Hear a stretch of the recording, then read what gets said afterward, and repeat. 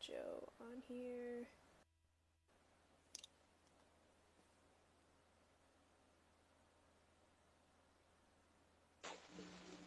Catherine, hello.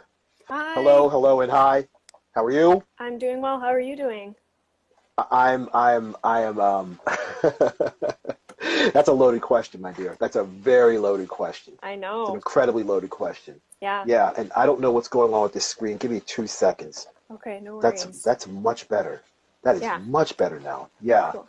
All right, we're crisp. All right. You know what? It's crazy for as many live videos as I've done before. I've never been the person that's, I guess, in a mathematical perspective, the denominator. I've never been the person on the bottom. I'm normally the person on top. So it's strange to kind of be in this spot where it's like, okay, hey, I'm waiting for somebody to talk to me. So yeah, it's Totally. crazy, but it's cool. It's good. How are you? Everything all Good. right? Yeah, things are as Cool. good as they can be in this time. So, yeah, Hmm. I think everybody's Hmm. pretty exhausted and uh anxious to say the least. It's a Oh yeah, there's a yeah. lot going on. There's a lot. Yeah. Oh, that's much better. Actually, I like this lighting better. Yeah, this is Oh yeah. sexy now. Now, look. Yeah, yeah, yeah, yeah. I feel a bit more comfortable now. Beautiful. Yeah, I feel a bit more comfortable. Yeah, Cool. yeah, yeah, yeah. So other than that, you know what, Captain, everything's all right. Everything, and I say all right, not necessarily as a platitude, but I say all right because, you know, what else is going to happen? What else am I going to do? What else is coming down the pike? What else is Trump going to say? What other cops are going to drop flashbang grenades and tear gas a reporter? I mean, in all serious, I mean, I'm sure you're watching the news in Canada where you are in Toronto. Yeah. Uh, You got reporters right now looking like they're playing Call of Duty. Yeah. Seriously, they got full-on face masks, full-on headgear, helmets, body armor, and I'm like, what in the world is going on here? What's happening? Yeah, for real.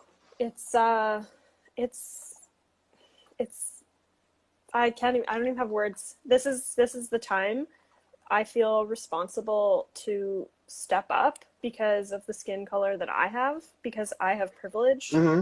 And Yep.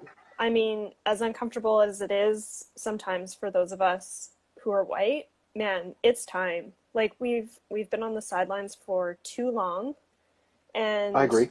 allowing our, white guilt or white fragility or whatever, white privilege to control ourselves in an individualistic sense, but that Mm-hmm. perpetuates the systemic oppression that Black people have been facing for hundreds of years.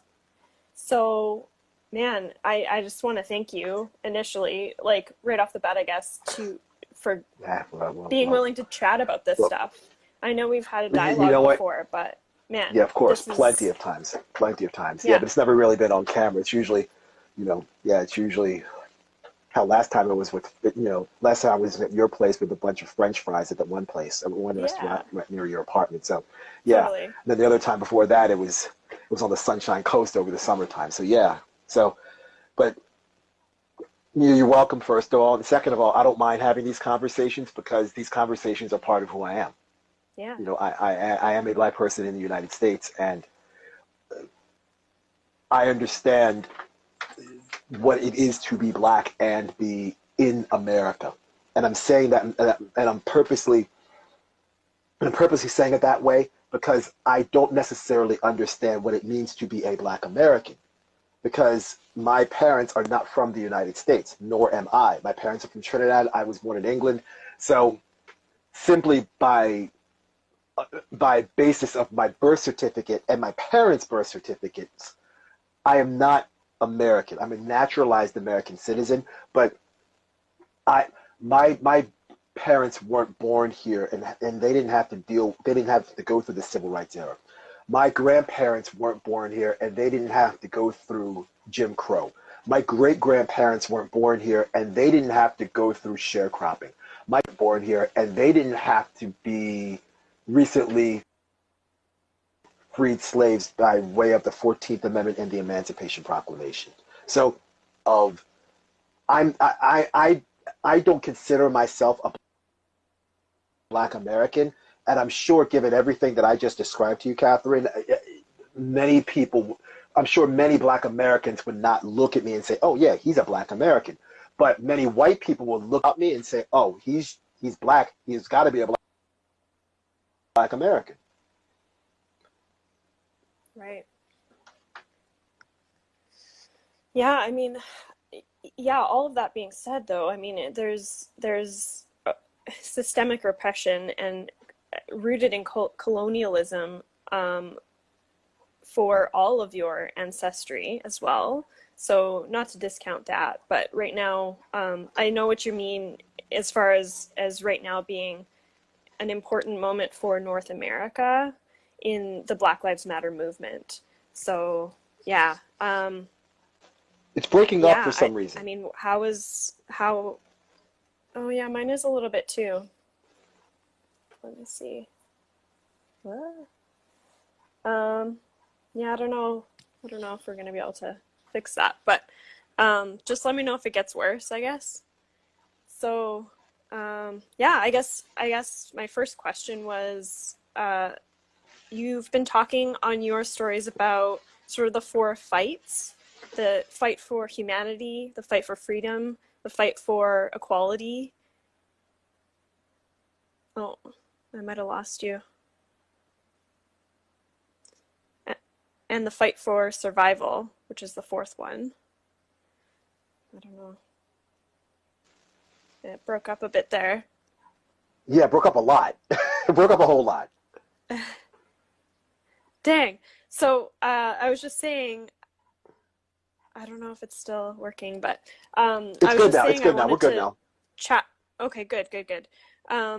I wanted to chat Yes. about something you've been talking about recently in your stories, which is the four fights: the fight for humanity, freedom, Mm-hmm. equality, and Mm-hmm. survival. Mm-hmm. And I found it Yes. really compelling when the other day you were saying that sort of this COVID-19 pandemic circumstance has pushed these concepts into white people's uh, into their minds, I guess, because they're seeing just a small glimmer of what it's like to sort of kind of be oppressed, just because we're having to be in these lockdown situations. So Mm-hmm. yeah, I'm wondering if you can speak to that and sort of explain what the four fights are, I guess, just in a Yeah. general sense, Yeah. and Of then we course. can Of we can course. chat about it. Yes. No problem. Yeah. I mean, and I kind of alluded to this on my Instagram stories the other day, and I said, you know what, Black people for over 400 years have had four fights that they've had to deal with: the fight for humanity, the fight for freedom, the fight for equality, and the fight for survival. When you talk about Black people in the United States having to fight for humanity, we can discuss slavery, indentured servitude, convict leasing. Let's not forget, Catherine, at one point, Black people were used as collateral to secure loans for other plantations. Black people were traded for livestock. At one point in American history, Black people were thought of to be three-fifths of a human being. So there's the fight for humanity. All right. Then the fight for freedom, the Emancipation Proclamation. And then after that, the 13th Amendment, which essentially abolished slavery. Then the 14th Amendment of the United States, which gave everybody equal protection under the law. Then the 15th Amendment of the United States Constitution gave everyone the right to vote. Okay, that's a fight for freedom. Hey, I'm allowed to vote. I can do my thing. All right. Then equality. Okay, dealing with Reconstruction in the early 1900s, dealing with Jim Crow and segregation, then dealing with affirmative action, and then dealing with the Civil Rights Act. That's the fight for equality. Hey, you know what? A Black person could do just something just as well as a white person. Black people are deserving of the same opportunities as white people. Equality. Now it's a fight for survival. Why? White supremacy and everything that comes with white supremacy. Okay? Everything that comes with white supremacy. It's driving while black. It's jogging while black. It's it's watching a bird while black. But it's the flip side of that too. It's being a Karen. It's that. Okay? That is also a form of white supremacy. It's having a white it's having a white supremacist in the White House. I mean, it's called. I mean, let's. Kat. Let's not mince words. There's a reason why it's called the White House, and it doesn't necessarily meant to be. Oh, hey, it's because it's painted white. Okay, I think the subliminal messaging is not nearly as subliminal as we think it is. All right. Every president that's been a president up until President Barack Obama was a rich white guy. And even Obama wasn't black. He was biracial. He had a white mom and a Kenyan father. All right. Mhm. And I'll go as far as to say this. Barack Obama is a white supremacist. But we'll talk about that later on. You asked me to talk about the fights, okay? So now now it's a matter of survival. COVID-19 hit, everybody's privileges were removed, and this includes white people. Now, for the most part, white people are now having to deal with these four fights for the better part of about 2 or 3 months. Now the context for the fights that white people have are slightly different, okay? So Of for white course. people, it's Yeah. wait a minute, I've lost my job. And for many people, your job is who you are. It's, to borrow the French term, it's a raison d'etre, your reason for being. It's your way of life.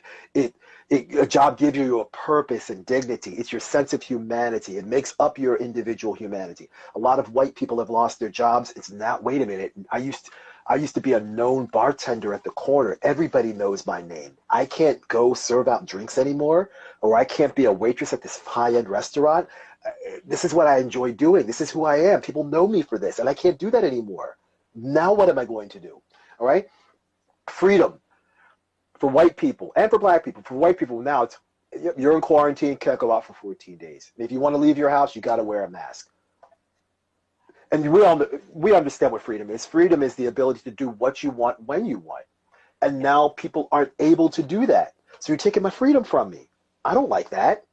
All right? Equality. How come $4.3 trillion of taxpayers' money or the Federal Reserve's money went to the richest 1% in the United States? And corporations got bailed out, but people didn't get bailed out. And all I received is a $1,200 check and maybe unemployment benefits. That doesn't sound fair. That's not equal. Wait a minute. That's not fair.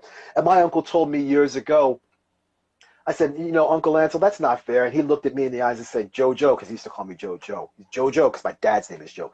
He goes, Jojo, fair is a place where they judge horses and pigs and you buy cotton candy. And I never forgot that.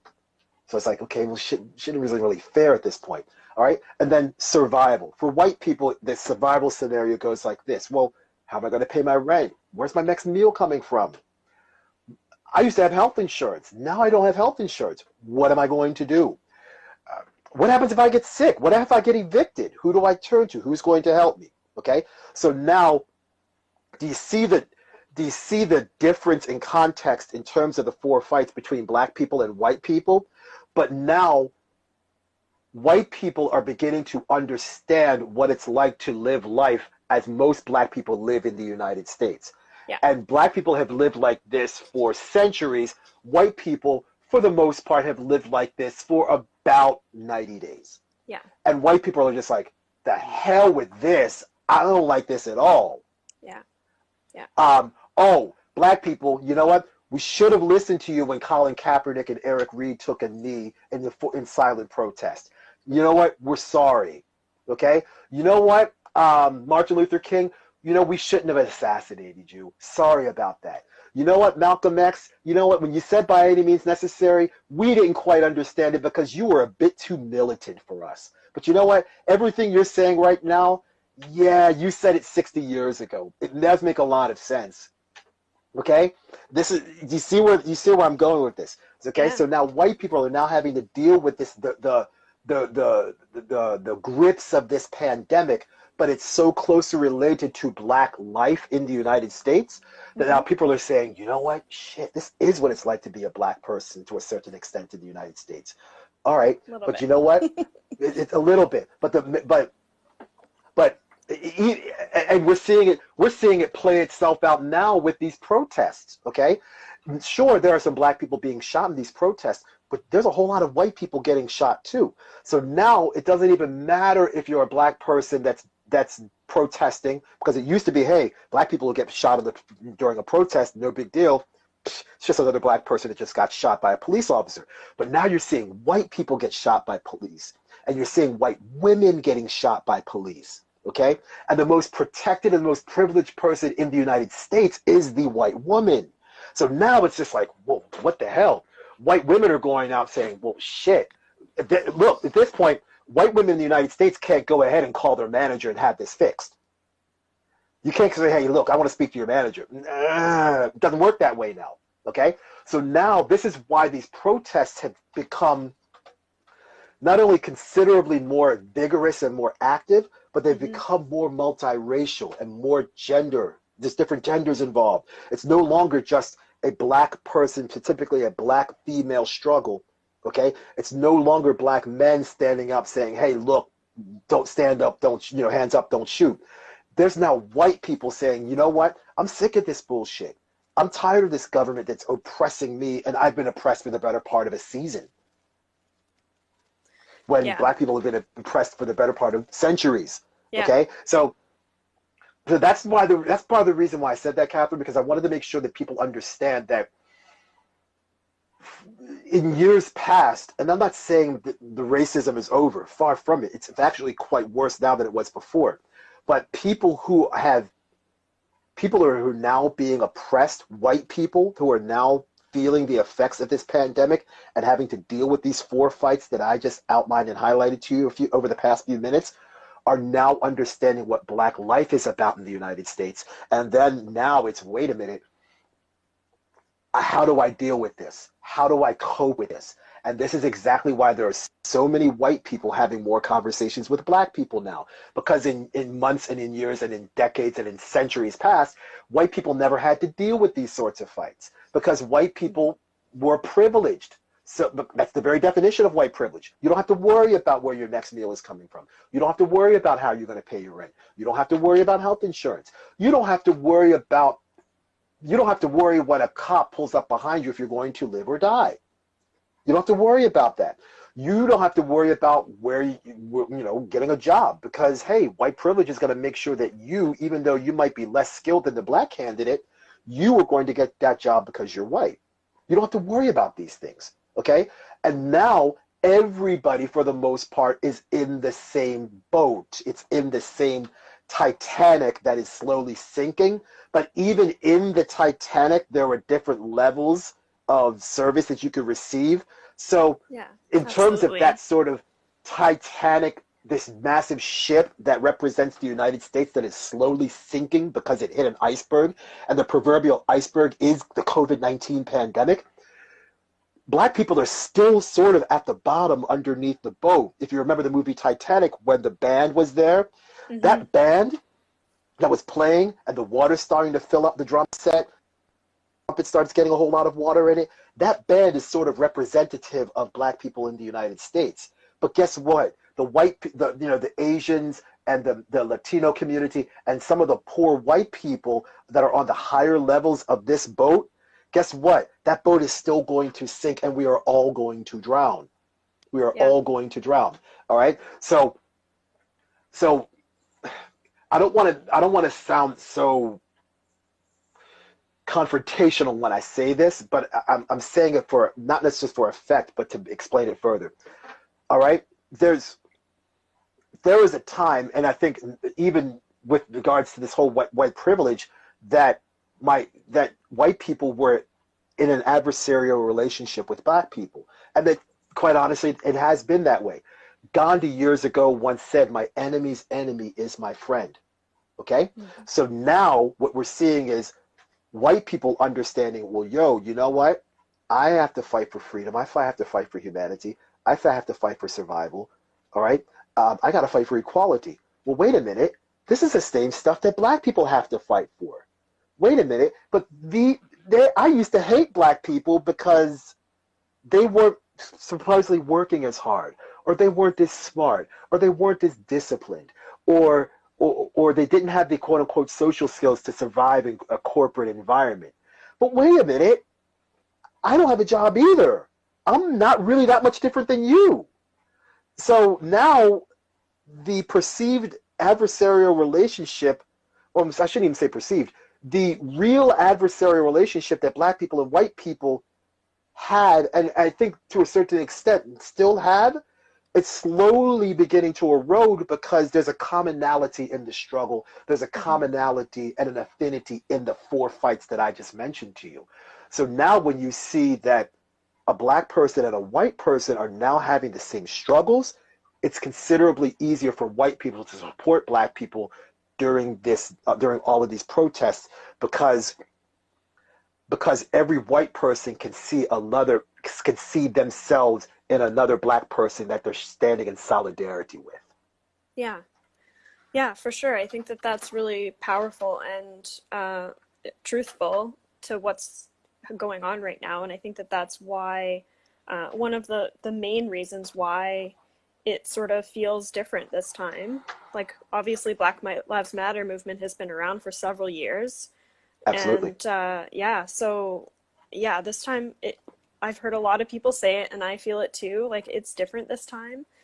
Someone Right. commented a few minutes ago just saying, the difference this time is that, you know, it's being filmed and it's being shoved into our faces as well. Of course it And is. Of course that's it is. true, but we've all had Facebook for like what, 10, 15 years at this point? Like, We've it's had been camera out phones there. too.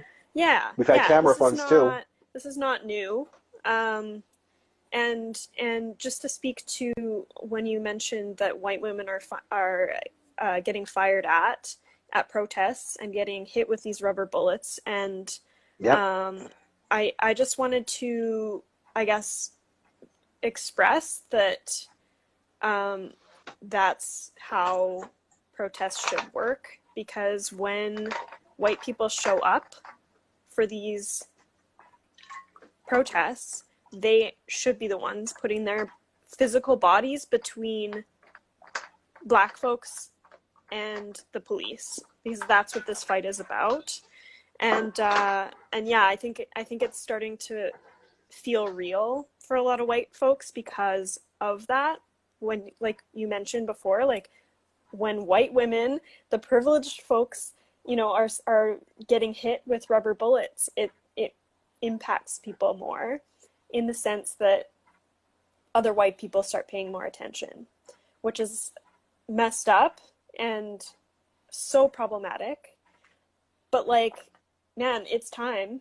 It's time that we pay attention. It's time we start I agree. using our activism for something more than just posting another meme. That's important, and I do that all the time. I know. Knowledge is power, Agree. but it's not enough. I agree. It's not I agree. enough. And and again, kind of going back to the whole privileged white woman, which we've now dubbed as a quote unquote Karen.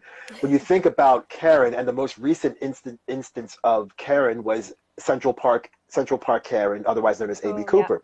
All Mm-hmm. right. When you think about Amy Cooper, there's a whole lot of information that was left out of that entire situation that I think needs to be discussed to provide a bit more context. Because it's one thing to say, okay, well, hey, here's a white woman that called the police on a black man. All right, but it's not as esoteric as that. Okay, if you look at Amy Cooper's history, she was an investment banker from Franklin Templeton. Okay, she's a Canadian. Excuse me. She's from Canada. All right. She went to college at the University of Chicago. If you understand anything about the University of Chicago, it's elite. It's elite. All right. And just you've written more than your share of academic papers, as have I. All right. You know about APA citation, MLA citation. University of Chicago actually has their own standard for citation. It's called Chicago. All Yeah, right. it's That should very give you an annoying to idea. use. Exactly. That should give you an Yeah. idea of how the sort of elitism that comes with this. Yeah, Okay. absolutely. Now, let's flip this around. The man, not the man holding the camera, but the man who was the recipient of all of this vitriol was a gentleman named Christian Cooper. Mm-hmm. Black man, member of the New York City Audubon Society. He's a bird watcher, and care to guess where he went to college? I don't know. Harvard. Okay. Harvard. And Yeah. again, Harvard, another elite institution of higher learning. So again, just there's all sorts of layers to this, okay? Because again, privileged white woman looks at black guy and says, oh, well, you're just another black guy, I'm calling the cops on you, okay? And he has a bike helmet on and some glasses and some binoculars, not thinking, wait a minute, okay, you know what?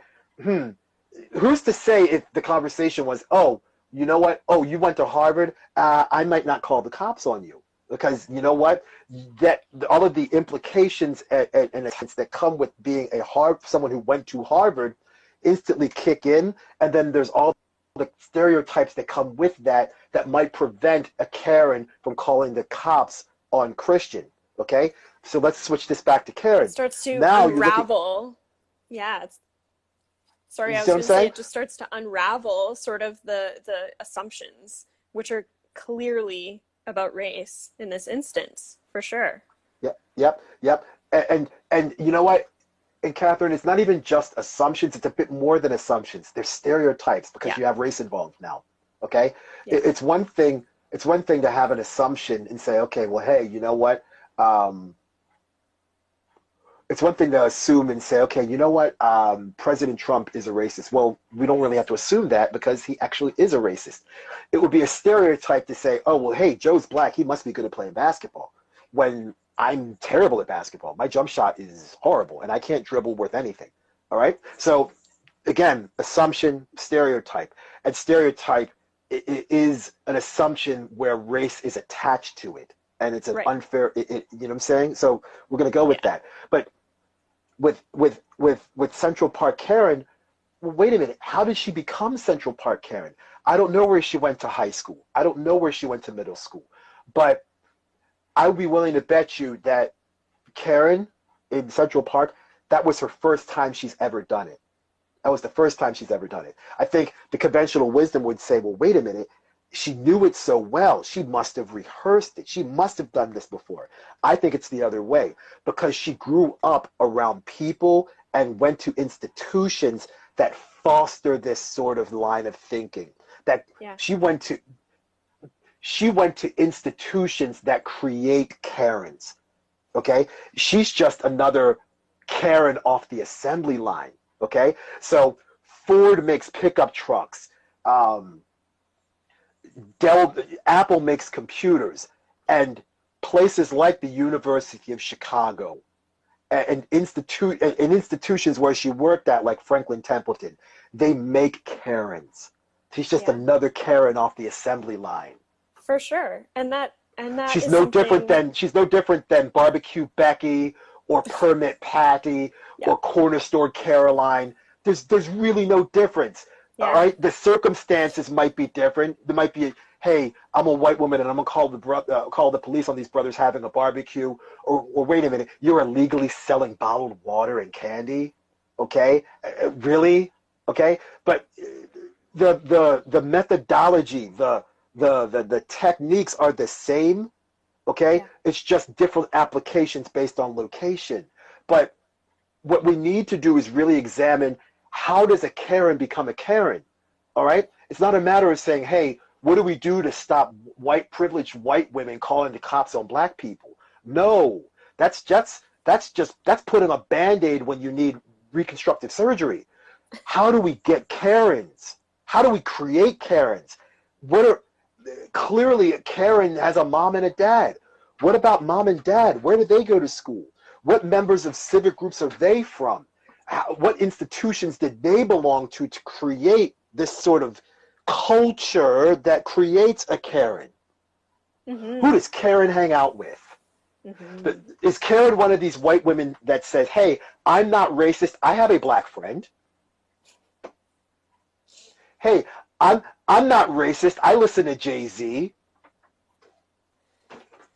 Yeah, no, you're totally right in Okay? this. And as someone who grew up in that kind of situation, like I grew up in a very white town Mm-hmm. and was exposed to all of those things. And it's so deeply ingrained in the culture of white people that Mm-hmm. like you're just sort of better than everyone else and you can use the police as a tool for violence. And man, like I don't mean this to distance myself from that because it's still a part of me and I still have to work on It's where you that grew up. myself. If that's who who It's not your fault. yeah, like that's who I was for a long time. Yeah. But like, man, this is the time that we need to educate ourselves and learn and unlearn all of these assumptions, because it's more than just calling the cops in a park because you're quote unquote afraid of someone who has brown skin. Like this is something you need to look at in yourself, in your heart, in your mind. And man, it's tough. I mean, I grappled and struggled with like white guilt for a long time because I was Sure. learning all this stuff and, learning and unlearning, and I was immobilized by it for a long time, Hmm. and that made me It's understandable. silent. But that Yeah. silence is how the Compliance. system can, yeah, it's complacency. So getting over that and doing Hmm. more than just posting memes, you know, saying you're in solidarity, but not actually taking action. Yes. Man, like I'm putting myself in uncomfortable situations this week because I need to, because it's time. Good. It's Good. it's yeah, and like, man, I can relate to the Karens of the world is my point, and if I can change, you can too, like. You know, I mean, Catherine, I mean, kind of to finish up with the whole Karen situation, I said, hey, and I mentioned companies earlier. I said, Ford makes pickup trucks. I said, Microsoft makes computers. I mean, Boeing makes airplanes, okay? Let's not forget that what Karen or Barbecue Becky or Cornerstone Caroline or Permit Patty, all right? These sorts of instances where you weaponize whiteness, okay, Mm-hmm. when you weaponize whiteness, is a form of white supremacy. Let's not forget that the United States was founded on slavery, which is the ultimate form of white supremacy. In fact, slavery in the United States began on August 20th, 1619. The United States became an independent nation on July 4th, 1776. Okay, so as long as there is a market for cars and computers and airplanes, there's always going to be a market for Barbecue Becky and Permit Patty and Central Park Karen, because the United States of America was founded on white supremacy. Okay, and again, this sort of culture of weaponizing whiteness, especially with white women, it's not Mm-hmm. a matter of, you can't just examine the white woman that commits the offense and think that's going to fix every other Karen that comes down the assembly line. Okay? Because these sorts of institutions, which I've equated to factories or corporations at this point, okay? If a corporation puts out a defective product, an individual defective product, you don't look at that individual product and think, okay, hey, if I fix this one part, everything else that comes from this factory is going to automatically be fixed. No, because just because you got that one bad piece, that doesn't mean you're not going to have a whole bunch of successfully built pieces that come out of that factory. In this instance, we're talking about the institutions that create a Karen. So Mm-hmm. maybe you have a white woman who comes from these institutions that isn't actually a Karen. Okay, she's a Catherine. Okay, she's a Catherine, or she's a Kim, or she's a Joanna. Okay, so then it's like, okay, well, you know what? Maybe there's not something wrong with me. Maybe it's the places I came from. Okay, again, we so much of the conversation with race, it talks about dismantling white supremacy. Part of dismantling white supremacy is also dismantling these institutions that create Mm-hmm. Karens. Because Yeah. when you dismantle the institutions that create Karens, you cut off the assembly line to make more Karens. Okay? And then you reform these institutions, so instead of getting Karens, we get Catherines, Joannas, and Kims. Does that make sense? Absolutely. Yeah, no, I think Okay? that's a really important thing, and something that I've been thinking about a lot is this sort of understanding the systemic issues. Mm-hmm. Um, the institutionalized racism in our lives, Absolutely. and what we're like, you know, perpetuating all the time with every single thing that we do, versus the individualistic sort of ideology of like, well, I can't do anything, so I'm not gonna do anything. Or the like, oh, I posted a meme, you know, I'm This on sort the of side. boutique activism Yeah, that doesn't really yeah. do anything. And I've been Yeah, of thinking about course. that a lot because it's hard as someone who is fairly outspoken about this stuff and has learned a lot about it for a long Hmm. time. Like Right. it's almost like this weird dichotomy that I can't seem to um, bring together or like figure out how to really talk about it, because it does oftentimes come to a discussion of systemic issues, which is very Hmm. theoretical, very conceptual, and like really Hmm. hard for someone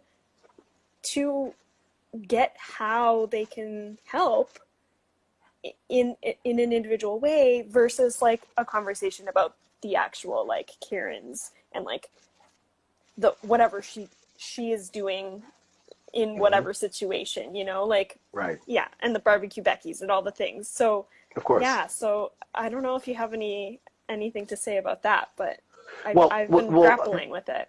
yeah, yeah, and a lot of people have been grappling with it because it kind of goes back to what I spoke about earlier with regard to the four fights that white people are now having to deal with. So, well, Mm-hmm. wait a minute, I don't know how to deal with this, and now again, there's a whole lot of white people around the country that are having to have these difficult conversations, and especially having to have these difficult conversations with black people, because hell, black people are the unofficial experts of dealing with these four fights. White people aren't, and if you don't know something, you go to somewhere or someone who can help you understand what the problems are.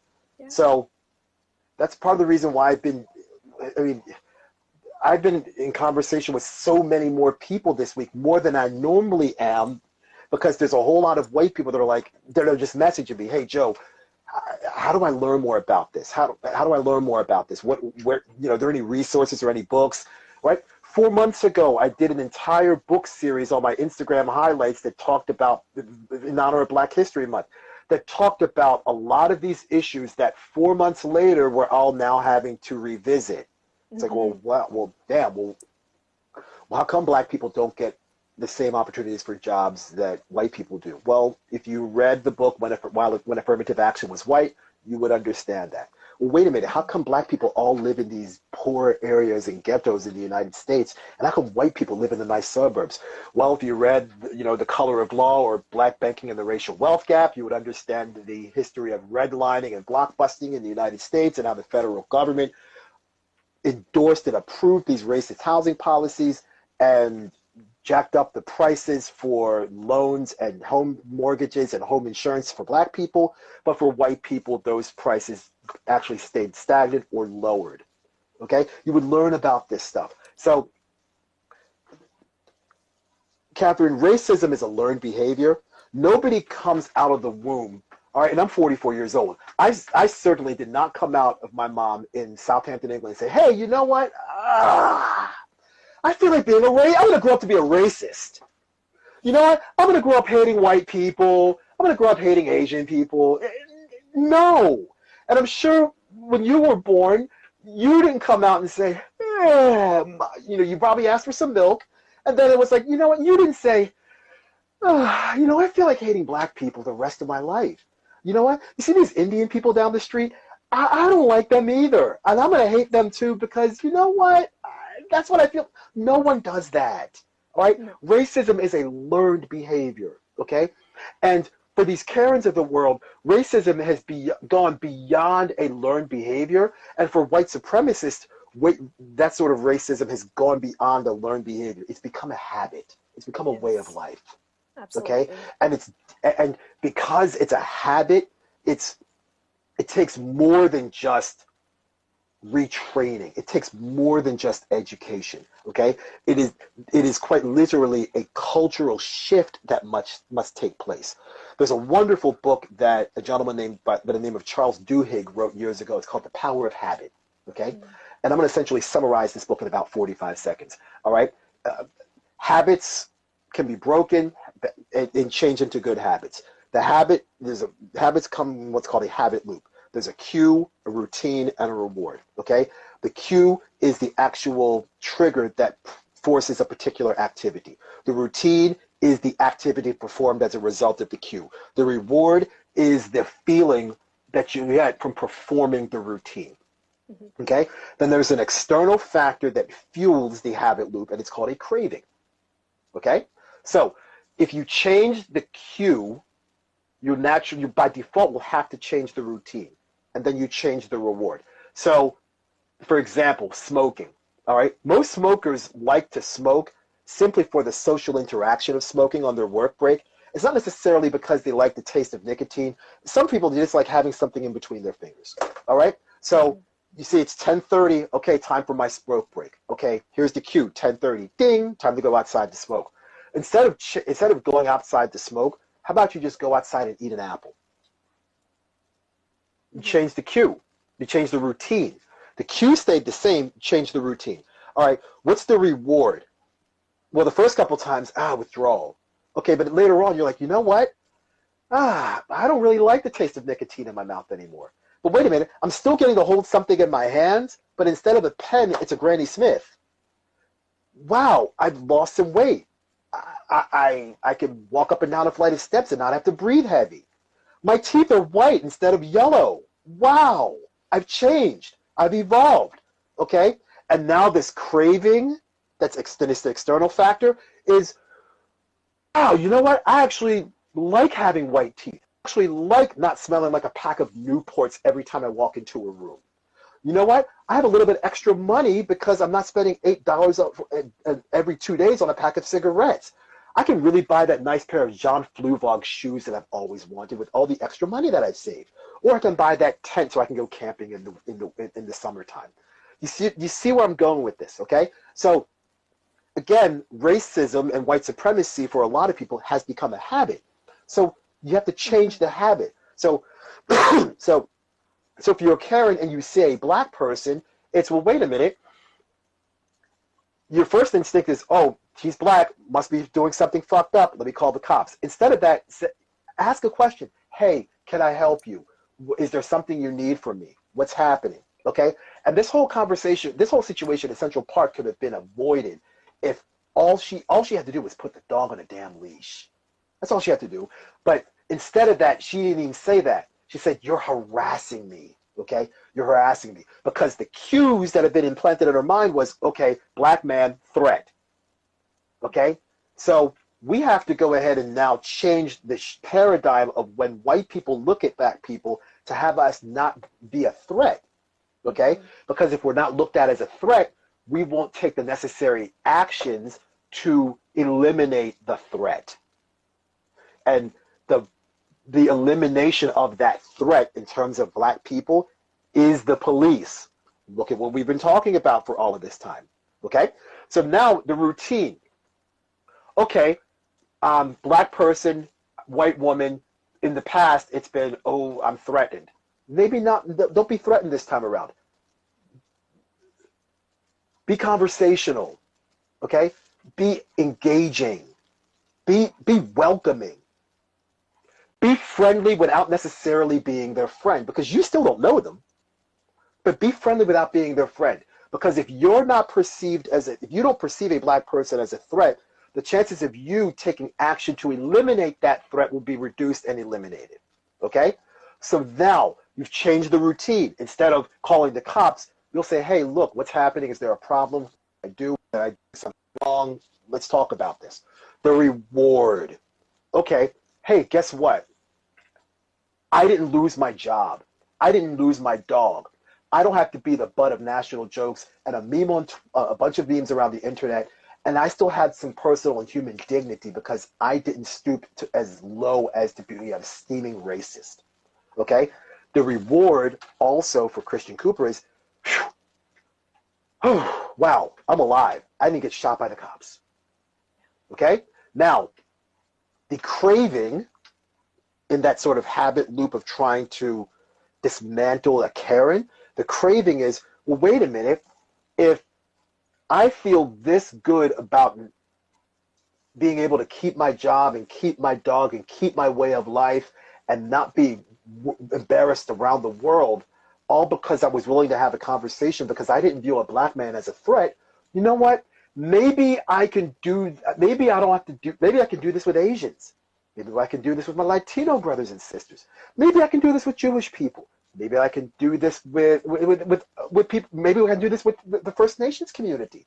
Maybe I don't have to view them as a threat. Okay? Do you see how this works? So if you change the habit, if you change the line of thinking, if you change the way these sort of instinctual reactions that white women seem to have, you can repair a Karen, okay? And a Karen eventually becomes a Catherine or a Joanna or a Kim, okay? And then Catherine, Joanna, and Kim go to their communities. And this is part of the answer to your question. They go to their communities and they influence their social groups, okay? Mm-hmm. They influence their social groups. They do their research. They ask questions to other black people, but not necessarily in a condescending way as if black people are expected to know everything about black people, but you ask questions. You own up to your mistakes. You're like, hey, you know what, man, I fucked up. I'm sorry. I didn't mean to call the cops on you. You know what? That was really shitty. You know what? When you see a black person and you're a Karen and you clutch your purse and you see them walk past you again, stop them on the street next time and you say, hey, you know what, brother, I'm sorry. I didn't mean to clutch my purse. I thought you were a threat.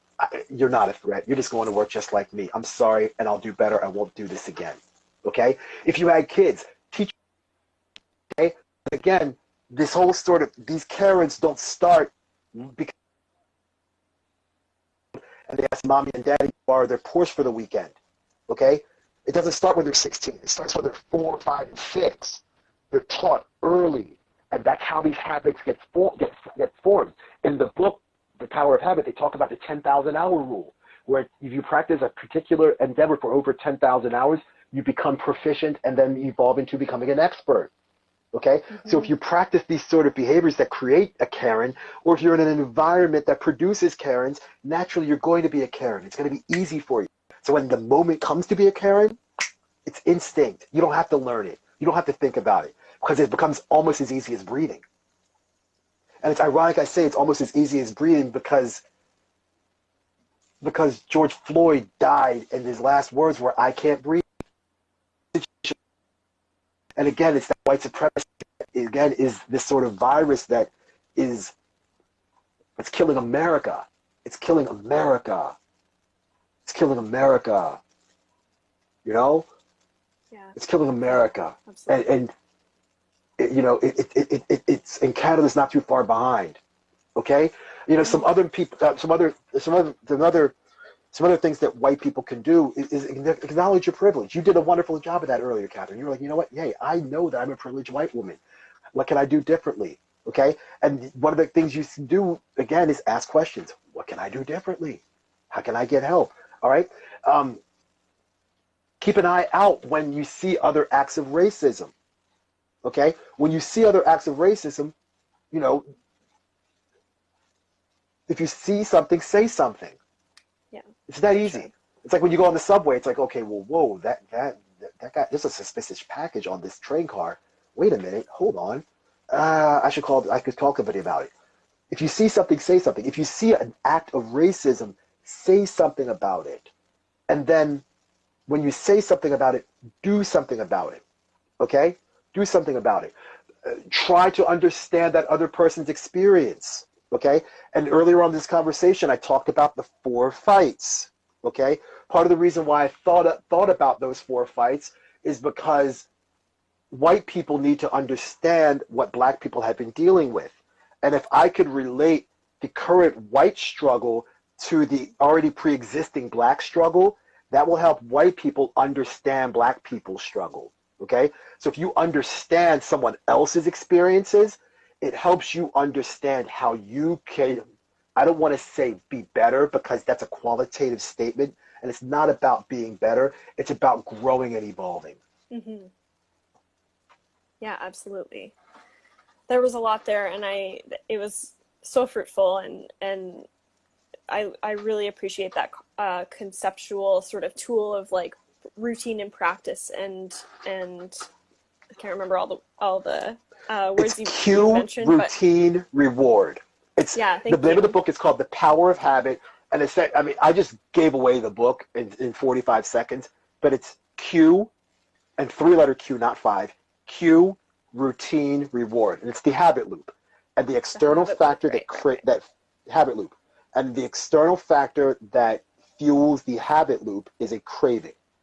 right. Hmm. Okay, so it's a craving, and kind of getting and again, white supremacy is so part of society. Even some of the language that we use. Okay, and one of my second master's degree is in a discipline of healthcare, but it was part of the interpreting and translation studies department. So I had to take all of these linguistics courses as a result of finishing up a second master's degree. But even the language that we use in certain instances, some of the idioms that we use are steeped in racism, and we don't even know it. We're just saying these things, and it's just like, oh yeah, hey, you know what? For example, when you say, when you use the phrase, oh, grandfathered in, people don't know actually where that phrase actually came from, okay? That phrase came from voting rights back in the 1860s and 70s, where if you were a white person but didn't necessarily meet all the qualifications to vote, okay, as long as you had a grandparent that voted before, I think, 1867, you, that person that didn't necessarily meet all the qualifications to vote, were allowed to vote. And that naturally was a form of voter suppression against black people, okay, who were on the way to receiving the right to vote, okay? So that's where the phrase grandfathered in comes from. It's like, okay, well, people don't even realize some of this stuff.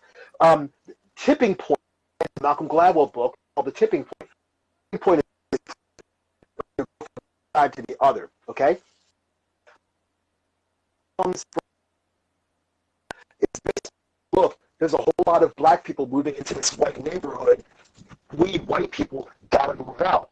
That's sort of tipping point of when there's a specific number of people, black people in a community, where there's in a white community, that sort of number where you go over the edge, that's the tipping point. And that tipping point led to another phenomenon called white flight. Okay? Like the tipping point. Or the peanut gallery. All right? Anything from the peanut gallery. The peanut gallery comes from the vaudevillian days, where the cheap seats were mostly the seats where black people and poor people could only afford. Okay? And people used to throw peanuts at performers when they didn't like what they were performing. In many instances, the performers were also black people. Okay? And black people didn't necessarily have the best seats. So you would throw your peanut towards the stage, and if you didn't hit the stage, you would land in that area where peanuts landed, right where the black people were sitting. And that gallery area was called the peanut gallery. Okay? So even with some of the language that we use, we're not even aware.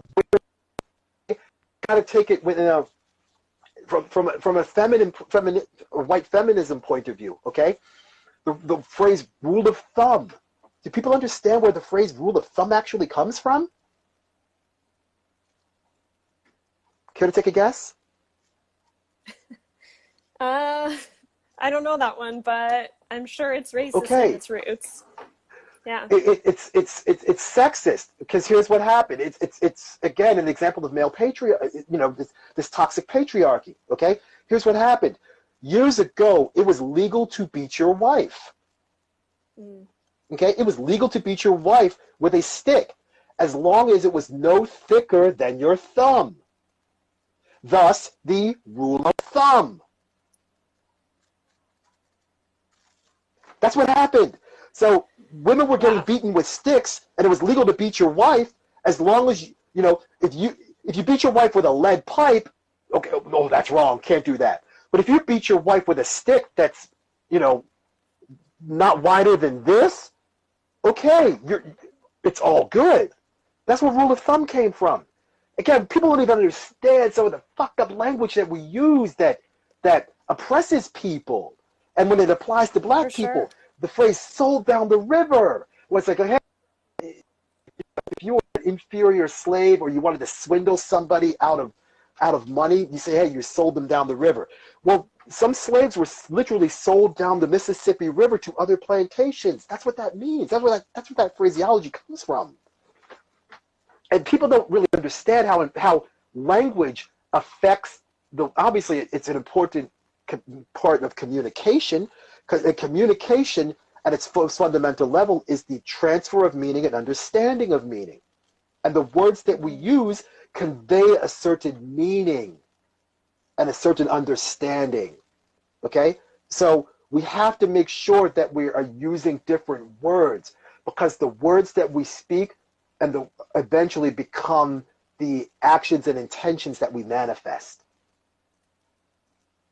And if we want to manifest a different reality, we always talk about speak it into existence. Think about what you're saying before you say it. No, you're totally right. And I think that language is so important. We have two ears and one mouth for a reason. Oh no, it's got cut off again. We're okay. We're good. We're good. Shoot, it's all cut up again. Oh, okay. No. It's good. It's good. No, what I was saying was, okay. We have two ears and one mouth for a reason. You know what I'm saying? We have two ears and one mouth for a reason. Yes. Yeah, absolutely. And yeah, like I say, like language is so important. And I think that is part of why education and learning and unlearning things within yourself as a white person is so important, because you uncover a lot of this stuff when you're learning about it, and being able to sort of figure out what language to use is so important. So yeah, it's beyond, like, there's so much to learn. We're running out of time. There's only 2 minutes left, but I just wanted to, I just wanted to mention as well that in sort of response to all of that, I think that the one thing that I want people to use this information for, especially white people, is to figure out how to be an ally and use that word as a verb instead of just I guess instead of just a noun. Like just exactly. Like you have to figure out how to be an ally consistently, and you can fuck up, and you can build different routines and use the habit loop, like you mentioned, to build those things as you're learning and going along. And so absolutely. So yeah, that's a main takeaway that I feel like I can put out there as someone who is trying to do that myself. Right. And so the other thing is that there are a bajillion resources online for folks to access. There's even more right now because people are sharing them widely. You have a bunch of books on your highlights and your stories, which is great. And you posted a whole bunch of stuff in February. And I've started another one now. And I started another one because people are asking me a whole lot more questions. And the first two books that I started with, this was book number 1, How to Be an Anti-Racist. I think that's quite timely. Nice. And today's book was this, From Here to Equality. Okay, reparations for Black Americans in the 21st century. Okay, so this one is actually really, really academic. There's a lot in this one. This one is a bit less academic, and the chapters are a bit shorter, so it's a bit more digestible in terms of consuming it to read. So I'll probably finish this one this week. This one might take a while, because this one, damn near textbook. That's fair. Yeah. Is what it is. But you're doing it, and that's amazing. So we've only got 10 seconds left, so I just wanted to thank you again for having this conversation with me. You're a wealth of knowledge, and I love you. I love you. I love you. Love you too.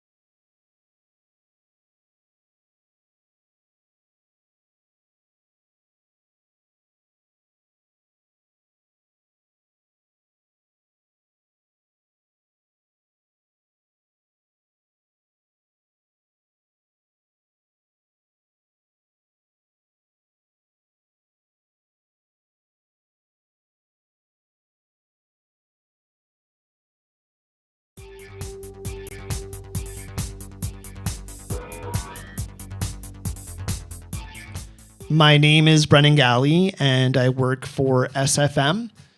And SFM distributes many different products across Canada, and one of them is Pioneer DJ. And today we're going to be doing a DJ 101 demonstration.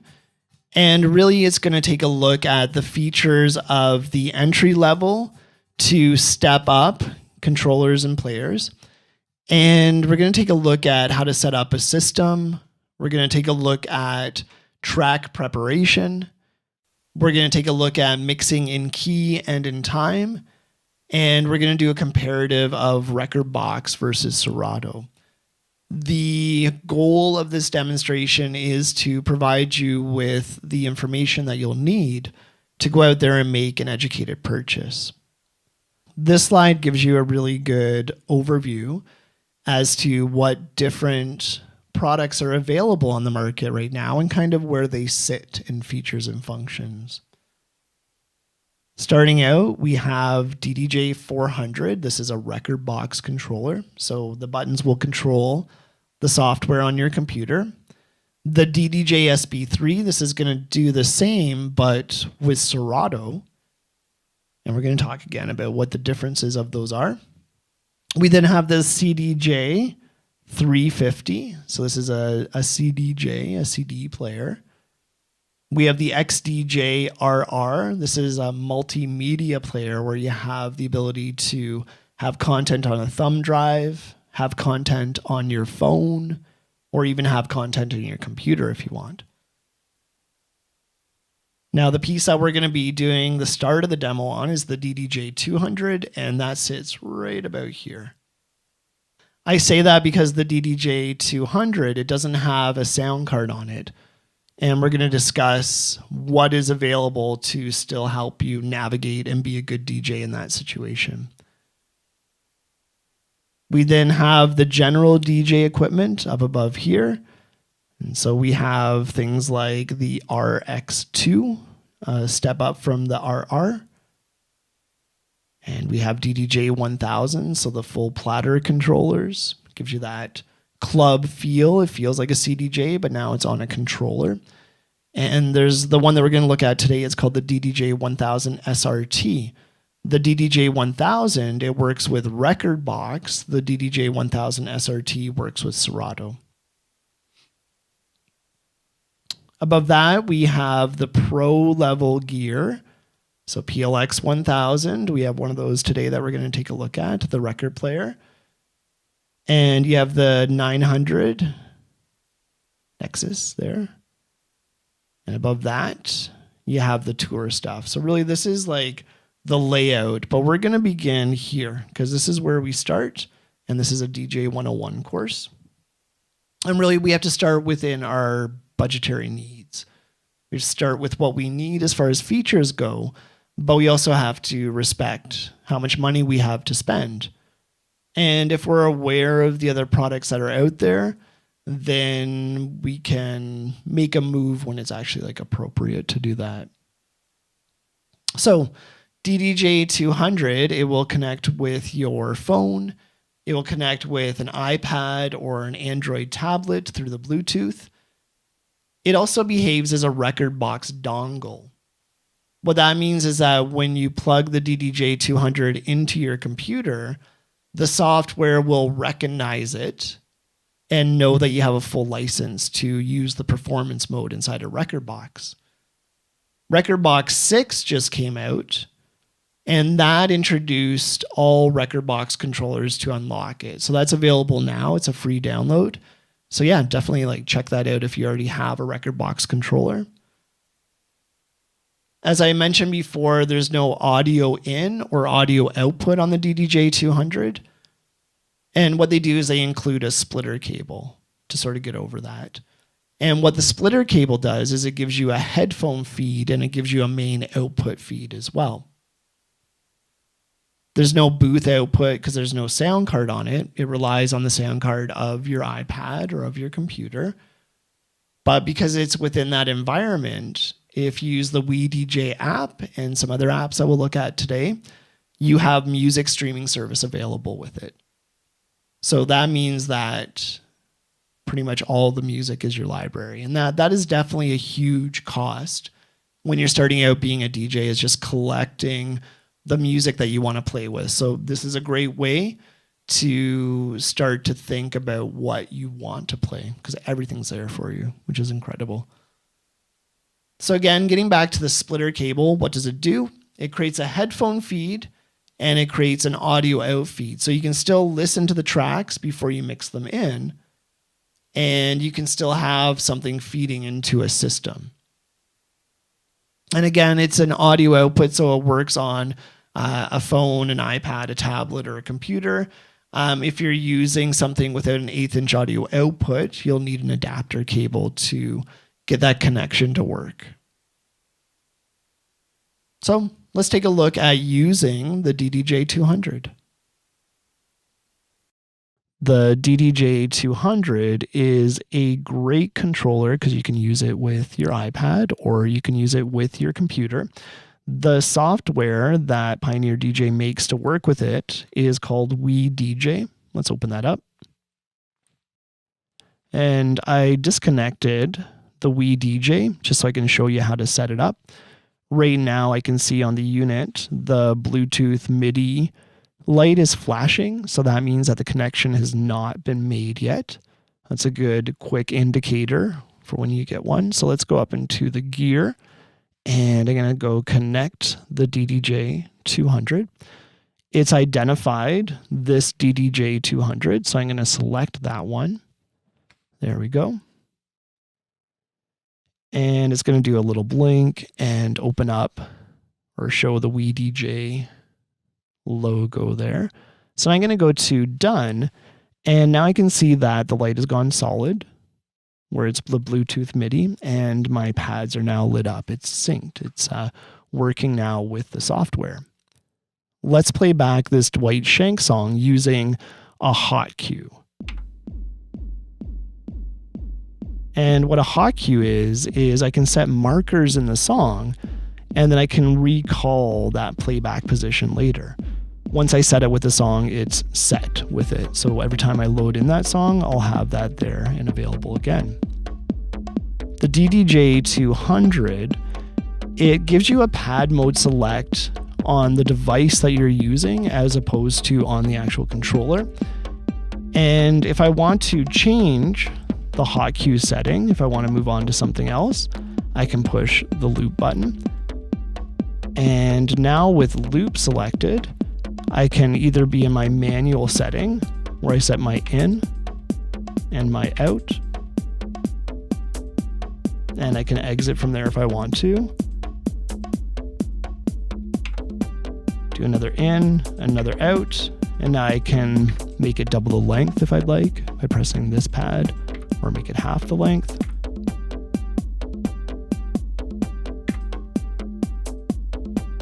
And again, exit will stop that loop.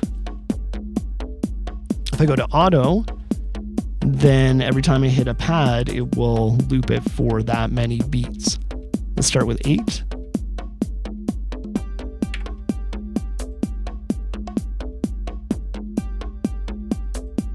And now I can jump to much smaller fractions. Let's do 1/4. And release it by hitting that pad again. Next to that, I have pad effects, and I'll find this on the record or on the Pioneer DJ equipment. And when I do pad effects, I can do multiples at a time.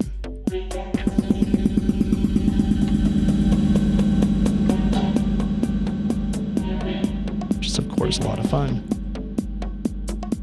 Next to that, I have my sampler tab, and that's going to allow me to play back different sounds.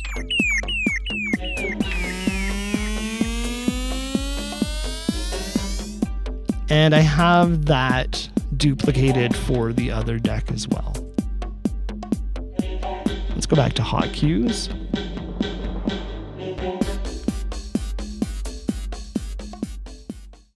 The app WeDJ and Rekordbox, and really Pioneer DJ, figures out a different level to the music when you load it in. All the software will figure out the BPM and the key.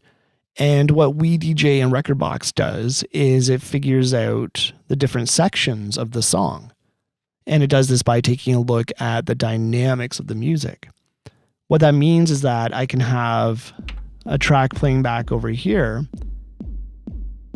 And on my second deck, I can have another track loaded in. I can push phrase sync. And when it comes down to 0, there's going to be a logical transition point, which is really great when you're DJing, especially if you're not too familiar with the content. We're going to take a look at how that extra algorithm that they figure out from the music, we're going to see how that can affect your light show later on in this demonstration. The WeDJ app gives you a bunch of other great tools to use. It has an XY pad in it, which I can select right here. And when I touch on the screen,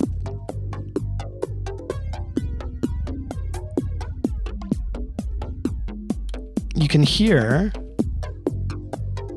different effects in there. And right now it has pitch with flanger. I can go to edit and I can select maybe a filter with the, let's do spiral. Let's try that.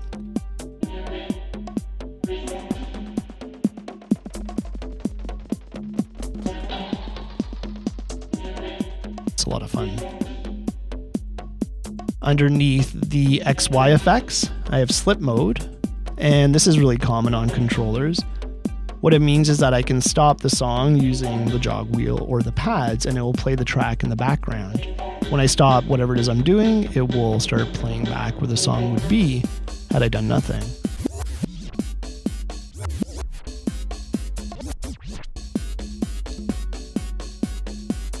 And I can turn that off right here as well. Underneath that, I get the color effects select.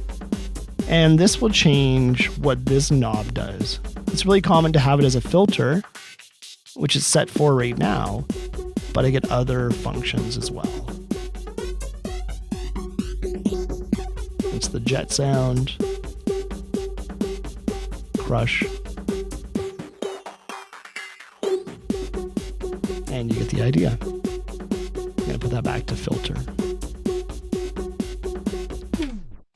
So you really do get a lot of the tools available that you would have in other controllers. The DDJ200 does not have a sound card on it. And what that means is that you need to use this cable that comes with it. And it's this cable right here. This goes 1/8 inch and it splits the audio and gives you a headphone feed and gives you a main output.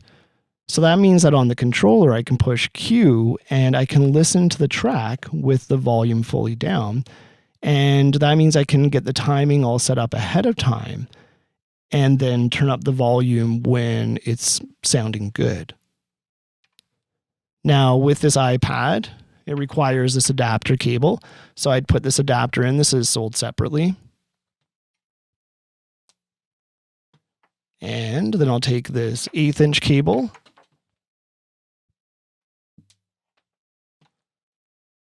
And now I have a headphone out and I have a main output, which is really ingenious. It allows us to use a controller where they haven't had to put in a sound card, so they've enabled it to not be as expensive to make. And it utilizes our device to put everything together. So yeah, really great way to get started. One other thing I want to talk about is content, because content can be really expensive. These days, content can be a challenge because if we play stuff that's copyrighted, then our videos will get muted. If it hadn't been for all these great musicians around me, I wouldn't be able to do this presentation for you today. And really, when you're starting out, you may not have that much available. So I'm going to go and just tap on the load section. And right now I'm using content that's just in my music, but I could also select Beatport, or SoundCloud. So I could select different streaming services and then have an endless amount of music available for my iPad. So this is a really good way to start to research music, start to check out what's out there, and a really good way just to have all the music available so you can get started fully right away. To connect the DDJ200 to my computer, I'm going to grab this USB cable. I'm going to plug it into the back. And I've already got the other end plugged into my computer. When Rekordbox recognizes that the DDJ200 is plugged in, it's going to give me this prompt, which is a bunch of different tutorial videos. And I'm just going to close this up here. You'll notice as well that it tells me where I can watch those videos afterwards. And now on the bottom left, I have all of these different pad select options. So this is what we would have in WeDJ. It works the same way with Rekordbox. If I want to select them and change what the pads do, I just click, and now I have a different function. So now that we've gotten a good overview of the DDJ200, why move up? Well, really, it's all about the sound card upgrade. It allows us to have that quality of sound that if we're going into a full system, we really want a dedicated sound card and we don't want to rely on the computer sound card. You also get the pad select option, which the DDJ200 doesn't have, and this can improve the way that we perform, the speed in which we can move around from the different pad scenes.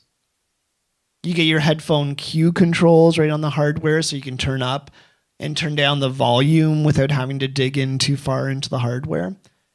And of course, it's a larger size, so it's a lot more comfortable. It's a lot easier to do different pad performance functions on something with a bigger size pad.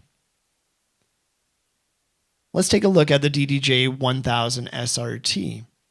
So really, what's the difference with the DDJ1000 and the DDJ1000 SRT? Well, it's really just the difference between Rekordbox and Serato. Serato is used everywhere. All the different companies create hardware that will work with it. And Serato will create the drivers to make that equipment work. That's why if you buy a new piece of equipment, in order to get it to work with Serato, you have to be sure that you update to the most recent version, because that's going to have all the driver installation right inside of the software. So with Rekordbox and Pioneer DJ, both pieces of equipment are designed simultaneously. And this really allows them to have a flexibility that can only be obtained between making your own hardware and software at the same time. That's the biggest difference. They both are going to play music. They both have really wonderful tools available. And as we go over the features of the different controllers, I'll point out, hey, this is a Rekordbox only feature that I'm showing you. But generally, they do the same thing. It's really about what you're comfortable using and what you need to perform with. So let's take a look at the DDJ1000 SRT setup. Because we have our own sound card on the 1000, I have the main output on it, but I also have the booth output. The booth output is a separate output with a separate output volume that will feed into a monitor for me and will sit right next to me on stage. By having it there, it means that I can control the volume of it, I can control the timbre with the highs and lows, and I can just be sure that I'm hearing the sound as close to what the performance is. If my speakers are way up at the front, well, it's going to take a few moments for that sound to come back to me, and that can really affect the way that I perform. So this is a way for the DJ to know exactly what they're playing through a speaker. You also have the headphone output, and the headphone output allows you to send a cue so you can listen to the tracks before the audience does. This way you can link up everything ahead of time and blend it in once you're certain that everything sounds good. And really the headphone NQ and mix blend is a common feature available on all the controllers with an audio output. And there's different ways to set it up, just really based upon what your preference is. Let's do a DDJ 1000 SRT pad overview and take a look at all the different features that we have available through Serato as a DDJ 1000 as a controller. The DDJ 1000 SRT was introduced after the DDJ 1000. The DDJ 1000 uses Rekordbox and the DDJ 1000 SRT uses Serato. And it was something that was really heavily requested to have a controller that felt like the Nexus system, so the system that's out in all the clubs, but that was able to run Serato. And so that's what this is. And a big part of that is really something called muscle memory. So muscle memory means that as you're practicing, your hand just starts to automatically reach for different functions. And so when you learn on the DDJ 1000 or DDJ 1000 SRT, you're getting the same feel as you would for the big club stuff, for the big pieces of kit that are out there. So let's get a track started. And this is more Dwight Schenck. The pad setup and pad mode is still there. It's a little bit different than what we see on the DDJ series though, because this is meant for Serato. So now I have a roll section where I can do a unlatch roll. So that means when I release, it's going to play through, and I have a parameter switch which allows me to toggle how quickly it's going to roll. So let's give it a listen like this.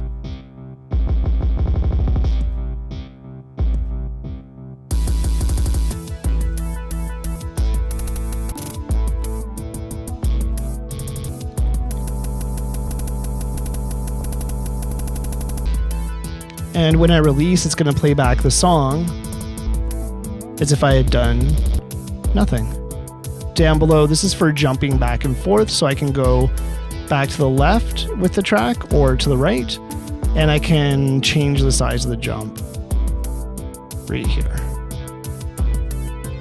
So this is changing how far it's going to work, and then I have the outside pads to move.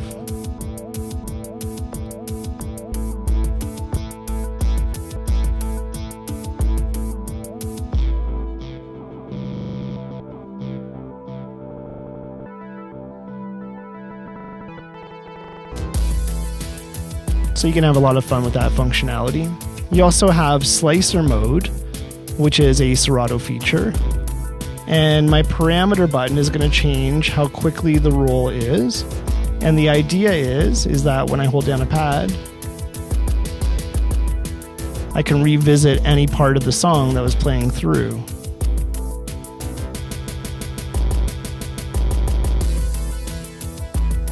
If I go shift, slicer loop, it's just going to loop that section and allow me to do a slice playback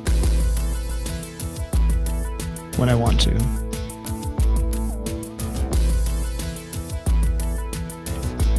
I have the sampler section as well. And it's a shared sampler section on both sides of the deck. There's still banks available, so I can toggle through the banks if I want to.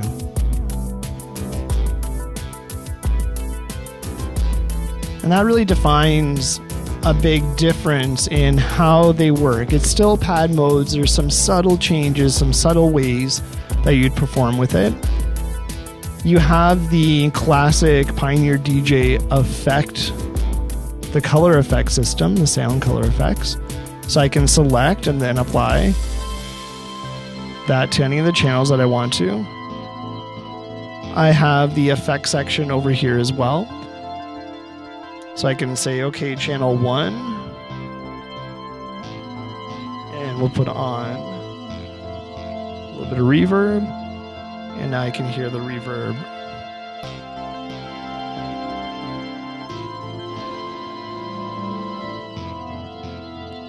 really great sounds from that, especially in these paddy type places. I'm going to press the first pad, revisit the start of the song. And because it's on the 1, I know that the timing is going to be appropriate. Now, this next thing I'm going to show you, it's a lot of fun. I have a lot of fun with this.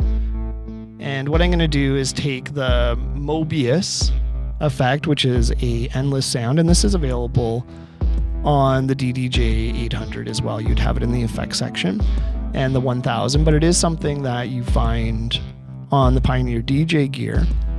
I'm going to assign this to be onto channel 2, and I'm going to use my right arrow to make it 64 positive. Now when I turn this up, I'm going to have that frequency available.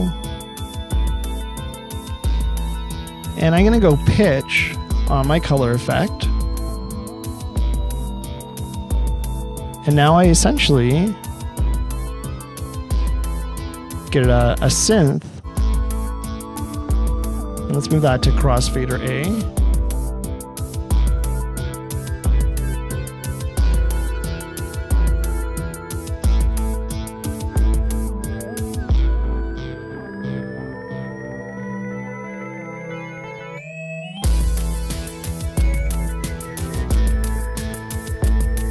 And of course, I can have a lot of fun with that if I want to as well. Let's get this other track started on the other deck. Crossfader over, up a little bit. Here we go.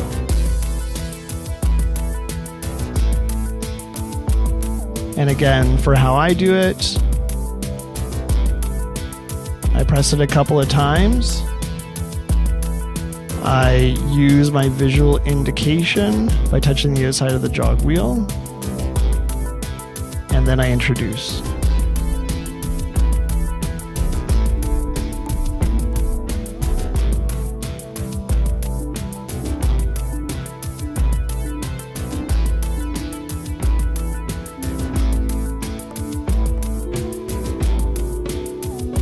And I had that pitch. That's a strange effect.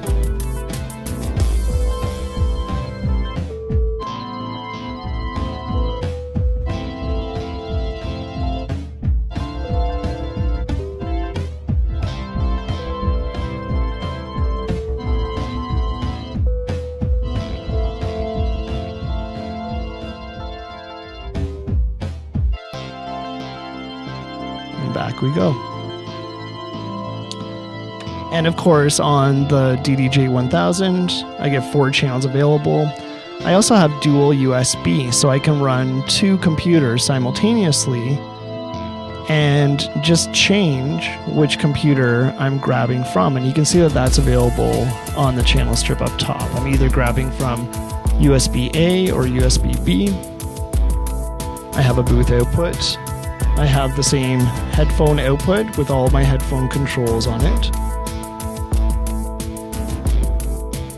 And again, the biggest benefit I feel is getting muscle memory. Let's go into slip mode. And again, I'm going to get this second channel started.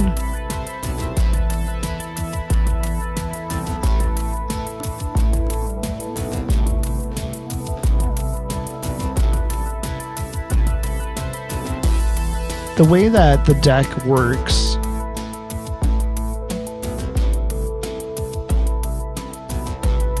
when I stop the track on the other deck, I would just touch it and it would stop. Where on the CDJs, you actually need to cut and push to make it stop.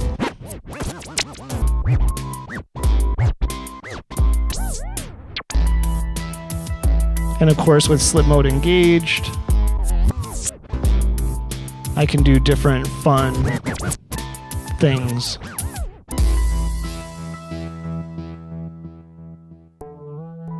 Whether or not you want capacitive touch function is your choice. This just essentially allows you to make that choice.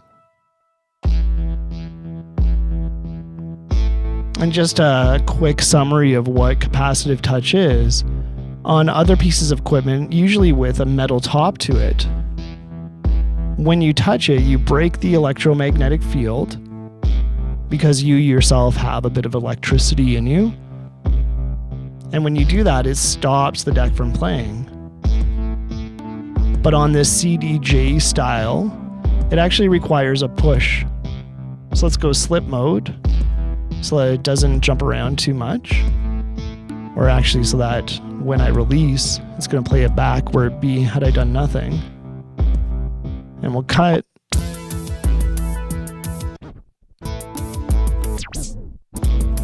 And of course, as long as I let go where the rhythm would be, then it's going to sound okay.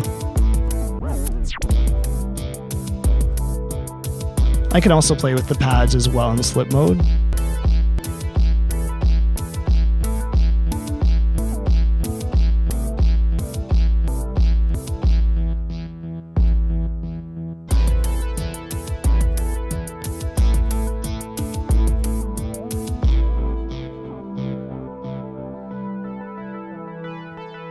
The DDJ 1000 SRT brings you that feeling of a CDJ Nexus kit at a fraction of the price. It gives you a lot of deep functions inside that are made specifically for Serato. And it's a very affordable way to elevate what you're doing as a DJ.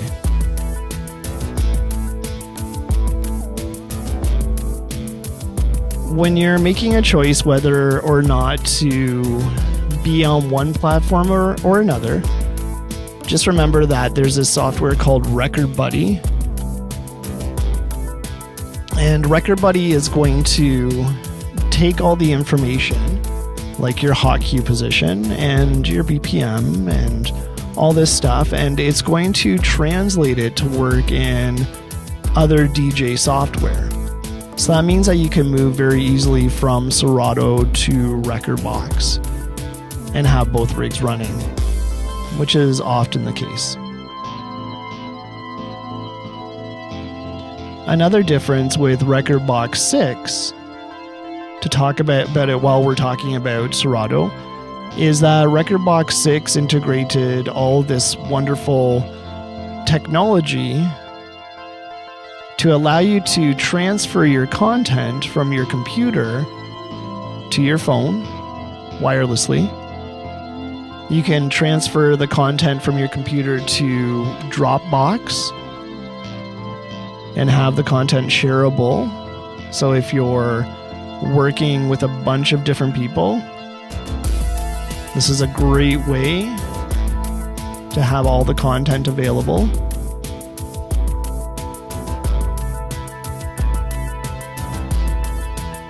And that's available now, and Rekordbox 6 will work with any Rekordbox controller from Pioneer DJ, and there's a list of them online to show you everything that it's going to work with, and it allows the controller to behave like a dongle. So that means that when you plug it in, it's going to unlock the software for you.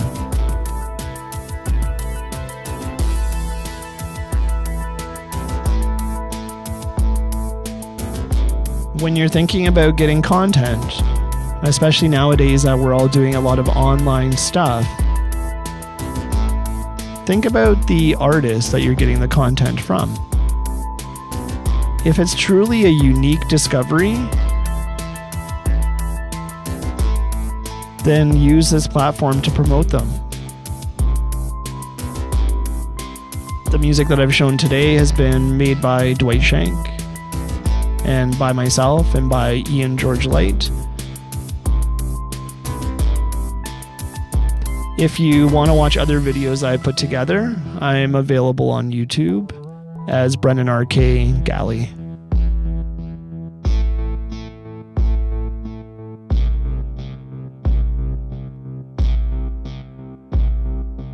The most difficult thing of using multiple DJ platforms simultaneously is really being able to transfer the information from one to the other.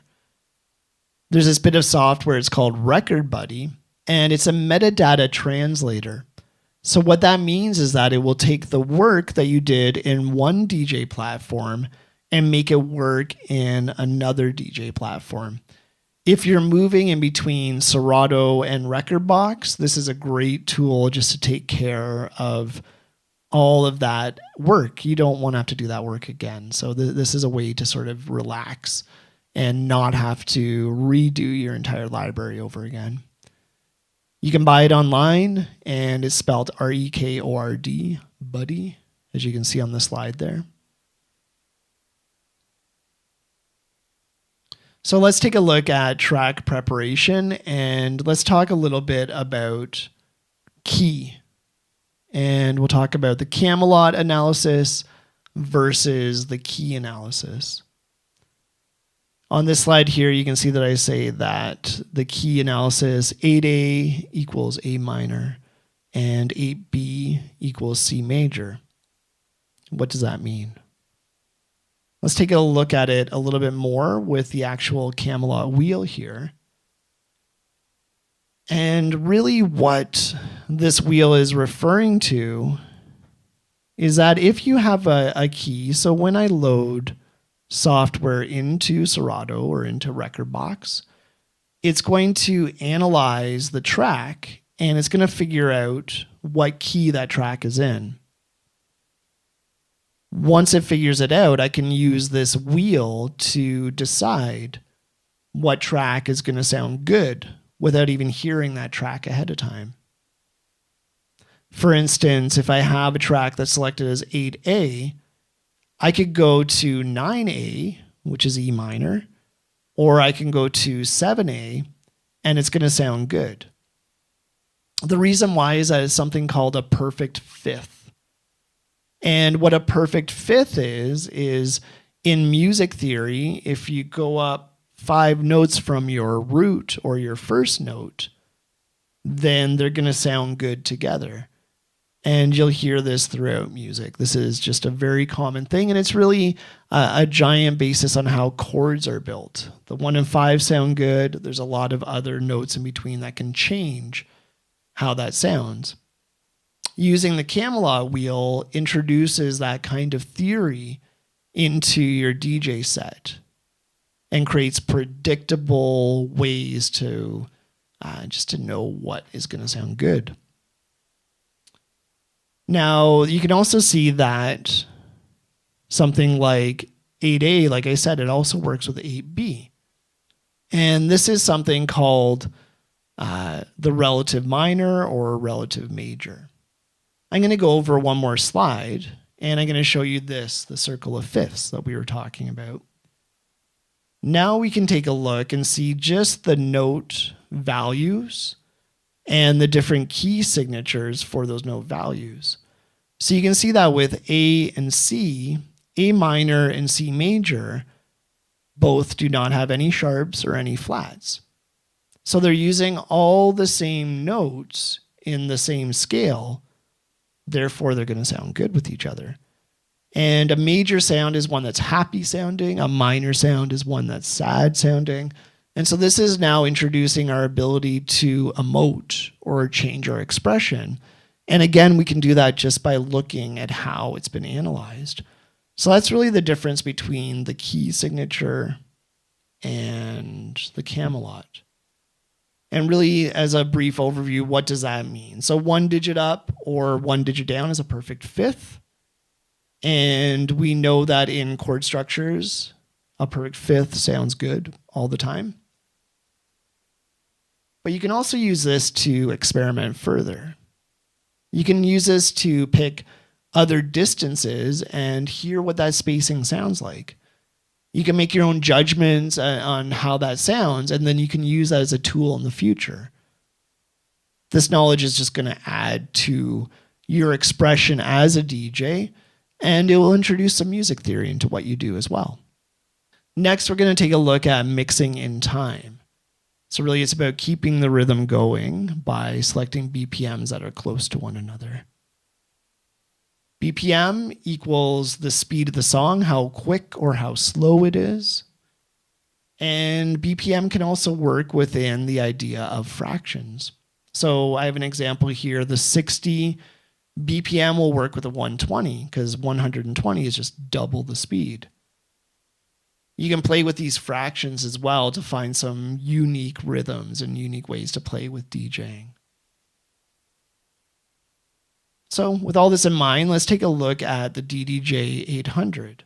The DDJ 800 from Pioneer DJ gives you deep record box integration in a way smaller form factor. The way that they've achieved that is they have 2 channel faders available as opposed to 4. So let's shrunk down the mixer section by a little bit. You still have the ability to access channel 3 and channel 4, and you have those little strips in the top, and you can see how in the software that's going to change what track we're playing back. Same over here as well. So if you're used to having channel 3 and channel 4 available to prepare your tracks and to have them ready to load back, then this controller will suit your needs really well. So let's get this Dwight Shank tune playing back on channel 1. We'll just put that there and get it started.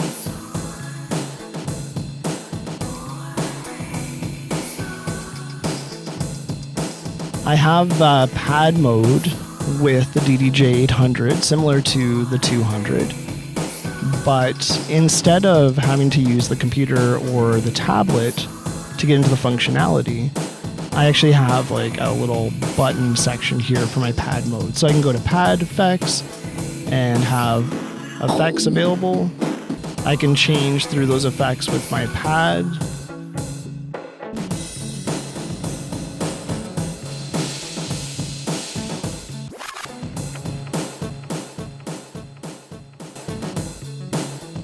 I also have my beat jump functionality as well, so I can move around the track and not have it skip a beat. I have my sampler option, and I have a sampler volume as well. One thing that's really great about Rekordbox is that when I have 2 sampler sections open on either deck, I have 2 completely different banks available as well. If I wanted to get into some pitch playback functionality, I can go Shift, Keyboard, and when I release, it's going to flash and have this cue selected. So there's the original root sound that I can pitch up.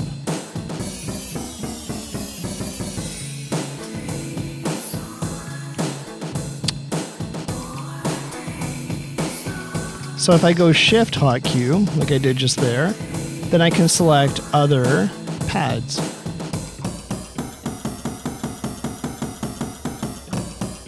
So the hot cue actually becomes the pitch performance.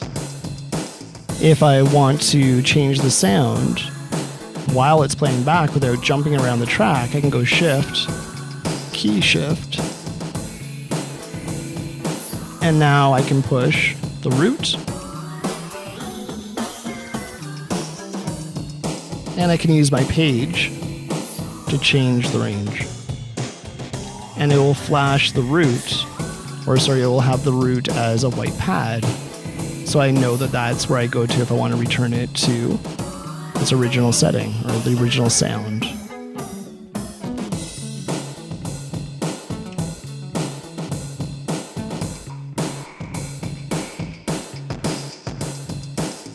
So I'm going to get a track going on deck number 2.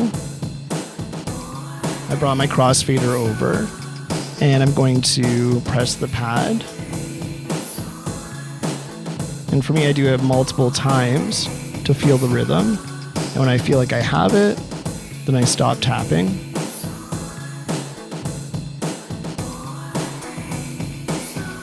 And now I can use my outer wheel to make it really match up And I can do my blend with my crossfader.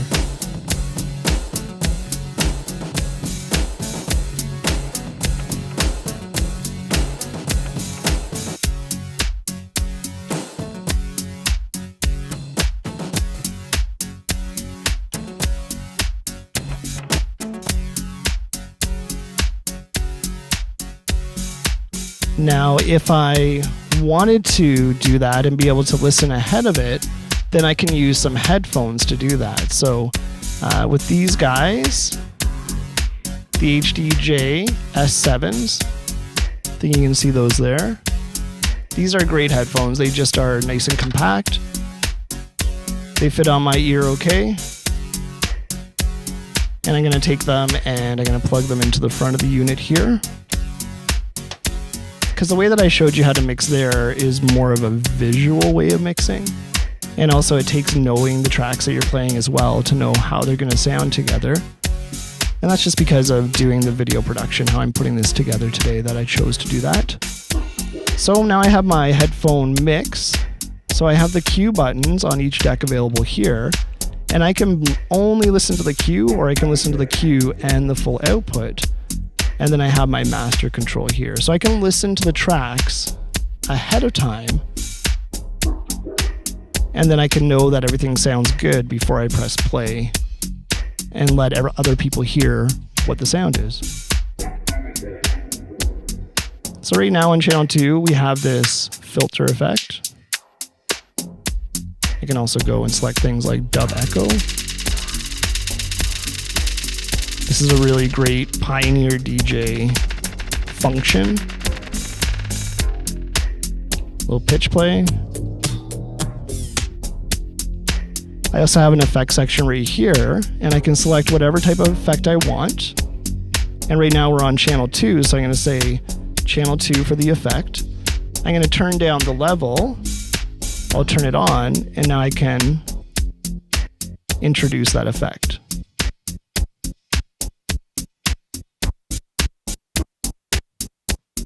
And if I push this button, it's going to drop it out. If I want to run 3 effects simultaneously, I can do that on the DDJ 800. I have my effect select right here. And I can say that I want that onto channel number 2, the one that we're listening to right now. I'll turn that on. And now the more I turn that up, the more I hear that effect.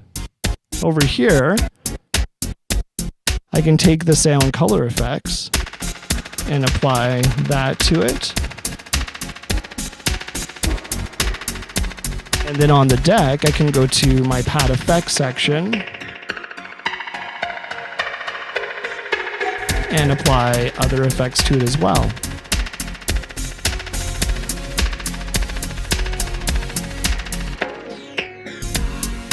So there's a lot of ways to add to the tracks that you're playing back.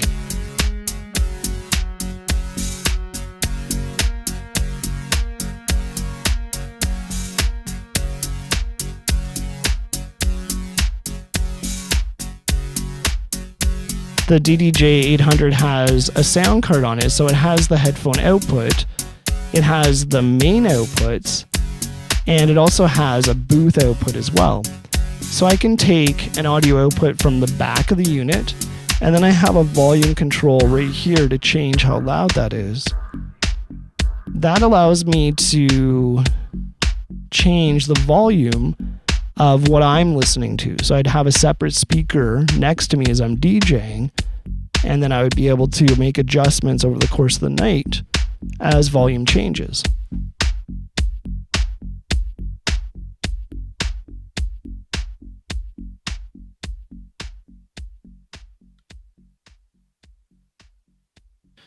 So with the record box integration with the DDJ 800, we can bring in other bits of gear as well. We can bring in something called the RB DMX. So record box to DMX lighting control. What does that mean for DJs? When record box is doing the analysis of the songs, it's doing a phrase analysis. So it's figuring out the intros, the verses, the choruses, the bridge, all this information. And we saw what that does with the DDJ 200, where it can line up the songs. With the lighting idea in mind, it will now introduce light shows that are automatically generated, which is extremely empowering. Now we can really entertain as we're doing our presentation. So let's take a look at that.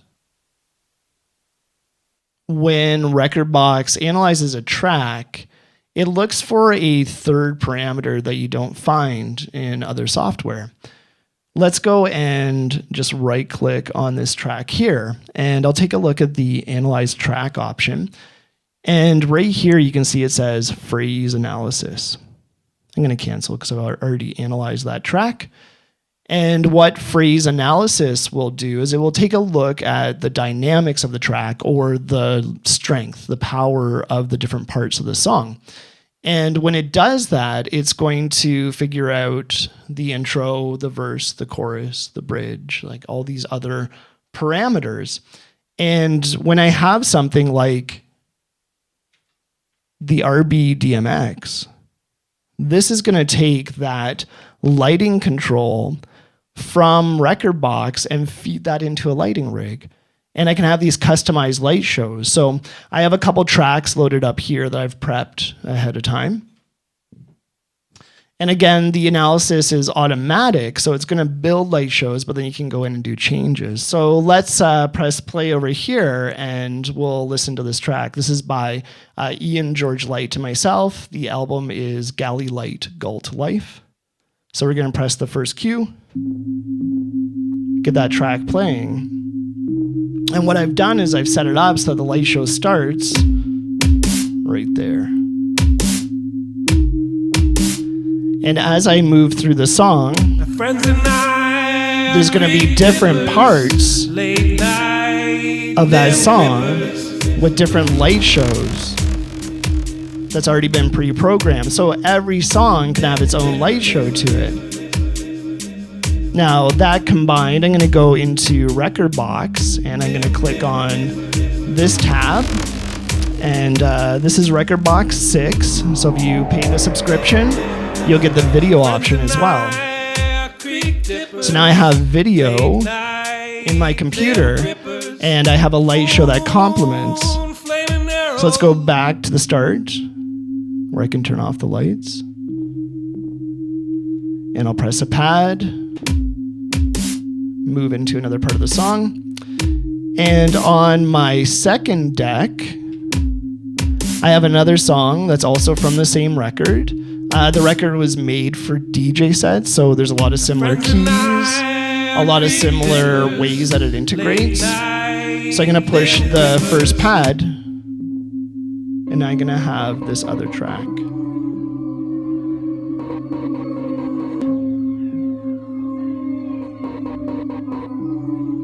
And you can see that my crossfader with the video is going to make transitions.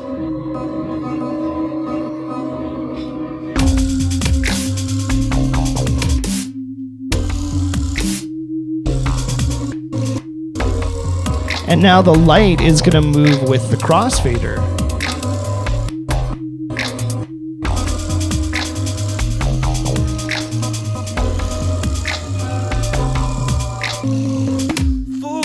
Now inside a Rekordbox, I'm going to double click on the screen and minimize that. We're listening just the one track now, so I'm going to go back to the start and have that playing. Again, the lights will come up. Now I want to be able to do a light show on the fly. I have this pre-program in there, but now I want to expand upon that.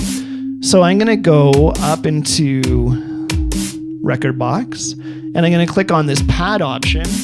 And you can see that I've taken this option right here, which should have been my beat loop. And I've introduced this user pad into there. And I've assigned a bunch of different lighting functions directly in there. So what that means is that if I go back to the start and I go shift, pad, loop, now I can change the color of my lights. I can add a strobe. I can even add other functions in there like a loop, right? So I can hold that down and then have it come back. So I can have audio effects, audio process mixed in with my lighting control. This is incredible. I have an American DJ lighting kit in the back. I have the Pocket Pro and the 5P Hex Par back there. And everything was set up to work. I prepared this ahead of time. And really for this video though, it's just about knowing that you can do this stuff. And there's a lot of content out there that will give you the details if you decide to go down this route. As I mentioned at the start, this demonstration is designed to help you find the tools that you need. So, are you going to be a bedroom DJ? Are you going to do weddings? Are you going to do clubs? Do you want to be a modern DJ working with synths and other stuff? Do you want to be a scratching DJ? Let's take a look at the PLX 1000 with the S9. If you were hoping to get into more of a scratch DJ kind of setup, you'll likely be looking someday at the PLX 1000 and the S9, also from Pioneer DJ. With this setup, it allows me to take something called control vinyl, and this is the record box control vinyl. And what happens is when I put my needle onto it, so we'll take that off there, then this is going to transmit to my computer time code. So it's going to tell my computer the position of where the record is, and that allows me to scratch with vinyl, but have every sound in my computer available. So to get things started out, I'm going to get a beat happening first. So I'm going to go and press play on the SP16.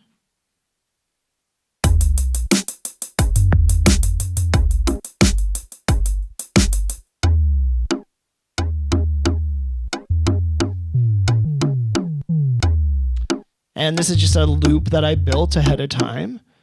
The SP16 is a production piece and allows you to create your own rhythms. Typically, people would have two turntables, and one would play the beats from the one deck and the other one from the other deck, but this is the current setup here at the home right now. So let's get this sticker aimed up to the needle. And once I have that position, I'm going to press this hot cue, and the hot cue is going to put a sample that I want to cut with right at that position. So what that means when I press play, then I can cut and have that pass and know that that's my position to do that in. And of course, you're going to have the crossfader available as well, so then you can do some more elaborate cuts with it. Now, I want to show you what you can do if you want to go next level. You want to go above and beyond that kind of setup. And I'm going to do that with a product called Phase. So on the other side of the room,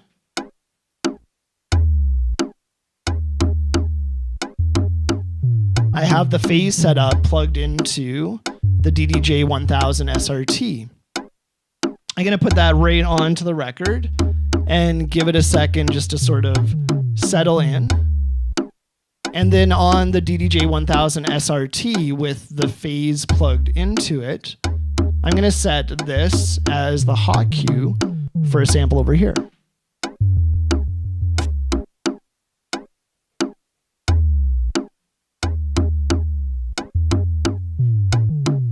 The sample over there is exactly the same as the one I have over here, but I've put a delay effect onto it using the color effects from the DDJ 1000 SRT. So what that means is now when I cut this past the needle, I'm going to be controlling two rigs simultaneously. Let's hear what that sounds like.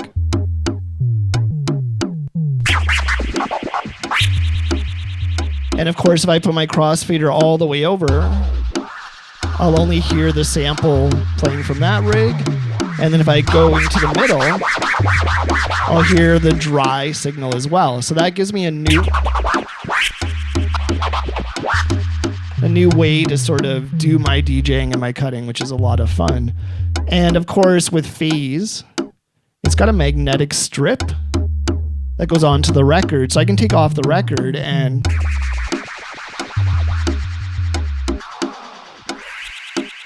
do my cutting without even the record player. And so if you can imagine, there's a lot of different ways that you can start cutting with phase. So that's another option that's out there on the market as well. If your goal is to be a bedroom DJ and to just enjoy music, which is awesome, then the DJJ 200 will work great for what you're up to.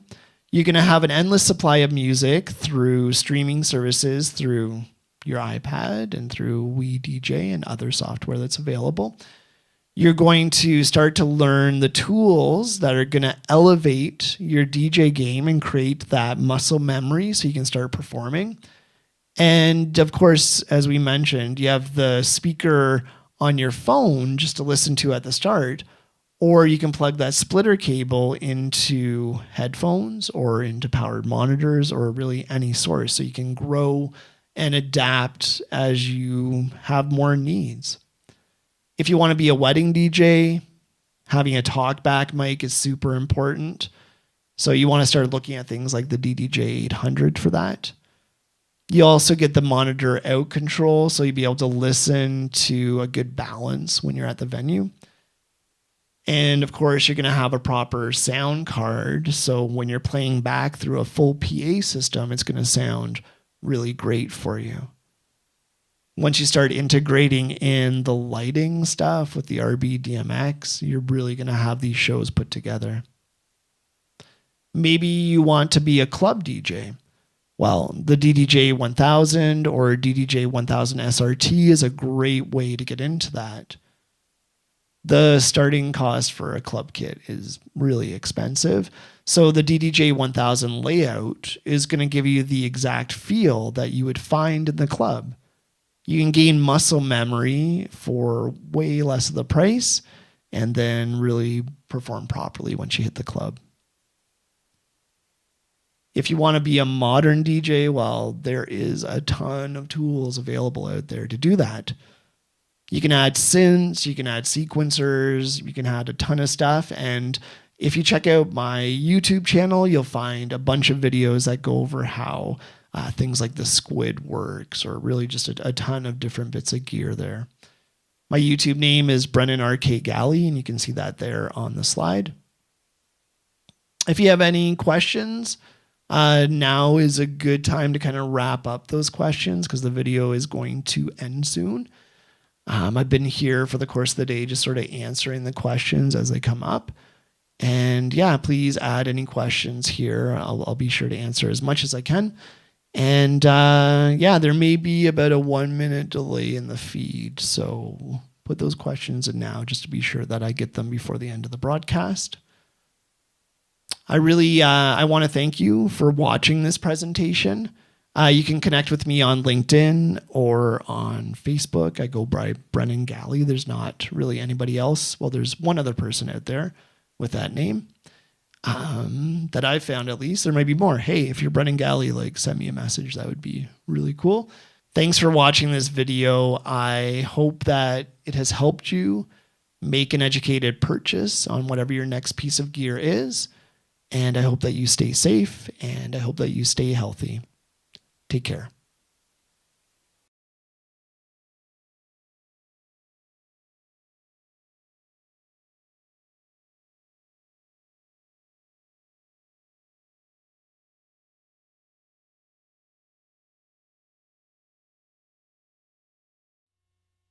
Okay. All right. Hello, internet world. Welcome, everyone. Yes. My name is Stacy. I am part of a project called Good Night Out Vancouver. I am also harm reduction manager for a little event you may know called Base Coast Festival. And I want to thank you for tuning in today for Rebuilding Safer Spaces. I'm going to be your host for the next hour. And I do want to ground our conversation today on the foundation that for all of us viewing across the land we call North America, we are existing on stolen land, and we are existing on land that was built by genocide and by slavery. And the first step in all of this conversation about safer spaces is for us, as white folks especially, to really examine how that reality shows up in our lives today. You may notice there is only one other person sharing the screen with me today. My original two panelists are missing, so let me kind of explain what's going on here. When I was asked to curate this panel, I wanted to curate a session for you that would inspire you to use this downtime that's been imposed by COVID-19 to learn more about making your event safer, more equitable, free of overdoses, and just more accessible. So I collected slides from harm reduction projects that you could bring to your rave. I pre-recorded 2 chats with heroes of mine, international leaders in issues of accessibility and preventing sexual violence. And then I was going to go live for half an hour with my Canadian guests about initiatives happening here to make a more equitable, sustainable, diverse rebuild of the music scene. It was going to be upbeat. It was going to be a jam-packed hour of power. And then on May 25th, Minneapolis police murdered George Floyd. And in the 10 days that followed, Regis Korchinski-Paquette, Tony McDade, and a woman from my hometown here on Vancouver Island all had their lives taken at the hands of police. And while none of the state violence is new, and the mobilization that followed of Black and Indigenous communities is not new, this community uprising that we're watching right now, which began, of course, with George Floyd's family and loved ones and neighbors and community, and now has reached critical momentum globally, that is new. And so I felt it important to give the conversation in Canada the space that it needs right now. And this doesn't mean that my conversation with Natalie from Attitude is Everything and my conversation with Chris from Sexism Free Night, it doesn't mean that they're not important. They very much are. They're going to be hosted on the VEMS website next week, and I want you all to tune in and watch them. And I hope that as you watch them and as you watch what's going on in our communities and as you start to unpack systems of racial oppression and how they show up in your life and in your music and in your relationships, that you will see how these threads of white settler colonialism, they weave with conversations of sexual harassment and they weave with conversations of accessibility. And all of the tools that you hear me talking about, if you've seen me talk before, they become easier to use if you, in this moment, listen and learn and amplify and reflect. It is this harm reduction, this decentering work that everyone is doing right now that ultimately keeps police out of party spaces, to really simplify it. So settle in, get uncomfortable, and buckle up, really, because Quende and I can't seem to talk on like one straight path together. Quende, amongst other things, is a DJ. He is the cultural and industries music lead at the City of Ottawa. He's creative director of Time Code. He's a diversity and inclusion observer with Factor. And yeah, I will hand it off to you, Quende, to tell us more about all of the things that you do. Hey, internets, and Stacy. Yeah, I mean, as you said, like, you know, I do those things. My work is mostly, like, I guess, in the music space, when I think about myself as a DJ and producer, you know, a lot of that work is rooted in thinking critically about sort of the musics of the African diaspora and connecting the dots between all of these places that African people have been as they made sort of like the journey over to this side of the world, the forced journey. And so, yeah, that's sort of a lot of my work sort of and practice as a DJ is rooted in that, and Time Code as well, as a party is sort of rooted in that idea of sort of like the modern connection between these things being the way that we digitally remix and connect these cultures through drum machines, samplers, synthesizers, and create this sort of this new thing, which is the foundation of how we socialize in cities around the world right now. And that leads to sort of the next sort of aspect of my ideal, which has to do with cities and the study of urban space, and in particular, the spatialization of cultural ecosystems. And so that's something that I've been sort of doing a lot of critical thinking and work around. I just came back, not just, I guess I came back in 2018 from the UK, where I was doing a master's at the Bartlett School of Architecture. And I was doing this course called Space Syntax, Architecture in Cities. And my dissertation was called Scenography, and it was about like as I said, the way that music scenes spatialize, and the way that different neighborhoods relate to sort of the music industry land uses within those neighborhoods, and the way that, I guess, the structure of the neighborhoods helps to distribute the activity within those industries. So, you know, I do a lot of work about that, and thinking about space sort of, yeah, at that sort of macro and meso and micro level, try and build these integrated models of space that can illustrate some of these phenomena in terms of the space society relationship. And then, like, as you said, like, you know, I work in the policy space as well.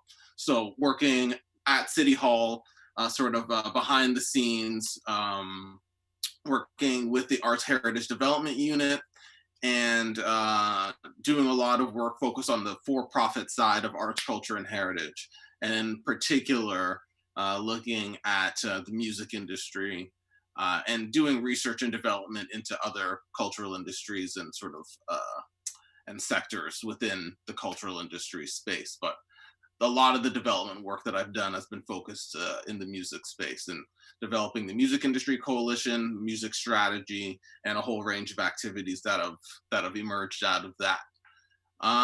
So yeah, I think that's sort of more specifically sort of what my deal is. Amazing. I have lots of questions brewing right now, but we'll start. Sure. We'll start with like this moment. So we, like I said, we're at a critical moment. Old guard. I'm just gonna grab some water. Yeah, Give me 2 seconds. yeah, for sure. Okay. Okay. I got it. Yeah. Old guards, old gatekeepers, both, you know, in politics, in music, are kind of, you know, being challenged, and people are looking critically at them. And the music ecosystem is not immune to this. This last Tuesday, I would love to get your thoughts. Atlantic Records initiated Blackout Tuesday, which, as it progressed, came with very fair critique. And first of all, I'd love to know your thoughts on that. And then we'll move into the second half of the question. Yeah. Well, I mean, yeah, it's funny. I mean, I knew a little bit about the fact that was an action, that was what was going to happen through some calls that I've been a part of, in terms of just discussing sort of what the reaction to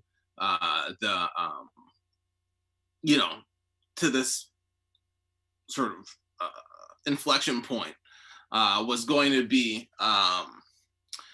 And yeah, I mean, you know, it really did to me in many ways sound like another way not to do anything. You know, blacking out. I mean, it's important to signify. I mean, I guess there's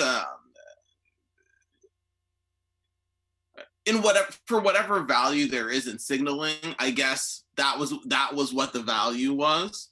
But ultimately, like, you know, it's known that the music industry, and in particular, like, well, many industries, but in particular, the music industry is, you know, the financial foundations of it is the exploitation of, you know, people and the intellectual property of people of color.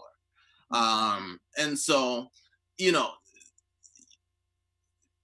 blacking out a square means less to me than some of what's been happening subsequent to that, because there have been several sort of like $100 million contributions or $100 million funds that have emerged. Now, I'm interested in sort of like how these funds are being dispersed. I know that like within the I have some insight into some of them.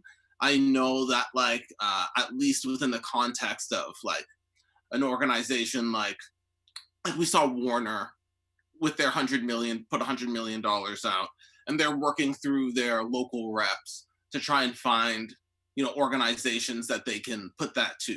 Now, I think the challenge is that so many of these organizations don't have any people of color on their boards or, even in any senior positions within management. So that they really aren't connected to the community. They don't know how to get this money out to the right places, and they don't know if this money is getting out to the right places.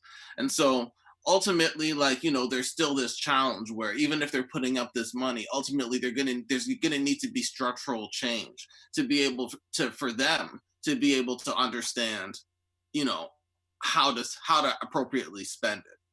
And so black squares aside, I'm more interested in what happened after the black squares. And I think that ultimately, I think,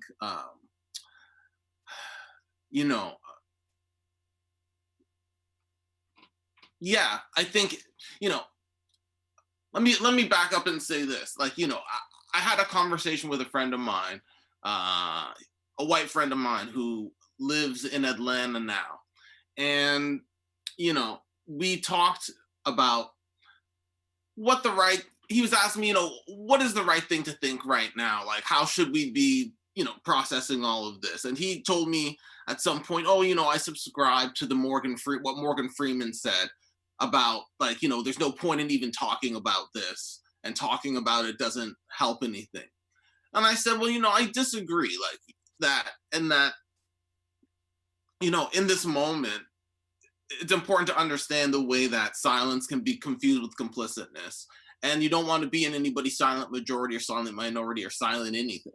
And so, it's important to express where you stand on these things. And to the degree that maybe putting up a black square expresses where you stand on something, then there's some value there. But in terms of really getting at a systemic solution to a systemic problem, or developing even a systemic approach to a systemic problem, it really like it's not going to have significant impact in that context.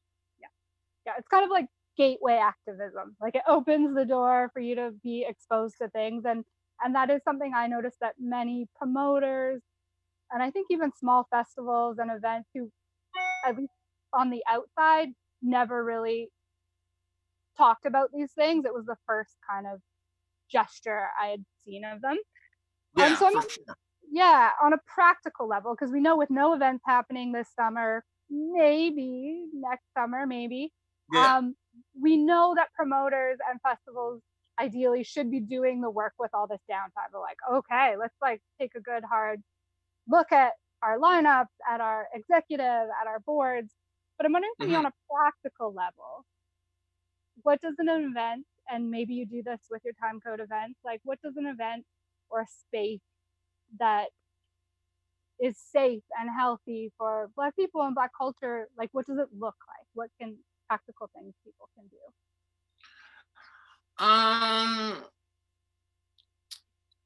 Yeah, I mean, it's interesting. I think the way that we've done this with time code in many ways has been tacit.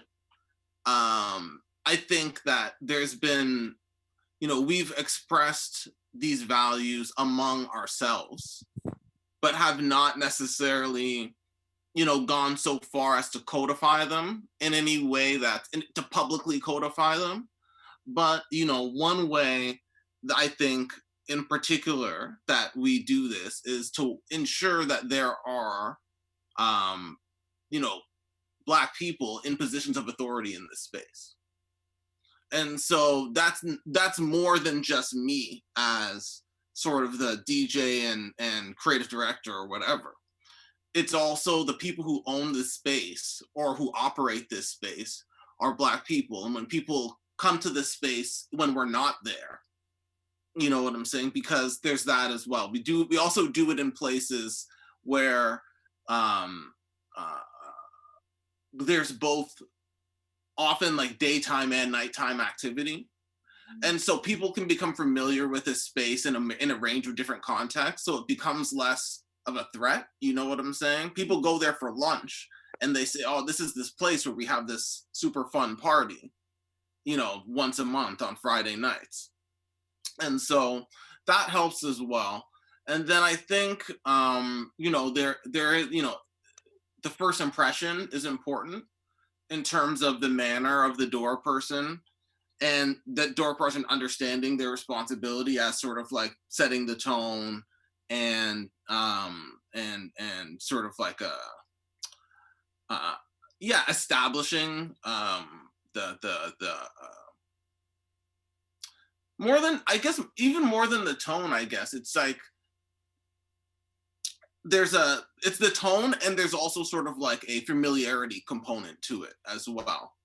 So and I think that there's that component is kind of important, excuse me, whenever possible, for there to be some of that familiarity built in to the process right from the beginning of the process, in terms of people getting there and entering the space. And you know, and it's also, I think it's also thinking about it as a process, you know, like it's not just a space. It's like when people get there, there's a whole range of things that happen.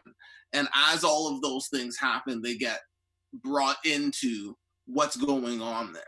And so, you know, being thoughtful about that, I think, is a part of it as well. And I, you know, some of that is, as I said, a lot of that is discussed by us as organizers of the event, but it hasn't necessarily been something that we've codified or said, like, you know, put signs up or anything like that. Mm-hmm. And that's something that we might be able to get better at, to be honest, in terms of being able to make that more clear.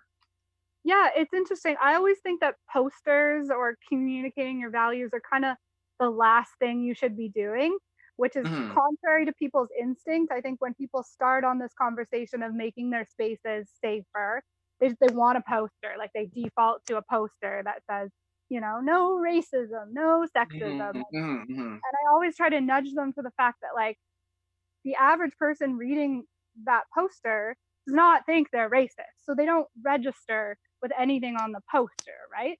Right. And really those posters are really, they're kind of the equivalent of drawing a door on a brick wall and calling it a fire escape.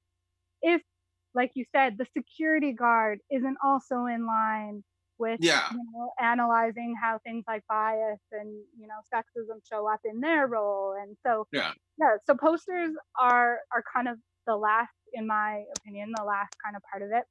I also really appreciate your point about, and this is where like the urbanist comes in, I think, is that a big conversation coming out of rebuilding after COVID is this idea of like turning streets into patios and all this kind of gestures that really lead to us asking, like, safe for who? And I love your point about, is the venue that we're renting for our night a place where this community feels safe the rest of the time, especially as like gentrification and targeting of street entrenched people comes into play. And so I really think that that's playing the long game and the bigger picture of safer spaces. Yeah, I mean, it's an important thing for us. Like, you know, we have a history of working in particular, and again, some of this just sort of happened by accident, and some of it, or I shouldn't say by accident, but there was a confluence of there was a confluence of needs that led to a relationship between us and the sort of like emerging Eritrean community in Ottawa. And for a long time, we've been connected to sort of like the Eritrean and Ethiopian community and the spaces where that community sort of operates and does their thing in terms of sort of like places of social centrality to that community. And as a result of that, like, the two places that we've been the longest and have had sort of like the longest run, because the party's been many different places in the city. But the place that we've been the longest have been, affiliated with the Ethiopian or Eritrean community. And it's been, as you said, they've been places where that community goes to hang out and is part of that community's social fabric, above and beyond the additional people who we bring there, who enjoy sort of like the music and culture, and sort of like, the music and culture that's sort of connected to East Africa and Africa in general. Mm-hmm. Cool. I'm going to shift the conversation a bit to granting, because you kind of touched on this in our various chats before, is the responsibility now of granting institutions. So whether it's Factor or whether it's any of these donations that are coming out, what is their role in kind of this conversation now about equity and representation and inclusion? I think it's something significant to think about, particularly in the Canadian context, because our system is so different than the American system. And so, there is there's a much stronger presence. And some would say equalizing presence, some would not, but presence of,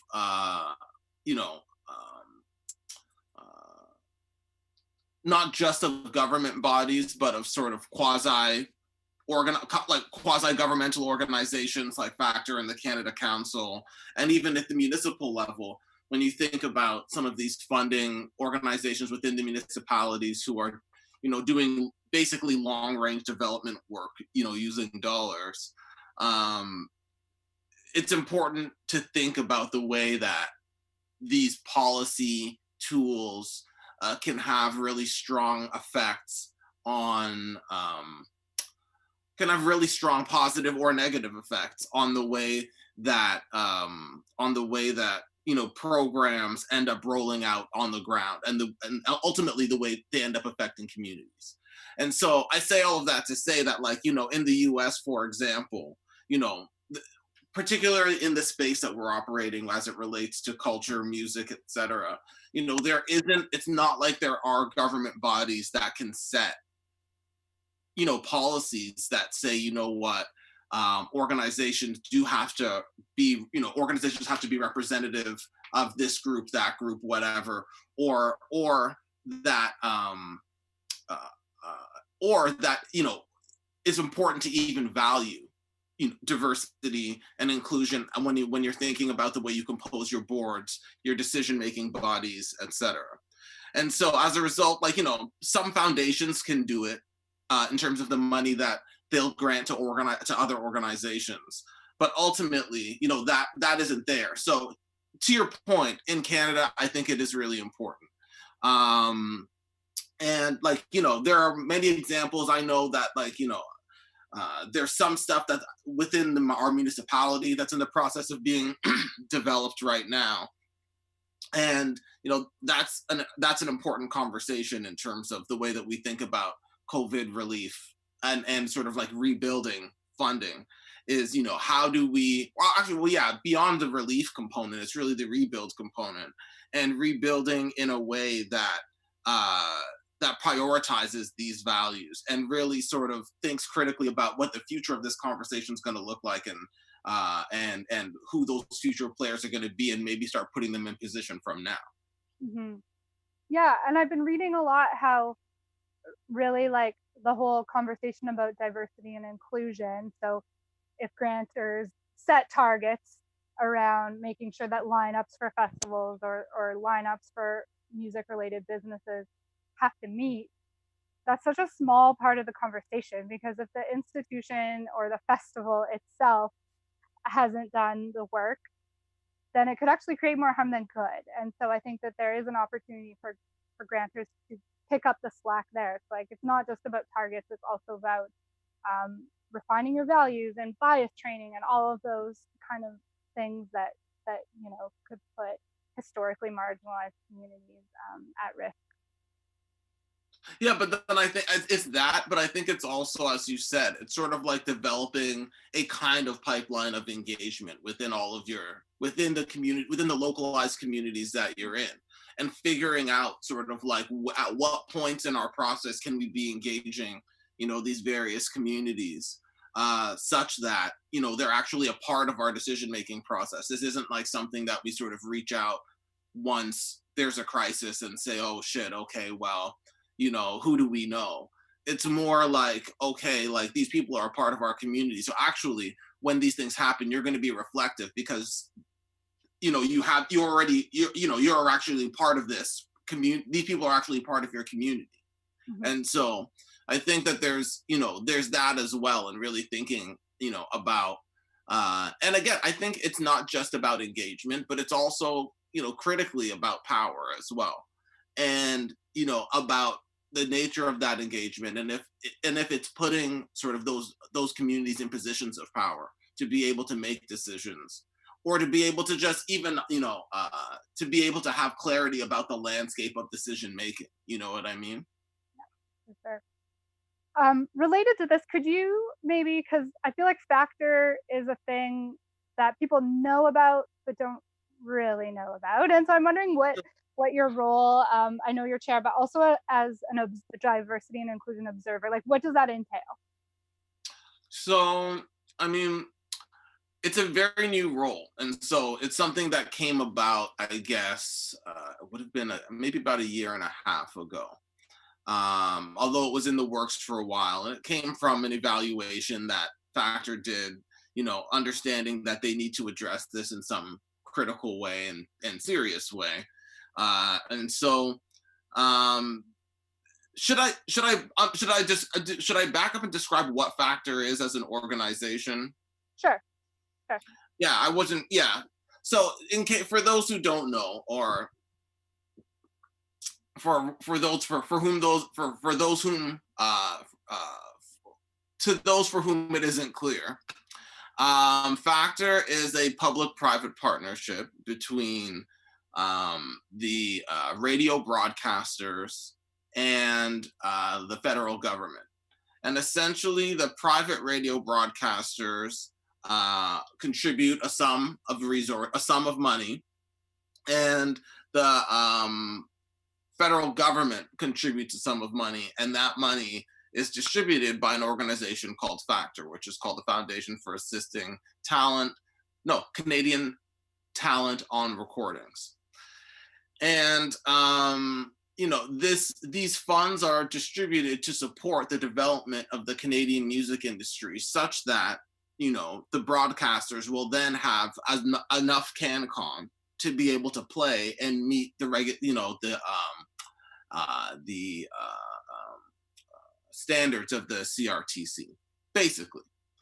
And so as a result, there's this fund which then goes out to many different music industry organizations, businesses, major music industry events get funded by Factor, and artists get funded by Factor to do recordings. And so often, you hear a lot about the artist side, artists getting funded for making albums or demos, stuff like that. But then there's this whole other side of it, which has to do with businesses and labels. So things like arts and crafts, or, 6Shooter, or, any of these other labels that you would see. I imagine, I don't want to name names. I can't remember exactly who all gets funded, but there are a number of labels that get funded, as well as music industry associations. So Music Ontario, BC Music, et cetera, et cetera, et cetera. So that's sort of what the foundation funds. My role within that has to do with working with, in particular, there's an outreach officer position, which has to do with reaching out to a whole range of diverse communities and trying to get them working, kind of get them brought into and connected to the Factor system. Because there are a range, obviously, of communities who are very well steeped in this system and have been participating for a long time, and have been, successful as a result of being good at working with the system. And then there are, a whole range of communities who have never had any interaction with the system at all, and have been successful in spite of the system, or have not been successful potentially because they weren't able to take advantage of resources that were actually there for them. And so the outreach position has to do with sort of making those connections to those communities. And so there's that position, and then there's also a position on the actual board, which is and that position is sort of connected to a larger group called the Diversity and Inclusion. Are we called the Diversity and Inclusion Working Group or Subcommittee? I can't recall, but it's one of those words. And I'm the chair of that group. And as a result of that, I sit on the board and I interact with the outreach officer on behalf of the subcommittee. And so, when things go down, I do a lot of communication work with the subcommittee, connect, figure out sort of like what the perspective is from around the country. It's a really, really great group of people from all around the country, all kinds of backgrounds. And yeah, we sort of convene and sort of think through some of these issues, and I bring that sort of feedback to the board and to the outreach position. Great, amazing. I bet there is going to be some meaty conversations happening the next time that you meet. Yes, yes, they definitely will. I'm positive the next board meeting will be a good one. Okay. Let's think forward. So the whole kind of, the name of this conversation is rebuilding safer spaces, because as we both know, there's been a bit of a leveling, even just from COVID, to the industry, and the industry being pretty obviously economically hit. And now, obviously, all the critical kind of self-reflection and amplification of voices. So I'm wondering, in our new future, what are we keeping and what are we leaving behind? I don't know. I mean, it's such a good question, because ultimately, I feel like some of the things that we're going to be leaving behind are some of my favorite things.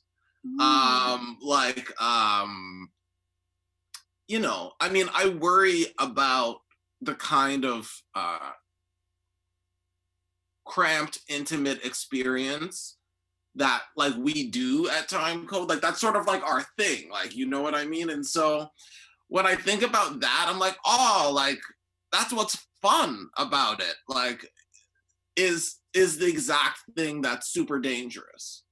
And so, I wonder about that. And it's like, and there's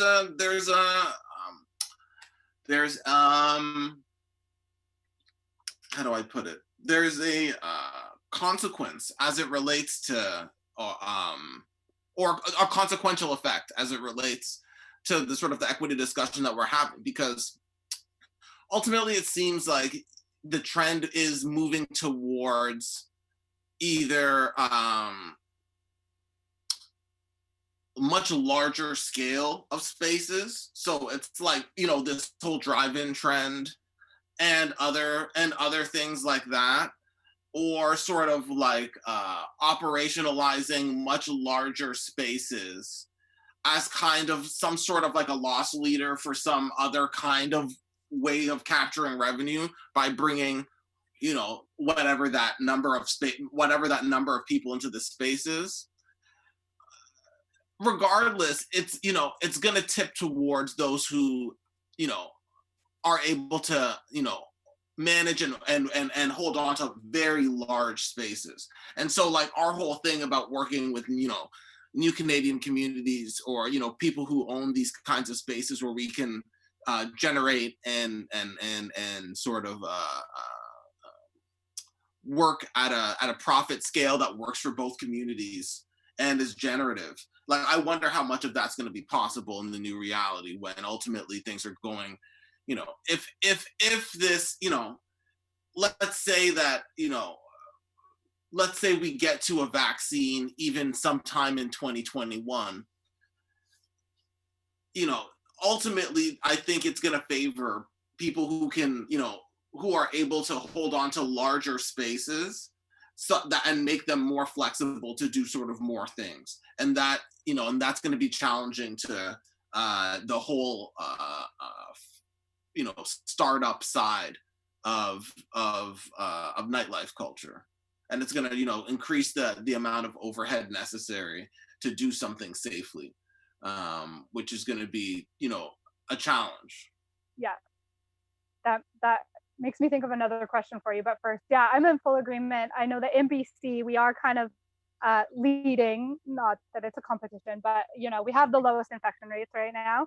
Yeah. And so there is talk of the workaround around, because there's a limit on gatherings, so it has to be less than 50 people. And so kind of like, well, why don't we open up with 49 people, including staff?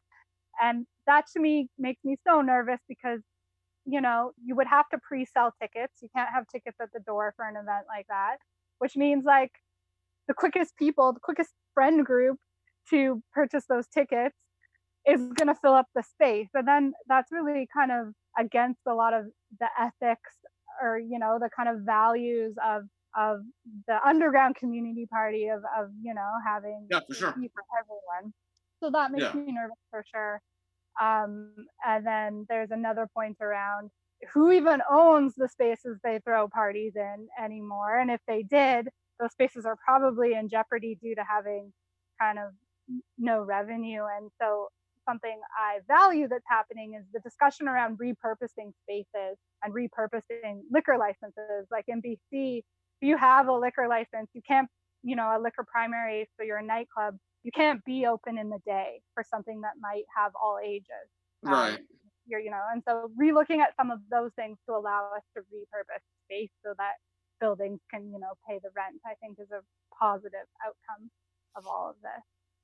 Yeah, and I mean, there are different municipalities that are trying different things. Like, I know, I'm on calls with a whole range of different municipal officer people who work on this stuff, and there's conversation about things like repurposing parking lots and all these kinds of things. Effectively though, yeah, I think the challenge there is that and it's all with good intention. The idea is that maybe you can get some space and then work with a business to do events in that space if they usually do events, and sort of manage it as sort of like a community space that.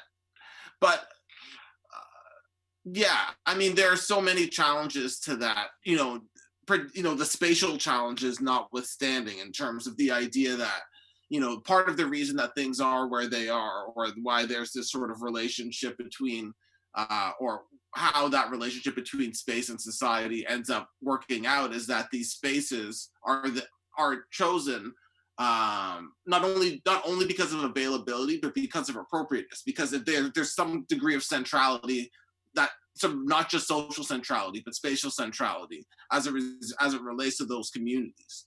And so, when you're moving, when you're taking sort of, when you're trying to repurpose one space so many times for so many different communities, I don't know. I mean, I just think ultimately that's going to be, it's not going to be tenable. I don't know how tenable it's going to be financially, and then also just socially, I don't know how tenable it's going to be. Yeah. Kind of just do all the things to pay the rent fully. Yeah. And then there is a thing, and I don't want to go too far down this rabbit hole, but I think that we have to be aware that there is going to be a resurgence of underground parties while we wait to get the for sure. I think that is important to acknowledge, because it's going to happen. So we have to put on a harm reduction lens and make sure that people who are going rogue are keeping the interests of the safety of their patrons at the forefront as well. Yeah. I mean, this is something that, like, I mean, and this maybe relates to a program that we developed at the City of Ottawa, sort of, connected to, it was at first with the festivals, and Ottawa Festivals was our partner in it, and it was really focused on sort of communicating information from this Party Safe toolkit that Ottawa Public Health had developed, which was focused on harm reduction in the as far as substances. And I believe that there was also something in Party Safe about sexual violence as well. And yeah, so that's what I was coming out to Ottawa to do. Oh, right. That's what I'm saying. Okay. So, right. Okay. So I got it together. Quarantine, it mixes up what's going on up here, but I felt like, I felt like I had that one right. Yeah. And so, yeah, I mean, the program was about really sort of, it was a communications program, and it was about using geofencing to really ensure that anybody who enters these spaces is getting these messages about harm reduction, and that they can be made aware, so that when they're going on Instagram to do whatever, as they're scrolling, they're going to see this message about harm reduction, and hopefully it gets to them. And they're able to be considerate about the spaces that they're in. Because ultimately, you're right. Like, people are going to do what they're going to do. If I was, like 10 years, more, like if I was like 15 years younger or something like that, like, you know what I'm saying? Like, I would probably be out there just being like, yo, fuck it, let's party. Like, you know what I'm saying? And so, yeah, it's important that if that's the attitude, that there is some measure of, harm reduction, or some resources that are easy for people to get at, so that they can at least make the people who they're partying with aware and safer. Yeah. This leads really well into my next question. Our mutual friend, Sheena, she was recently on a podcast talking about how pre-COVID, when we talked about safer events, it was really about, like drugs and alcohol and sexual violence. And now when you talk about safety in events, it is really focused on COVID. And she mentioned the very valid point that promoters and small events are going to be tasked with bearing the brunt of that cost and of that work. And I'm wondering if, with your city hat on, if you see a role to play in local governments in kind of supporting that when events do go get the green light, that they're adequately resourced and supported. Definitely. This is something that I'm working on right now within the context of the City of Ottawa, as part of our sort of strategic pivot with the music strategy, because venues are where music happens ultimately, and it's where people develop their connection with music, venues and festivals, but places where music is consumed socially.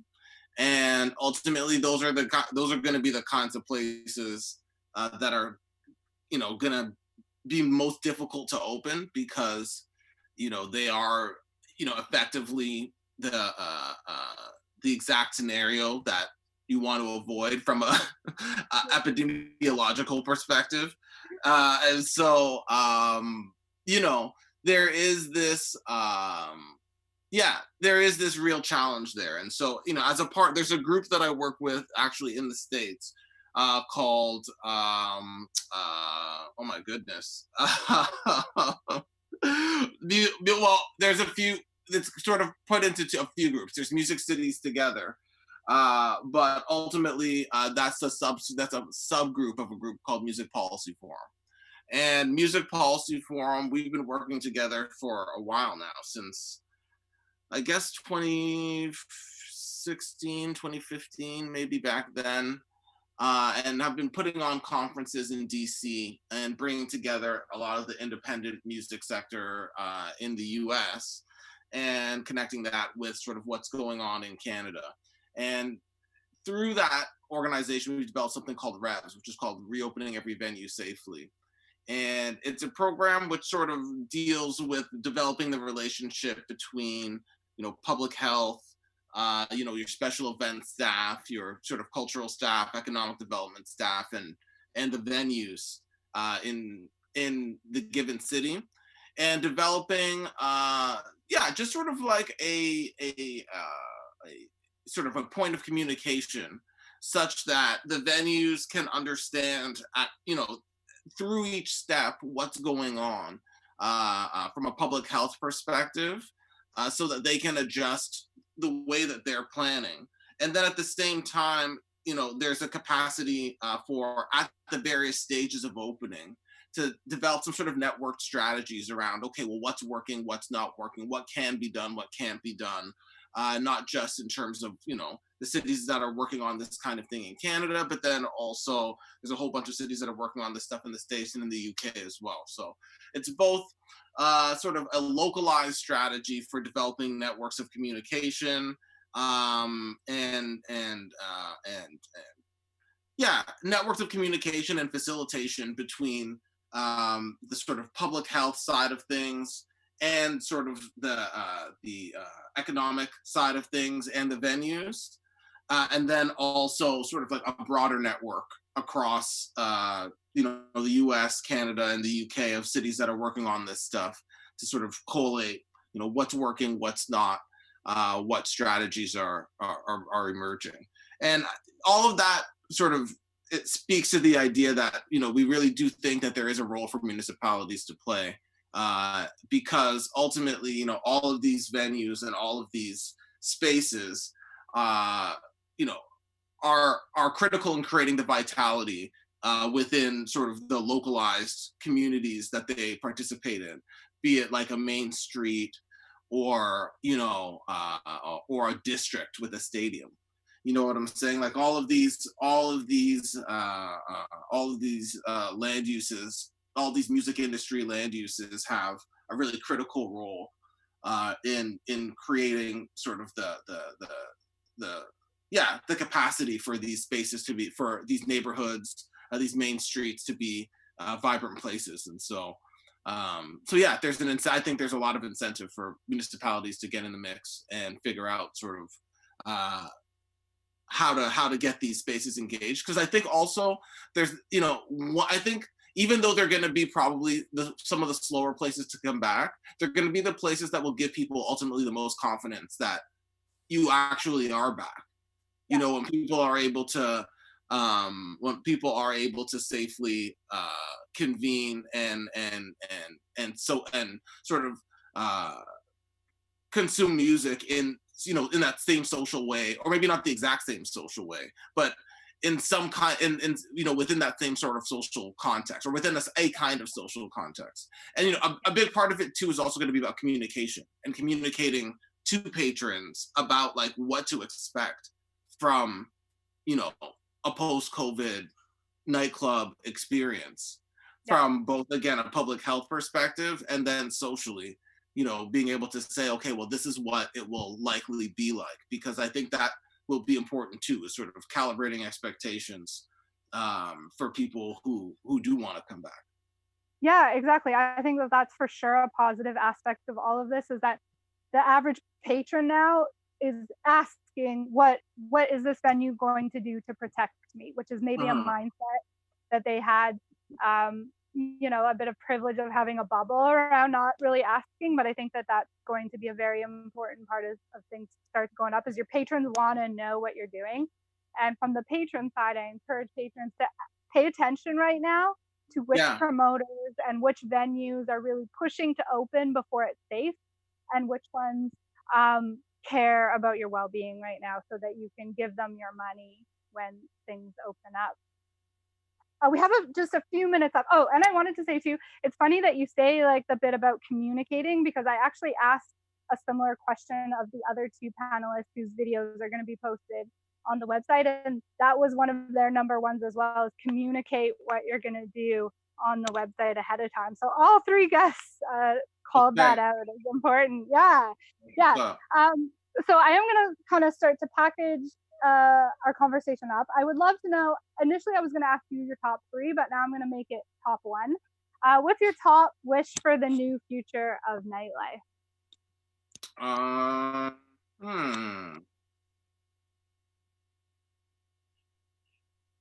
Within Canada, I would like to see the investigation of new economic models within the nightlife sector. I think that there's the potential to be developing,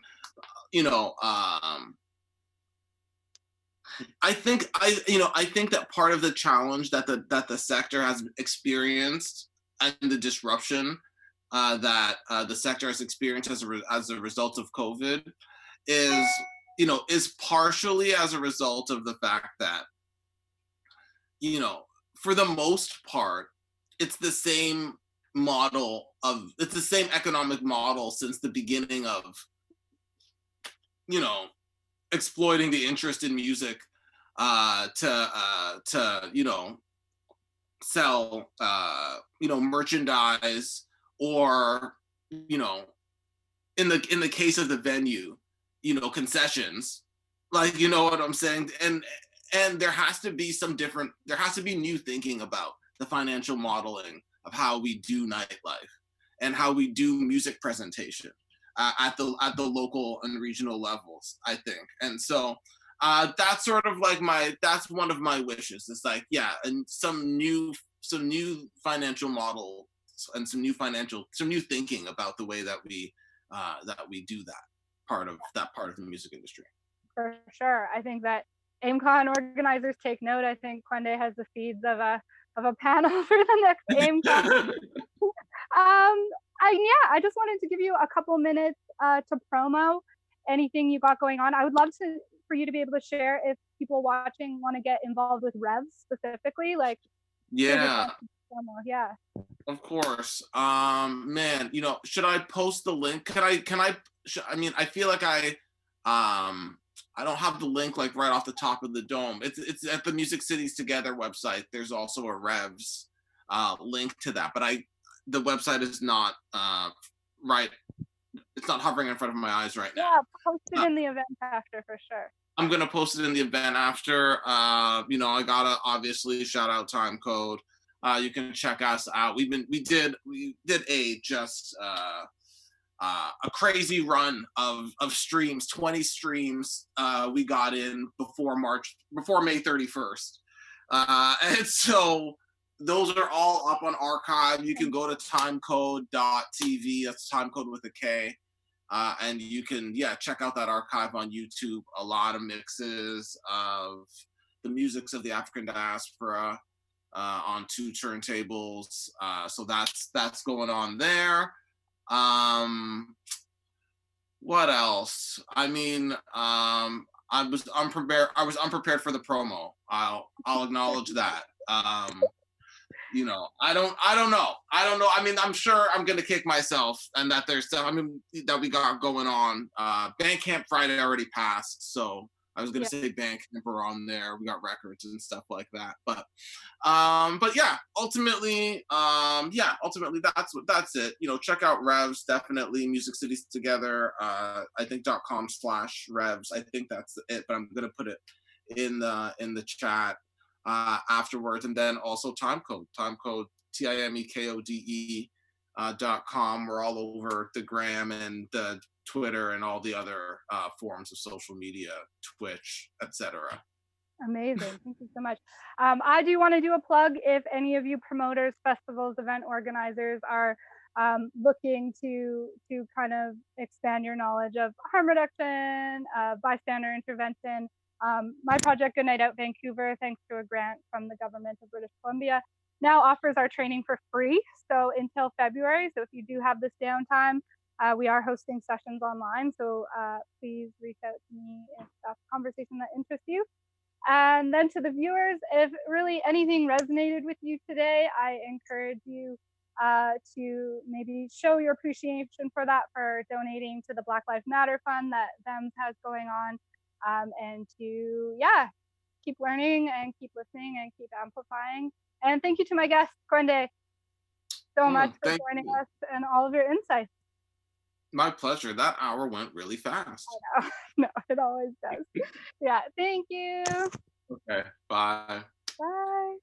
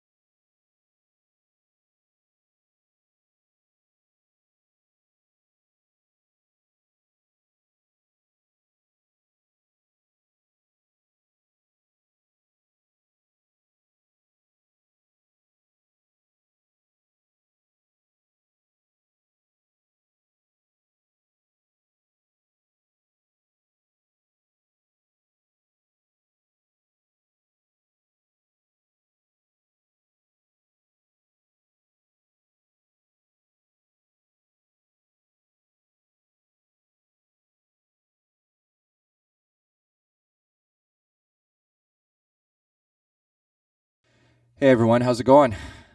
My name's T, and welcome to my masterclass on how to produce a radio hit in Ableton Live. So, today I'm going to be breaking down this song right in front of you called Gravity by this artist named Ralph.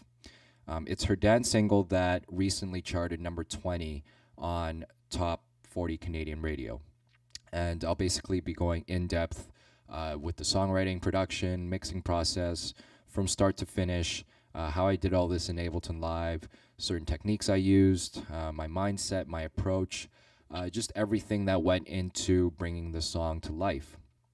Now, before I get into all the technical stuff, I just want to talk a little bit about myself and kind of give you context to this whole situation and talk briefly about my journey, my 10-year journey in the music biz as a producer slash songwriter slash engineer.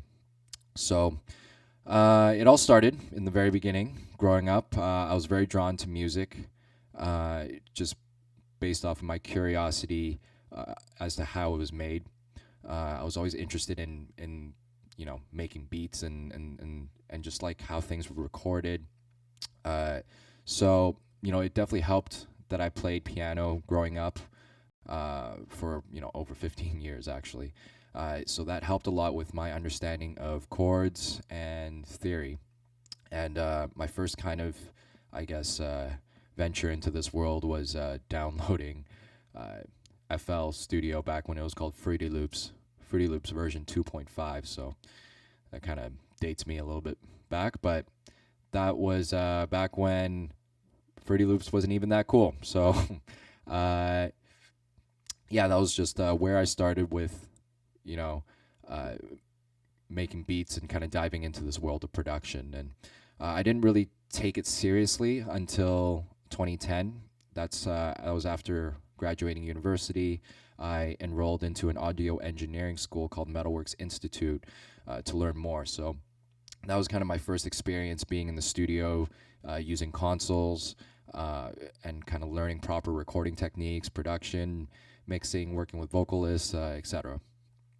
And after that, 2010, that led me to my first internship with this producer named Gavin Brown, and that was my first taste of the real world, where I learned so much in the first 2 weeks of just watching him. Then honestly, I did pretty much, I would say, my entire year of school. Immediately I got my Pro Tools chops up. I really learned how to use outboard gear, the value of having outboard gear, how it sounded, what it sounded like, working with bands, real instruments. And it was like my first real, I guess, time I got to see a real producer in action. And that was where I first understood that it's, a lot more than just making beats. As a producer, you're essentially a manager of a situation, where you have to control the egos of the artists, of the writers, of the collaborators. You have to you have to control the pacing of the session. You have to make the session flow. So I learned a lot from that experience. Just understanding the psychology and just really what a producer's role is truly.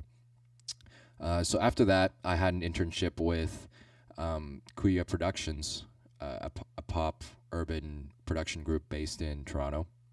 And at first, I started off as an engineer, running Pro Tools, Logic, tracking, and mixing.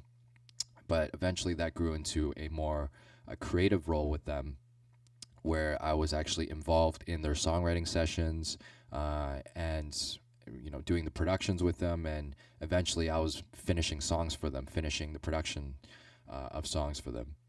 So this was like within a years or 2 years time that I earned their trust and was able to just kind of work my way up into a more creative role. So fast forward to 2016, that's when I got my first big break with the song called "Here" by Alessia Cara, and that peaked number 5 on the Billboard Hot 100 early 2016, and it was kind of my first sign of validation that the hard work was paying off in a sense. And I really learned a lot from that experience, because looking back, some of the lessons that I really took from that is truly, one, it's a numbers game, and you have to keep taking these shots, and hopefully, one of them lands. Not only does it increase your odds, but the more you do it, as they say, practice makes perfect. The more you do it, the better your skills are also going to get. So, number one, it's a numbers game. Number two, you have to have such tough skin. You have to have so much resilience, because there's a lot of ups and downs in the journey. There's a lot of false promises. There's a lot of hype. And you have to always believe. You have to stay confident and know that you're going to weather the storm. So, that was a very valuable lesson that I learned from that. And the third thing was seeing the success of that song made me realize what it truly takes to have a success, to make a successful song. And it's it's almost like a perfect storm of good song structure and great chords, great concept, but the ultimate thing that I've kind of realized is, like, it has to have real authenticity behind it, and I think that's what made this particular song stand out so much, was the authenticity from everything behind the songwriting to the production to just the whole process. There was a very true sense of authenticity. So since then, I've been super blessed and fortunate to be part of other songs by major artists such as Drake, Meghan Trainor, Cascade, Dubs, and some other international acts, like in K-pop with EXO and Suho, and and much more. So been very fortunate with that. And what I do now, I'm a freelance producer songwriter working with artists I like or pitching songs to be placed. Kuya still manages me, and I'm also working on my EP, which is featuring some of my favorite collaborators.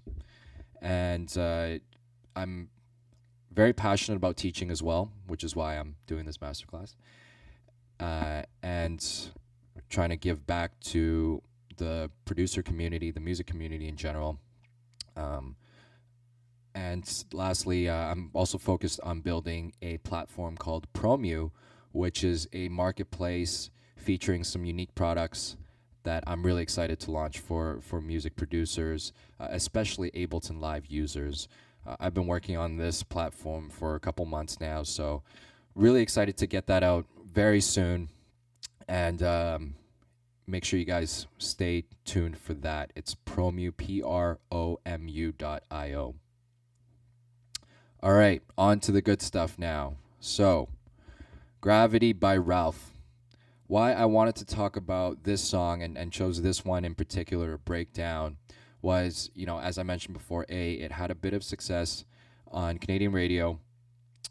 So you kind of get a better sense as to what makes a song fit that radio format. And B, I was there for the writing process, did the full production and mixing. So this will kind of give you an insight to the entire process from start to finish, which I think is really important. All right, so a little brief history about me and Ralph. I've worked with Ralph a few times. This was another session where we were trying to get her radio single. And we decided to team up with our good friend David Fisher, who also goes by Prince DCF. And he's one of my favorite songwriters in Toronto. A fantastic songwriter. So if you guys, just in case you guys haven't heard the song, I'm just going to play it for you right here.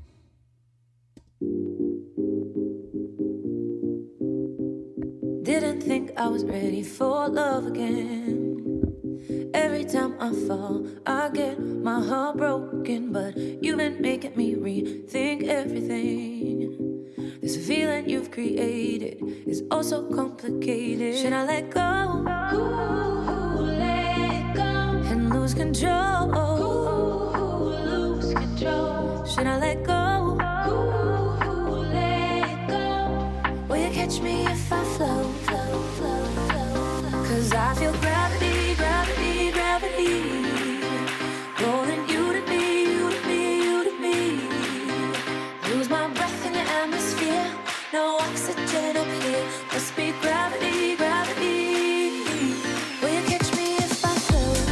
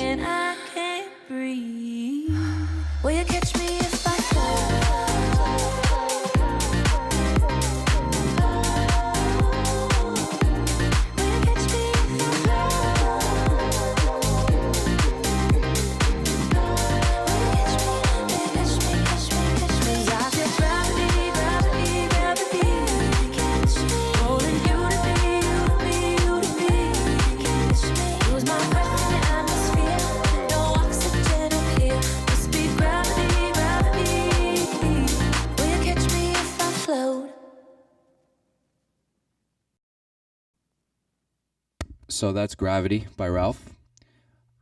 And, before I go into, dive straight into the process, I just want to quickly just kind of explain my layout here, just so you kind of know where things are and kind of how my brain tends to work when it comes to organizing things. First, you'll notice, all the markers are there in terms of verse 1, chorus 1, drop. I just like to have things very clearly labeled in my song. And the great thing about doing this in Ableton Live is I can just quickly jump between, each section. Gravity, gravity.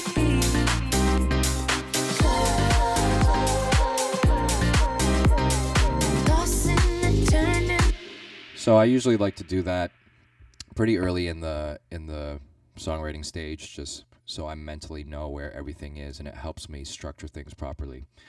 So that's the whole markers thing. And normally, I guess I'll just go over how I lay everything out, just tracks wise. So I like to start with the drums at the top, and I have everything color coded. It's just how things make sense in my brain. Brighter instruments such as like tambourines or hi-hats get like a brighter color, usually darker colors for like lower frequency things. So I usually like to start with my kicks, then I go with any claps or snares, and then any kind of high frequency content like tambourines, drum loops, and then I have my fills, any like vocal things.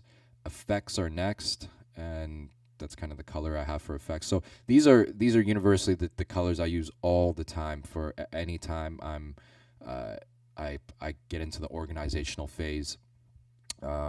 Just it helps my brain associate things a lot better. Basses are usually gray or dark color, and then I have my instruments here. The main pianos, the keys, the strings that you heard, those are all kind of bright colors to kind of just to signify the importance. And then usually below, I'll have the vocals at the bottom.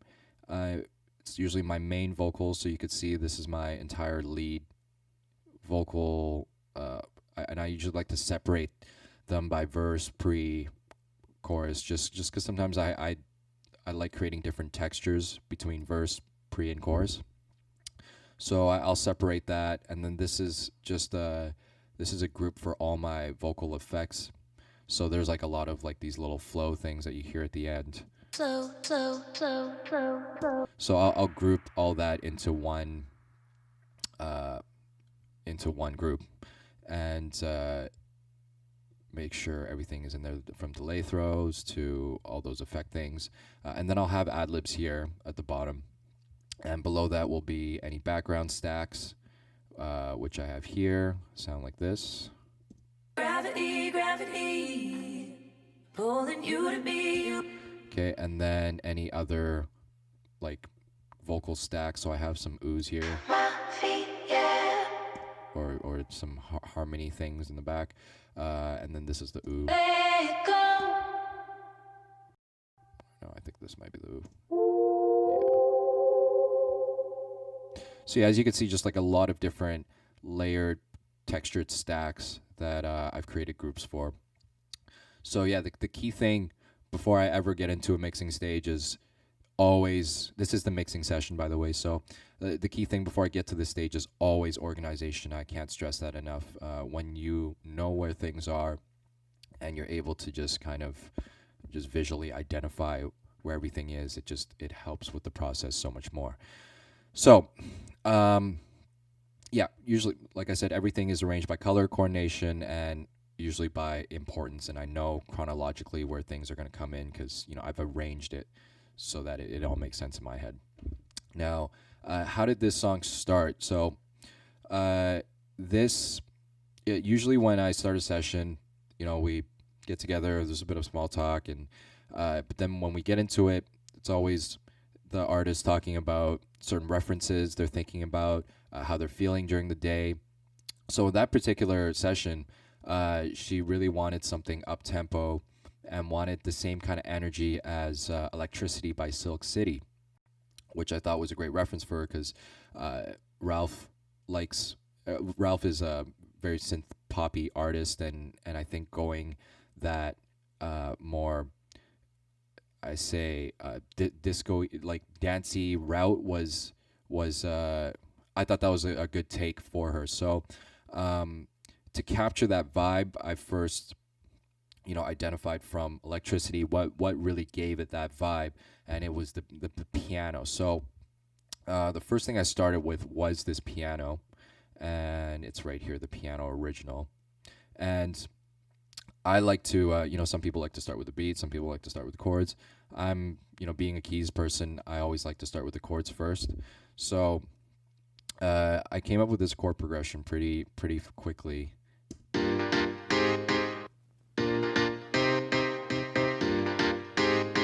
Okay, so I'm just going to unfreeze this so you can just kind of hear what the original thing was. So originally I had this plugin called Avenger, and I knew I was going for that because I wanted that very like dance hard compressed piano, and Avenger usually offers by Vengeance offers a lot of those good kind of dancey pianos. So I knew I was going for that right away. I loaded that up, and I played the chord progression, and at first, like I didn't think, I thought that was a little bit too vanilla. So that's where I added the shaper box, which gave it a little bit more movement, because initially it just sounded like this.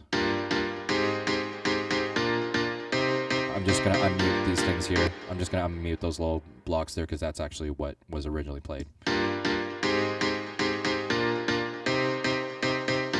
So then this shaper box just kind of made things a little bit more interesting, gave it a little bit more movement.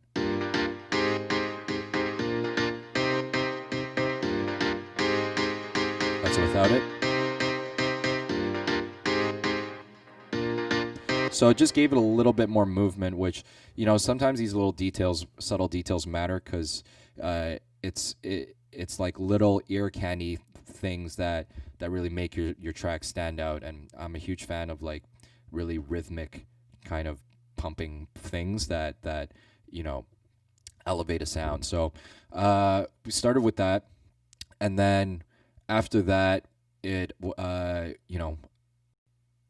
they were filling the chords. So I usually like to always check in with the writers to see if they're feeling a certain chord progression, because I feel like the chord progression heavily dictates where the song's gonna go. So I turn around, I'm like, oh, you guys cool with that? You guys like that?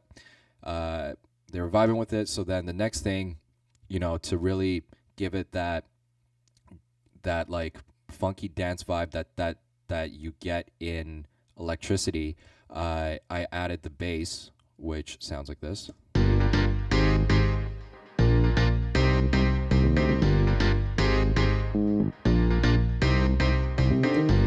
So I felt it was important to give it that rhythmic kind of, it's almost like if someone was playing a live bass and then hitting those octave notes, because then that's what really gives that kind of funkiness to it.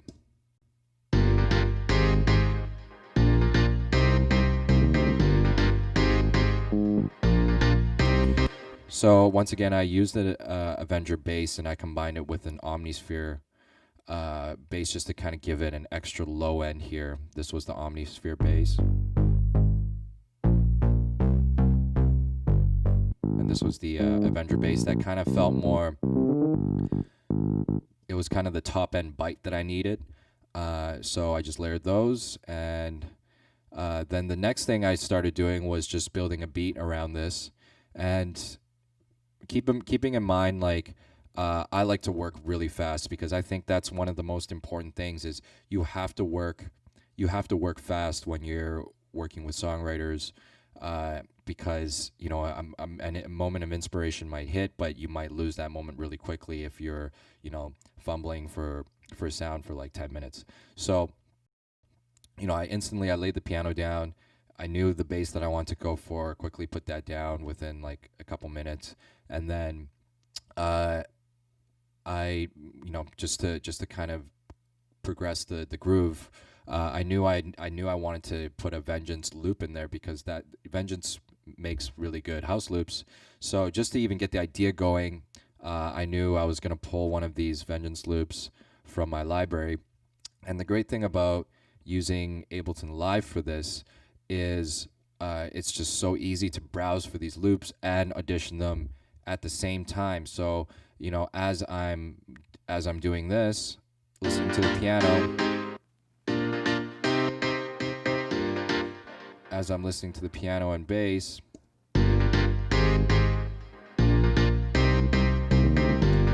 I'm just browsing my Vengeance loops here, and I already know like which one. I already know like this. Sorry, I'm gonna go back here.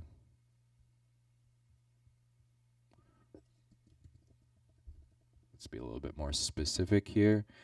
So I already know one of these are gonna kind of hit the spot, so to speak.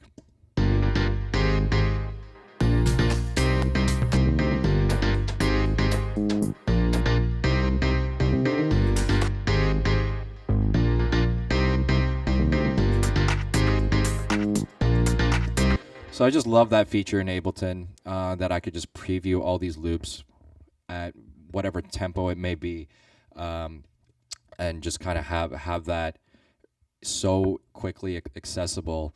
And you know, I found this particular loop in an instant, and I just kind of started working with these loops. And what I really kind of like doing is taking these loops and manipulating them in terms of chopping out certain parts, and you know, re-editing certain parts just to kind of give it my own flavor. And even just here, I just like took a little clap from one of the loops. So at this point now, I pretty much have the piano, the bass, and this drum loop. And this kick drum here. I'll just...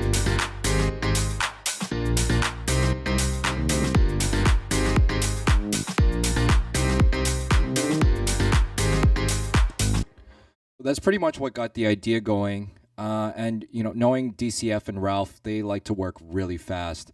They you know, usually 20 to 30 minutes in, they already have a rough sketch of the song, like a verse, chorus, melody out, and they usually like to record that down just so we kind of have a reference point as to where the song's at.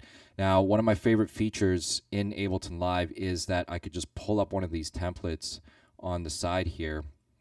Hold on, let me just do it like this, and grab this little lead chunk here. And I have this basically set up in a way where all my favorite, you know, vocal effects, sounds, like auto tunes, everything's all in place.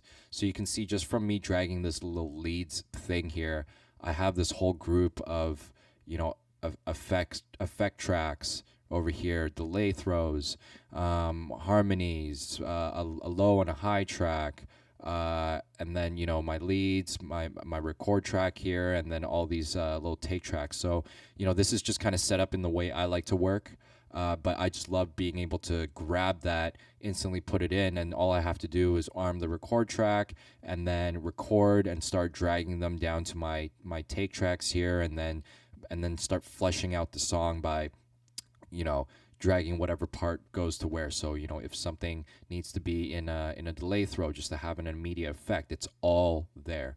So, like I said, I like to work fast, and having all these tools at my fingertips, you know, really help. So, that's just to give you an idea. I'm not going to go too in depth with this template, but just to show you how I can quickly capture ideas. I've you know, refined this template over several years. So I want to actually play you the original demo just so you guys can kind of have some context as to what was done in our initial session, our 4-hour session actually, where we were able to get all this stuff down. So this is the original demo here. Didn't think I was ready for love again. Every time I fall, I get my heart broken, but you've been making me rethink everything. This feeling you've created is oh so complicated. Should I let go Ooh, let go and lose control. Ooh, lose control. Should I let go? Ooh, let go. Will you catch me if I float, float, float, float? Cause I feel gravity, gravity, gravity, rolling you to me, you to me, you to me. Lose my breath in your atmosphere. No oxygen up here. Must be gravity, gravity. Will you catch me if I float, float, float, float, float, float, float?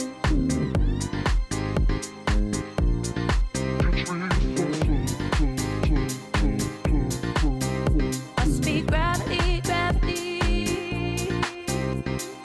Tossing and turning. All right, so I won't play the whole thing, but you guys get the idea.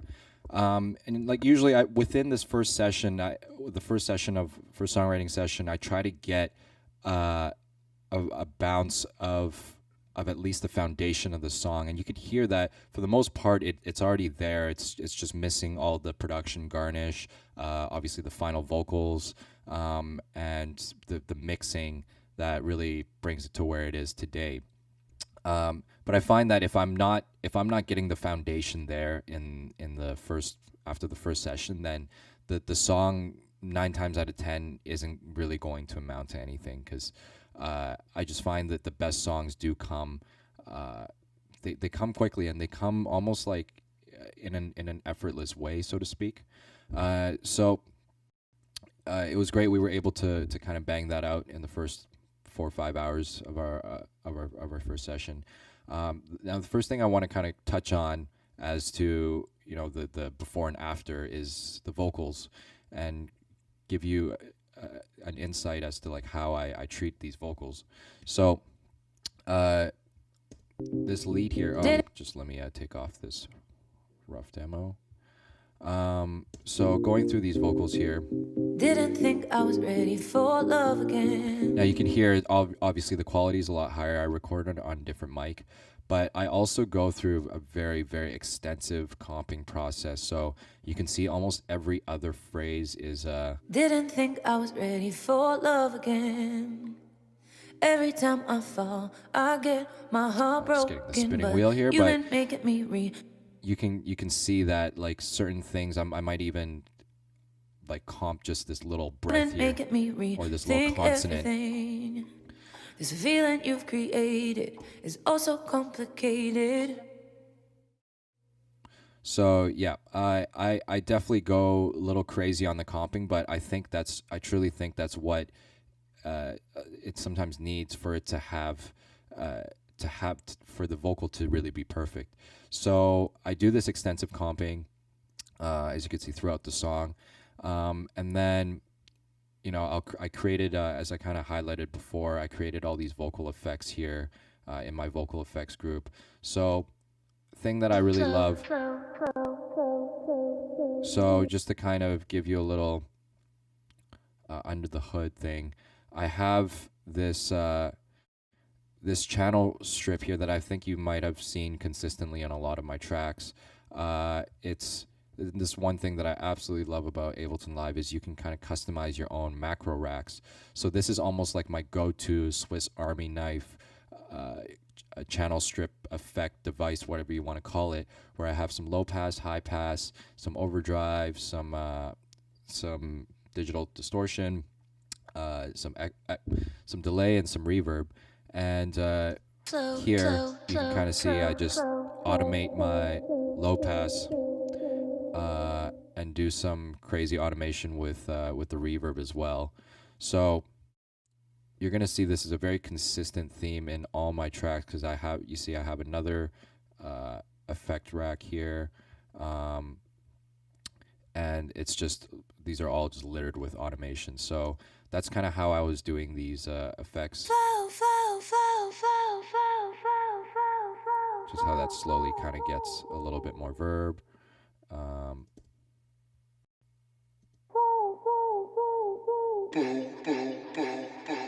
So it's a lot of those when you kind of just factor them all in. I'll play them all.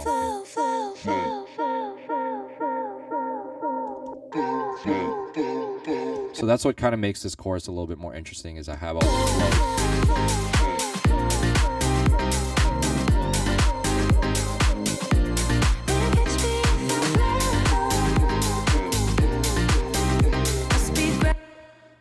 So yeah, that kind of shows you how I like to create these little extra ear candy things with the vocals.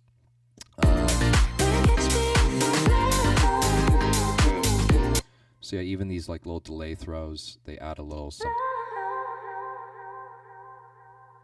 Right, they'll add a little something to it.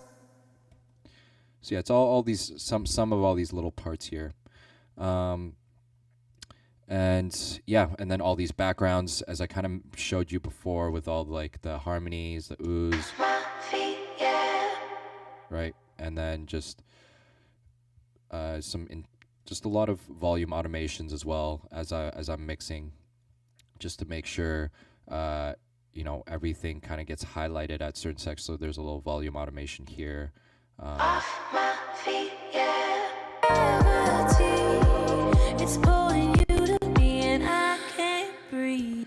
Right, so that's just a little insight on the vocals. Is, you know, the bottom line is a lot of care has gone into the lead vocal in terms of comping, and then a lot of kind of attention to detail to all these little parts where the vocal can kind of shine and have little give a little extra interest in the song. So you could see, like, in my first drop, I don't have as many vocal things going on, and then the second one I have a few more. I introduce like a harmony one, and then the third one it's like there's all that plus this little ad-lib track here.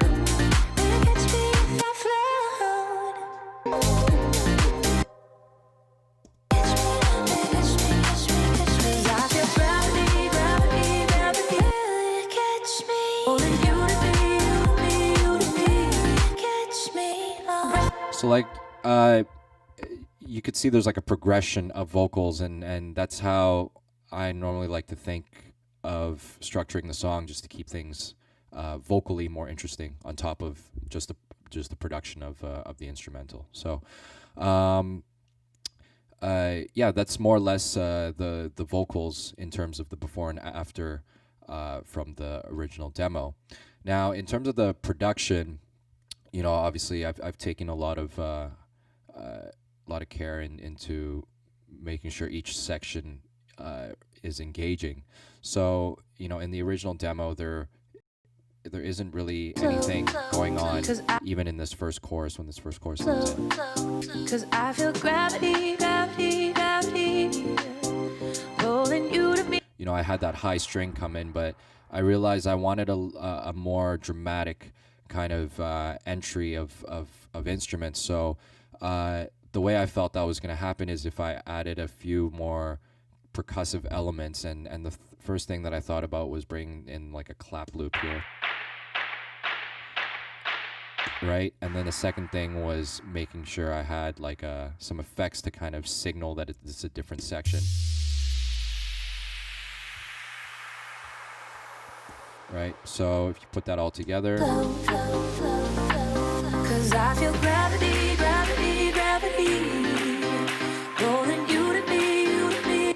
And a key thing that I felt was necessary was really to separate these two sections, was to have a different effect on the piano. So the piano in the verse was more dull. So I filtered it out with my classic little effect chain here. As you can see, a little low pass automation.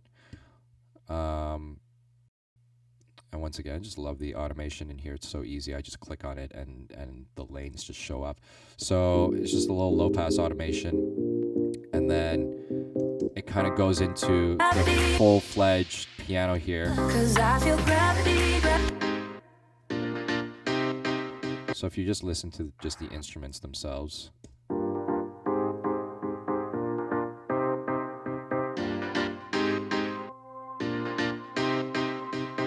Right, so that creates a little bit more interest as opposed to just what it was before, where it was just like the same tone of piano. Catch me if I float, 'cause I feel gravity. Right, so I felt that made a pretty big difference here. And then now moving on to the drop. Will you catch me if I flow, flow, flow, flow, flow, flow, flow. Right, as opposed to what it sounds like now. Gravity, gravity. Will you catch me if I flow?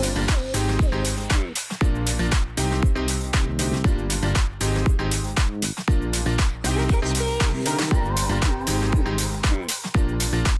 Right, so I mean the definitely the mix is a lot better. That started off with me picking a better kick sample that was, you know, a lot that gave it a lot more punch, and just really, I mean, if you look at the drums here, I keep things very relatively simple.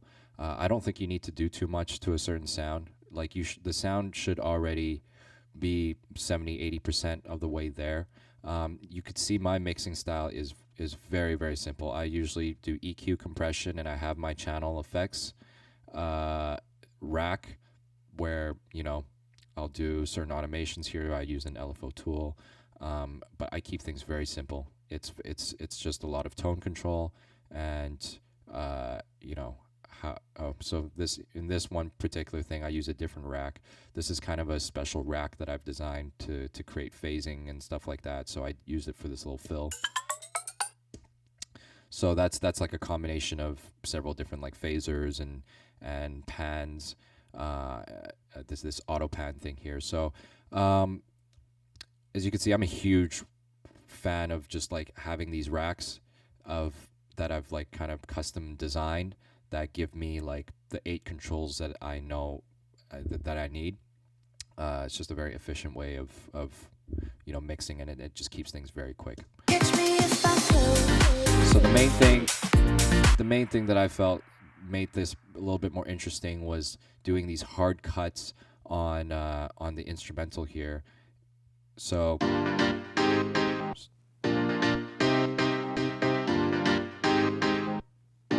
I think those pauses kind of give it an interesting little anticipation moment.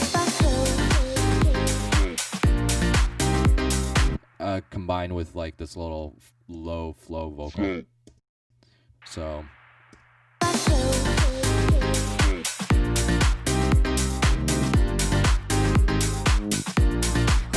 yeah, little moments like that I think are very important. You know, once again, this is the original.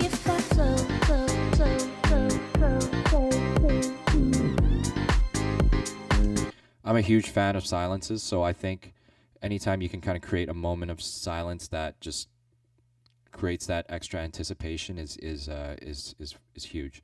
So you know, for that, that's why I normally like to work in audio. Once I'm pretty happy with a particular sound.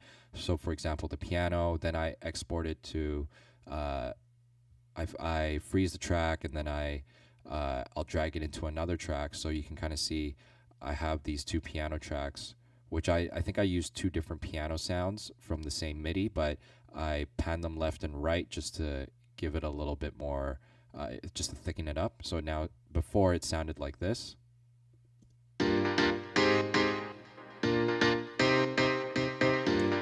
Now I just put a left and right version of it.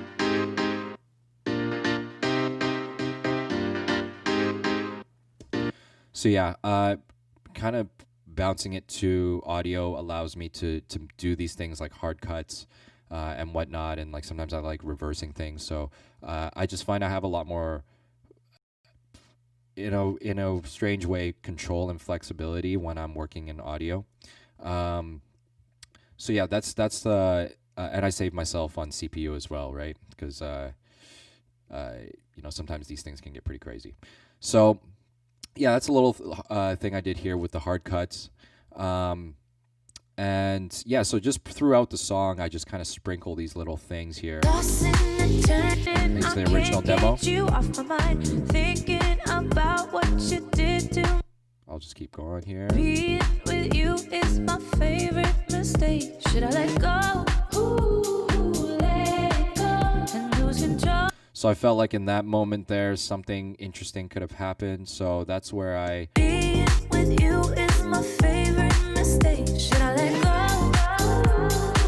So I thought this little string shot here would kind of give it, would really just highlight this whole dance vibe and kind of give it like a little throwback touch. So I found those samples in my library somewhere, and I just thought that was kind of appropriate for that section there. And then really just thickening up the keys a little bit in this section just to give it. I have this electric piano version of what the pianos were doing. So adding that there, I felt like gave it a little bit more energy coming out of the second verse. You is my favorite mistake. Should I let go? And lose control. Super subtle. And then, you know, here that's where I also gave a little extra emphasis on the tambourine, just to this guy here, just to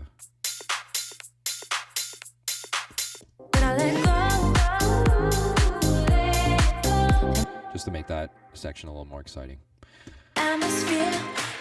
So the rest of it is just, you know, it's all just gradual progression of me adding more elements.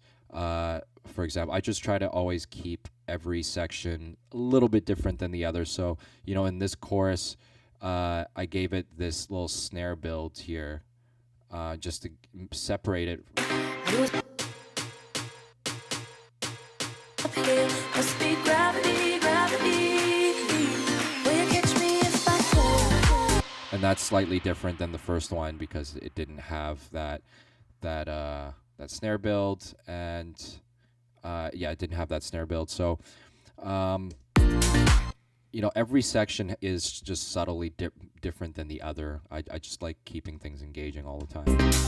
Gravity, it lifts me up and knocks me off my feet. Off my feet, yeah. So I'm just gonna check out the demo here. Gravity, it lifts me up and knocks me off my feet. So yeah, in the original demo, it was just the piano continuously going. I wanted to kind of change that up a little bit, so I felt like it was a lot of rhythmic notes going throughout the song. So having a section where things kind of cooled down and it was more sustained notes would just create a little bit more interest. So that's why I used the held pads here. Off my feet, yeah. Gravity, gravity. So in the second half of this bridge, gravity, it lifts me up and knocks me up. Okay, that's what happened in the rough demo, but I felt I could, you know, do something that was, once again, a little bit different. So I felt like there wasn't really a section where it was just like kick and instrumentals. So that's where I wanted to introduce that here. Gravity, it lifts me up and knocks me off my feet.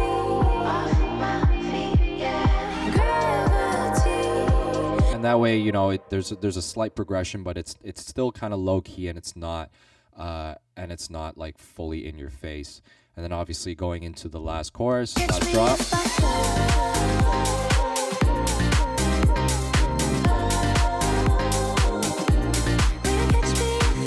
So that's just everything all together with these new, well, I guess it's not super new, but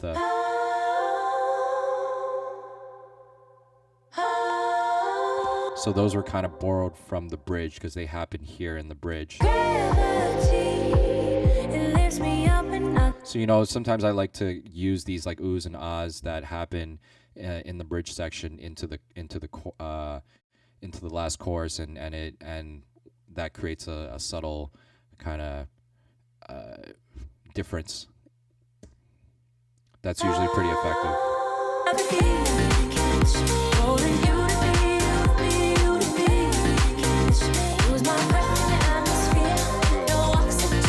And then finally, you know, this also bringing back this chorus gravity, gravity, gravity, that was normally heard in a section where the beat dropped out.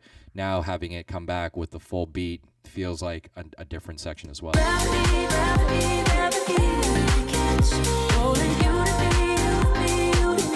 so yeah, just a I'll just kind of wrap things up here. It's really just the mindset that I try to take on to keep things engaging and interesting all the time. And as you can see, like my mixing techniques aren't. I use a lot of stock plugins. I keep things relatively simple. I try to get the sound right at the source, and then I usually like to print it to audio and commit to that, because I find when I'm given too many options, sometimes like I just don't end up moving forward.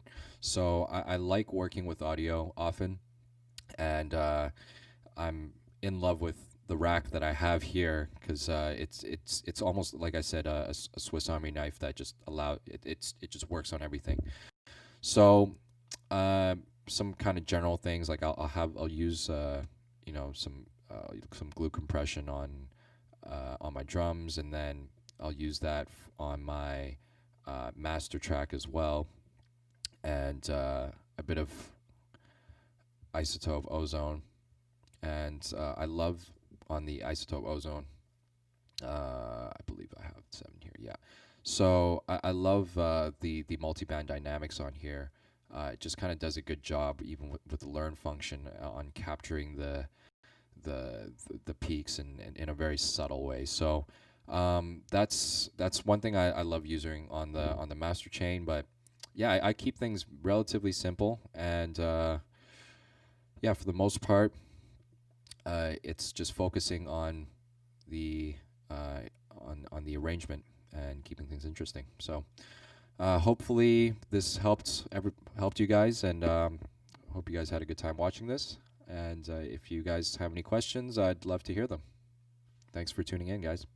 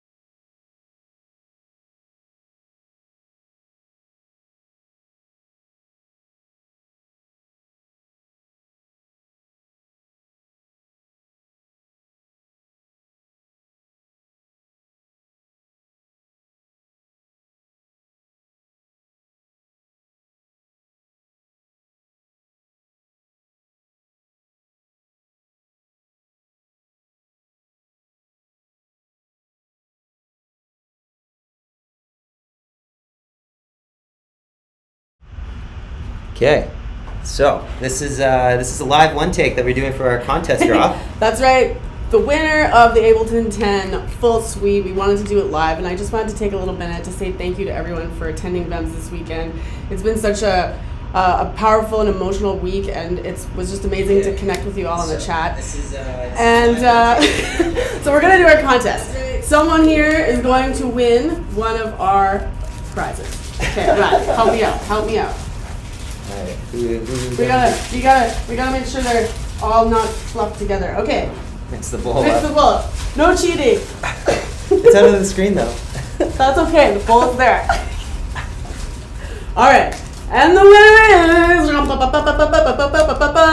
As is music. Yeah, congratulations. Woo, woo, woo. That's amazing. So we'll get in touch with you to get your copy of Ableton 10. And you know what? We've got an Ableton hoodie to give away too. Should we draw another name out of that bowl? I wanted that. Too bad. You can't have it, Riley. All right. Who'd be? Ableton hoodie, runner-up prize. We got CGRS 8. Nice, CGRS 8. We will get in touch for an Ableton hoodie. Thank you all for tuning in. We've got one more segment today to close off the day at VEMS. We'll see you there.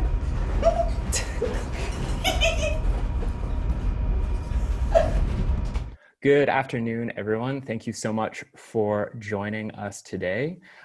This panel discussion is called Virtual Collaborations, Digital Events, and the Future of Festivals.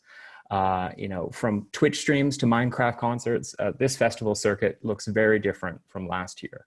And in this panel, we're going to explore how the industry has changed, how festivals and organizations are adapting, and what the future holds.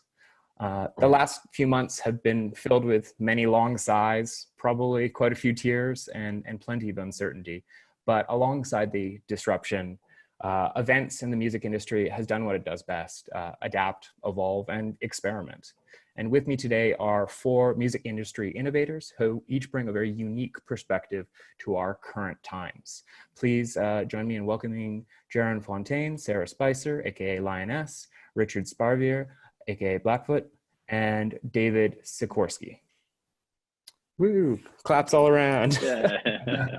Digital panel claps. So to get us started, and just to let everyone know where each of you are and what organizations you represent, I'd love to ask you each who you are, a little bit about yourself, and how you've either taken what you've currently done in your organization and transitioned it to a new reality. So let's start with you, Sarah. Sure. Thank you. Thanks for inviting me to this discussion. And my background is I've basically been for half my life, 22 years, involved with as a DJ, talent buyer, music curator, and living room stage director for Shambhala Music Festival. And it's through this time, since we are called the living room stage, we kind of just jumped on board with the live streaming right away. I feel like, if I'm going to be fully transparent, and maybe some people out there can relate to this, but I feel like it's been assigned to me. It wasn't something I necessarily chose, but I've definitely been rolling with it, and we're learning as we go. And we've just been running these bi-weekly living room session streams called Living Room Chronicles, and inviting artists that we have had play in the living room, and also simultaneously offering like a Zoom room party at the same time, just to keep people connected. So it's a learning process, and we've been learning so much, and I love the collaborative, just the collaborations I'm noticing amongst all the artists and promoters. And every day's a new day. Thank you. Awesome. Thanks so much, Sarah. David, can you tell us a little bit about what you do and how you're acting in this pandemic? Certainly. So I'm David Sikorsky. I'm the senior editor at Earmilk. I've been a San Francisco-based music journalist for a couple of years now. Earmilk started back in 2009 as an MP3 blog, and we kind of through the years, morphed and evolved into more of a music blog, a music publication, but have always kind of kept the same ethos of supporting underground and supporting the younger up and coming artists and new music. And with the whole quarantine and a lot of the kind of new crazy times that we're going through, we've shifted our focus into providing an outlet and a platform for a lot of musicians to still reach audiences and reach fans in exciting new ways. So we've been kind of launching multiple new different live stream festivals, live stream events, and live stream kind of daily performances and videos with multiple artists around the world. And it's been, it's been a crazy time, and there's been a lot of unfortunate, circumstances out there for many of us. But it's also been secretly exciting, especially from a media standpoint, and kind of diving into this and seeing this sense of music renaissance occurring. So that's kind of been what we've been exploring more so, and it's just been, an exciting time to do so. Awesome, thanks so much. Richard, tell us about yourself. Yeah, I'm gonna just introduce myself in my language first. So Uki Neksokoa, Nistawanakook Este Papum. Hello everybody. My traditional name is Coming Lightning. I'm from Mohkinstsis, Calgary, Alberta. My community is Siksika Nation. And my business is Drumbeat Entertainment, and we've been hosting the virtual Powwow Festival. Our first one was March 21st, and it was just a response to what's going on right now with all of the clubs in our city closing, all of the nightlife kind of taking a halt, and all of the festivals and stuff kind of being stopped in its tracks. We just thought it would be a good opportunity to continue to push out content and work together with other artists to create something that is new and innovative to continue to bring music to people during this time. Great, thanks so much. And last but not least, Jerome, please tell us about Audio Obscura and the work that you're doing. Thank you for inviting me. With Audio Obscura, we do events since 2013, and we try to differentiate in terms of always finding a unique venue and challenging artists to play that venue. And that way our audience is getting another experience instead of a regular club or festival. And over the years, added multiple crazy venues from tunnels to train stations, from concert halls to loft areas. And when the lockdown started here in the Netherlands, we immediately started live streaming from our beloved loft, which is for Amsterdam, very high building on the 16th floor, because we don't have that much high building. So you have a view over the city, and normally we will never live stream there because it's when we do our events there, it's really experience to be in just such a small room with that view. Mostly we do like sunrise sets there for the last 3 to 4 years, I think. So the tickets for those events are like crazy. When we go online, there are like 30,000 people waiting for only 300. So we decided never to live stream those events and just let it be an experience. So when this lockdown started, we thought, okay, this is the way to turn this around. Are you still hearing me? Yeah. Okay. So we did like just one artist and then the venue without people, and live stream that experience during sunset, all with fundraising money for the World Health Organization. After doing that for, I think we did 4, yes. We went back to the drawing table and thought about the situation, and even thought that, okay, maybe we won't do any events up until the end of 2021. So what does that mean? And from that point of view, we started to look at a new model for live streaming, in which we want to pay everyone that's involved, from the artist to the streamer, from the PR agency to the marketing. And not only stream from that venue anymore, but look into beautiful historic cultural venues in the Netherlands during sunset. And we made a deal with the biggest cinema theaters in the Netherlands. So besides the online experience, we will also bring an offline experience where people are able to buy a ticket, go to a cinema, have a big screen to view the stream, but also have a very good sound system and are able to buy a drink and have a little dance within the 1.5 meter distance society. That's terrific. That's a very unique and innovative idea. When's that first event happening? June 11th. Okay, wonderful. So everyone look out for that. So I think this is kind of a good jumping off point into, you know, there is a tendency when you get a bunch of events people together talking about the industry during this time for it to get a little morose and frankly depressing. But I think there's also quite a lot of creativity and innovation going on. So I would love to know from each of you, what are some of the things that excite you most about digital events or the possibilities made possible by virtual or digital formats? And David, do you like, not to volunteer you, but do you want to start us off? Yeah, I mean, with live streams and kind of seeing this trend of moving events virtually, you've kind of already seen it happening. You know, ever since I would say maybe Live Aid in 1985, you know, there's about 2 billion people that tuned in and watched that on like just on television. So that kind of always been in the background and the spark of like, how can we throw in events while also including a lot of other kind of at home access?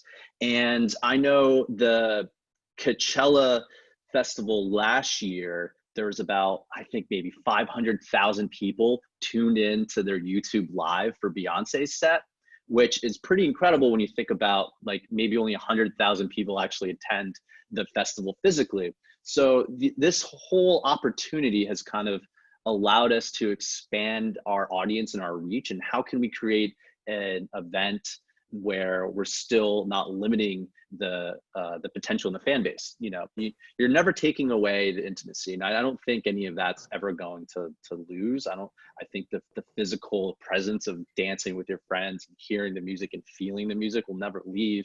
But I do see this really wonderful trend of expanding the opportunity to still see it live. You know, if someone were to message me saying Black Madonna is doing a back-to-back with Carl Cox right now, here's a link, I would absolutely tune in.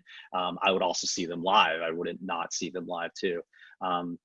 So I think that's just kind of been, you know, the fun new trend to see people really embracing this live streaming and seeing the opportunities that it has for kind of expanding your reach and your audience. Awesome. Anyone else want to dive in? Very well said. Yeah. Leave it to the editor to be well spoken. Yeah. Oh man, oh, no. Well, you know, this funny. It's because you know, Jerome, I remember the ADE last year. You all did a wonderful event at there as well. But you guys didn't. You all haven't live streamed that. You haven't live streamed many of your events for a while now, right? Yeah, it depends on the venue, and of course, if the artist is in. But with the Rijksmuseum event we did with Underworld and also Macioplex, we both streamed those, and also a concert hall. And a couple of years we did, I think it was Macioplex's event in Muziekgebouw, which we also streamed. So yeah, it's not like indeed, as you say, but yeah, we are familiar with it and we've been working on it for many years. Actually, to be honest, before I started Out Obscura, I was also involved in some other events. And back in, I think it was 2011 or 2012, we were the first official live stream in the Netherlands, meaning that we had to deal with like YouTube and the Right Society companies to how to set it up, because they were not familiar with, okay, streaming music on the internet, how does that work? So we had to actually find it out here. Yeah, no, I mean, with Sarah, you spoke on it earlier, and it's been such an interesting dive into all the mechanics of what goes on with live streaming, the multiple platforms, the equipment, the technology, the editing, the necessary tools, and I don't know what that's been like for you all as well. Absolutely. I should mention, well, I'm here to learn from you guys. I'm constantly learning, and I'm not like a really great tech support. I have to give a shout out to CJ, our designer, and our visuals artist, who really encouraged us to jump on. And the festival as a team, like this is what we've been up to with the living room, just because we wanted to jump on and get going with it.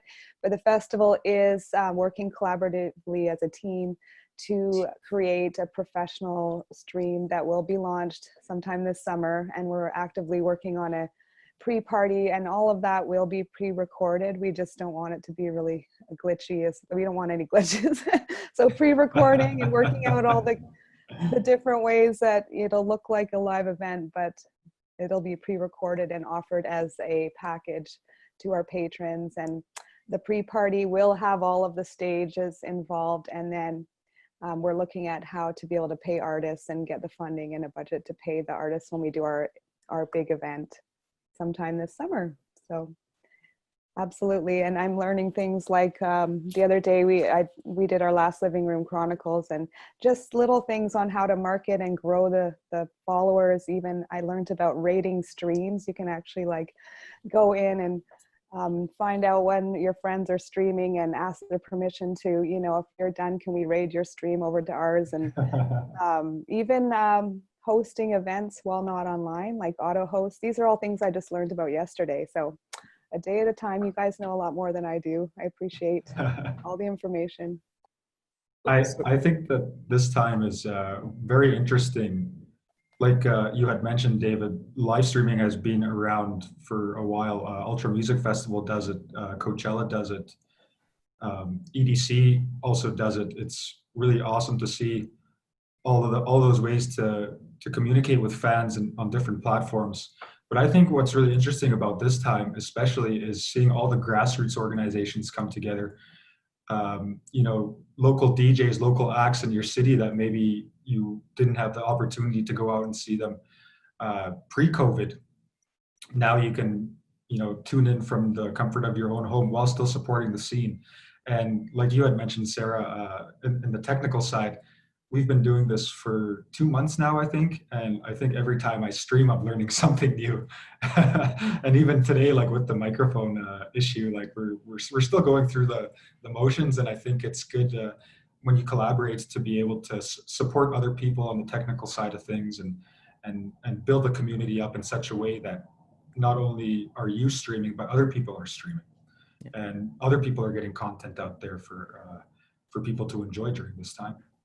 Richard, actually, I had a question specifically about your event, the virtual powwow event. Sure. And you were one of the first off the block when it came to creating a virtual festival in Canada, certainly.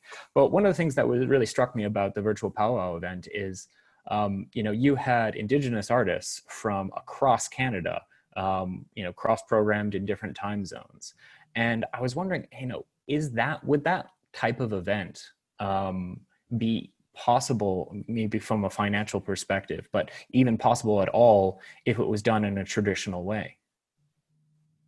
In a traditional sense, what do you mean? Like in a physical, in-person event, like having that many Indigenous artists from all over the country all fly into the same city, on such a quick turnaround.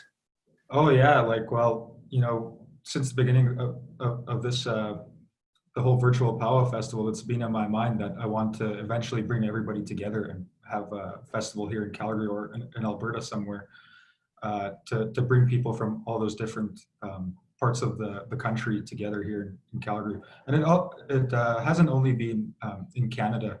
We also had DJs from the United States, from Utah all the way to Washington, DC. So we've kind of been covering all of North America at this point. That's fair. I wanted to dive back into something that Jerome, you mentioned, how you're exploring how to fund these events and funding different virtual experiences.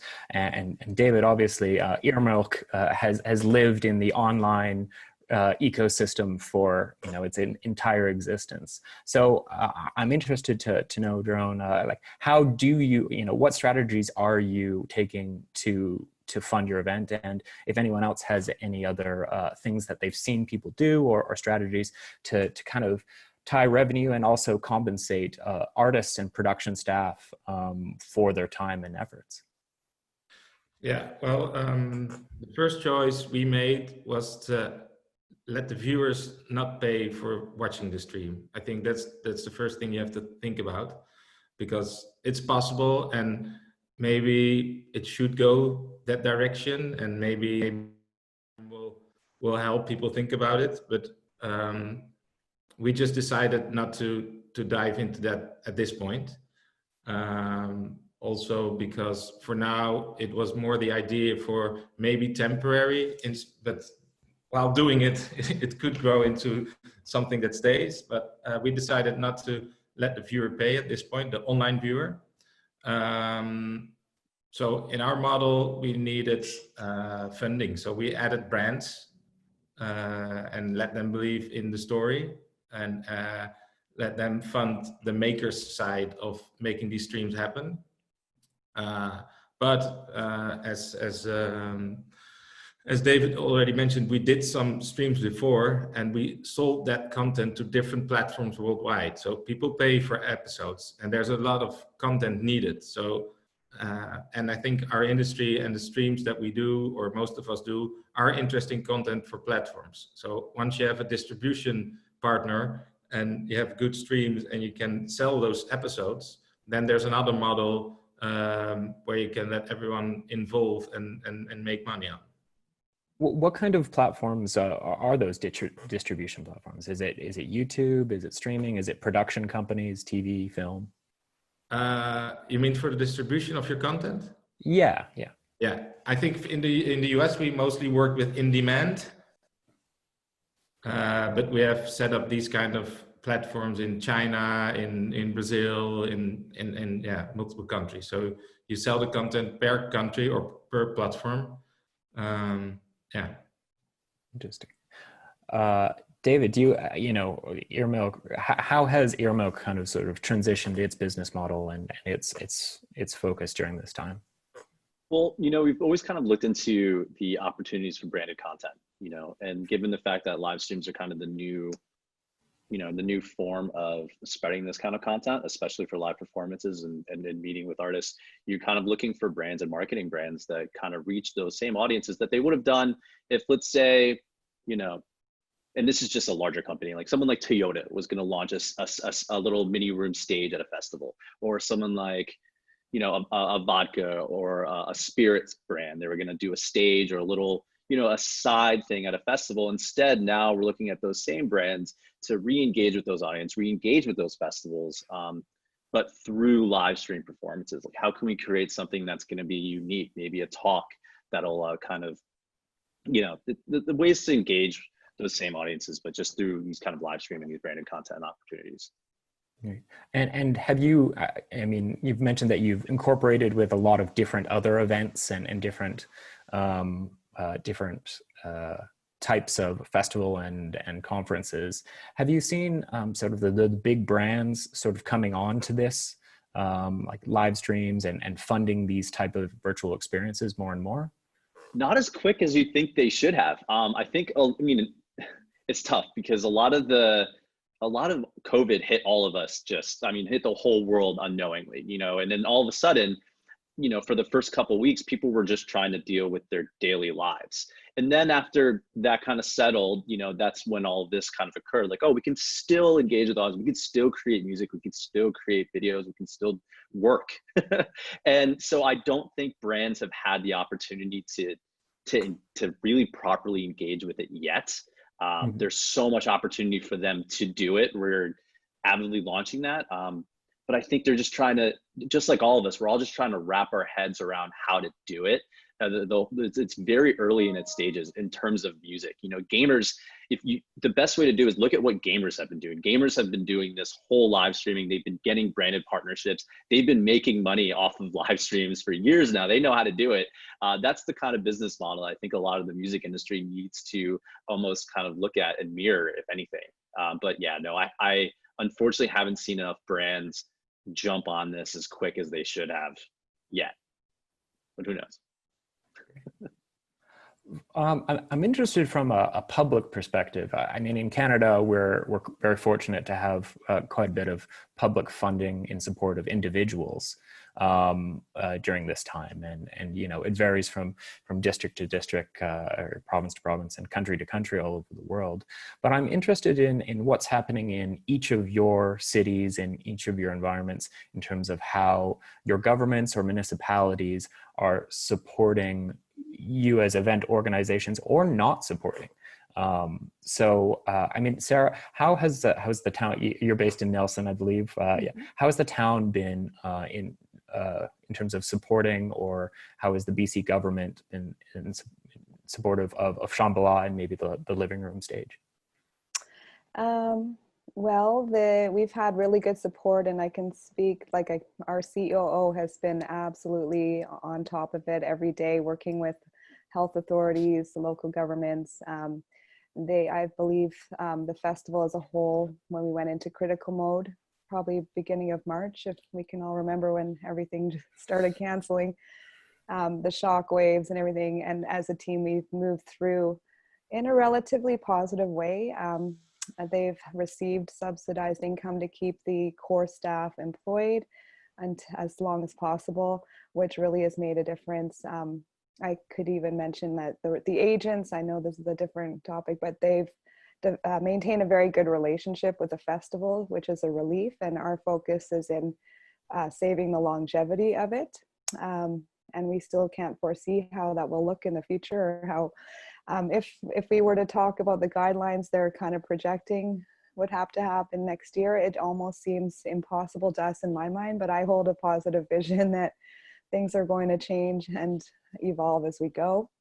In general, I think, yeah, we feel fortunate here in BC in general with that. And we're looking into artist grants, and the festival is a non-corporate event, so we don't have the whole brand thing is an interesting topic to me. I'm not sure how that would work. But I know the government is working. They do appreciate the business that it brings for the economy here. And so they want to support however they can. So great. That's what so you'd mentioned that you guys have had a very close relationship with municipal governments and employees. What does this look like now and going forward for you?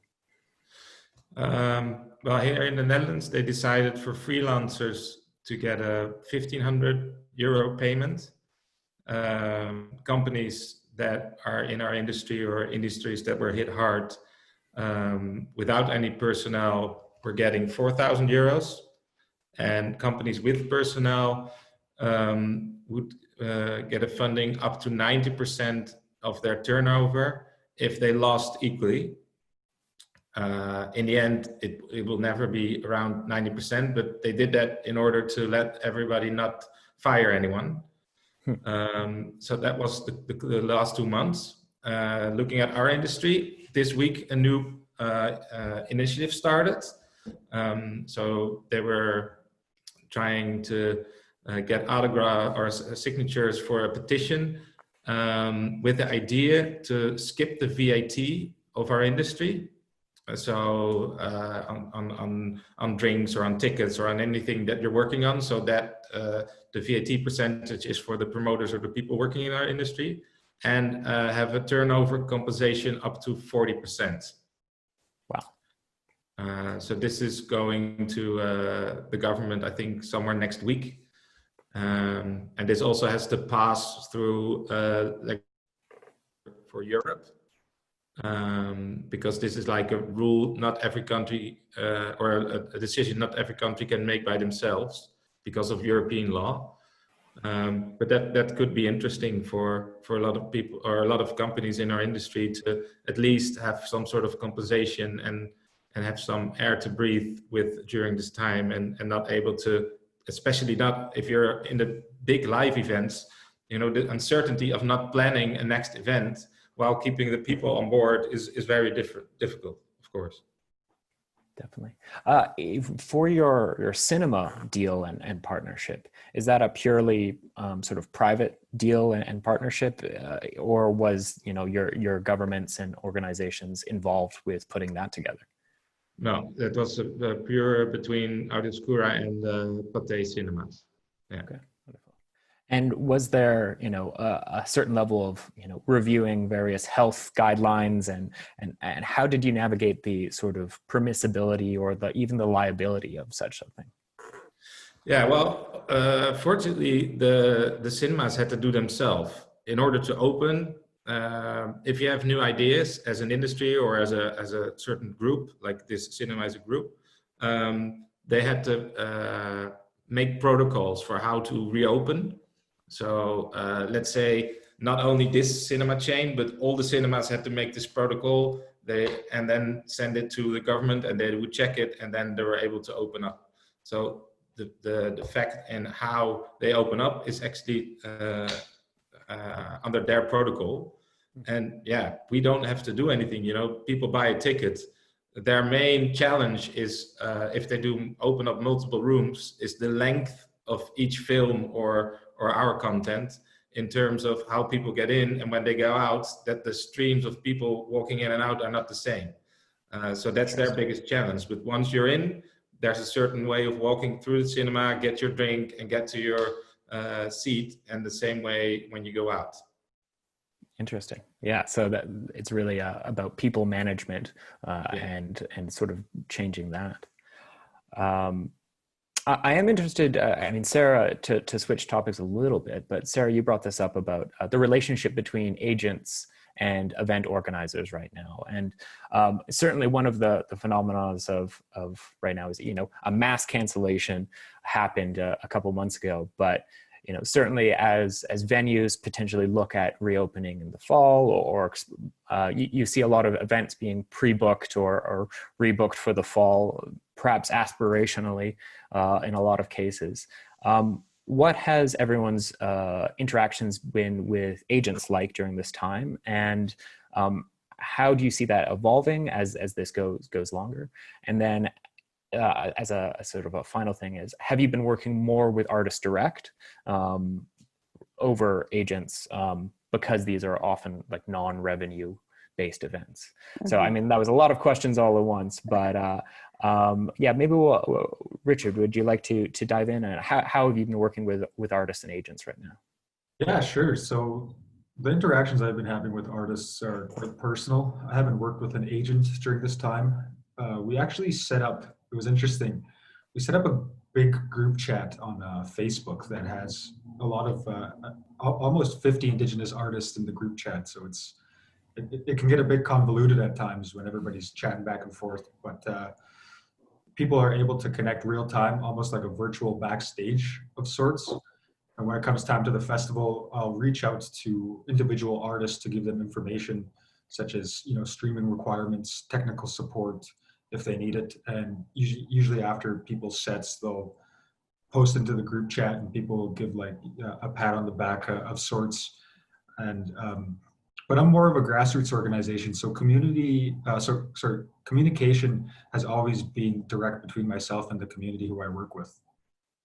Great, awesome. David, Sarah, Jerome.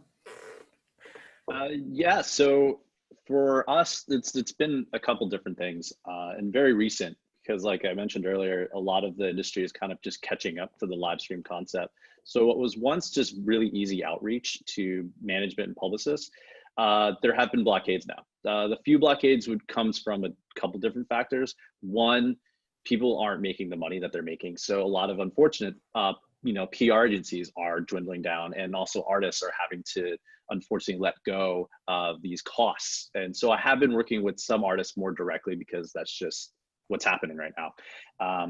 Very recently, we started finding, not kind of blockades, but we have to choose which platform we now stream to. So larger labels, I won't say which ones, aren't allowing their artists to now stream to Facebook, or they won't allow their artists to stream to Twitch, because now they're starting to find opportunities to regulate the content that's being out there. So then that's kind of the other, kind of holes that we have to kind of go through.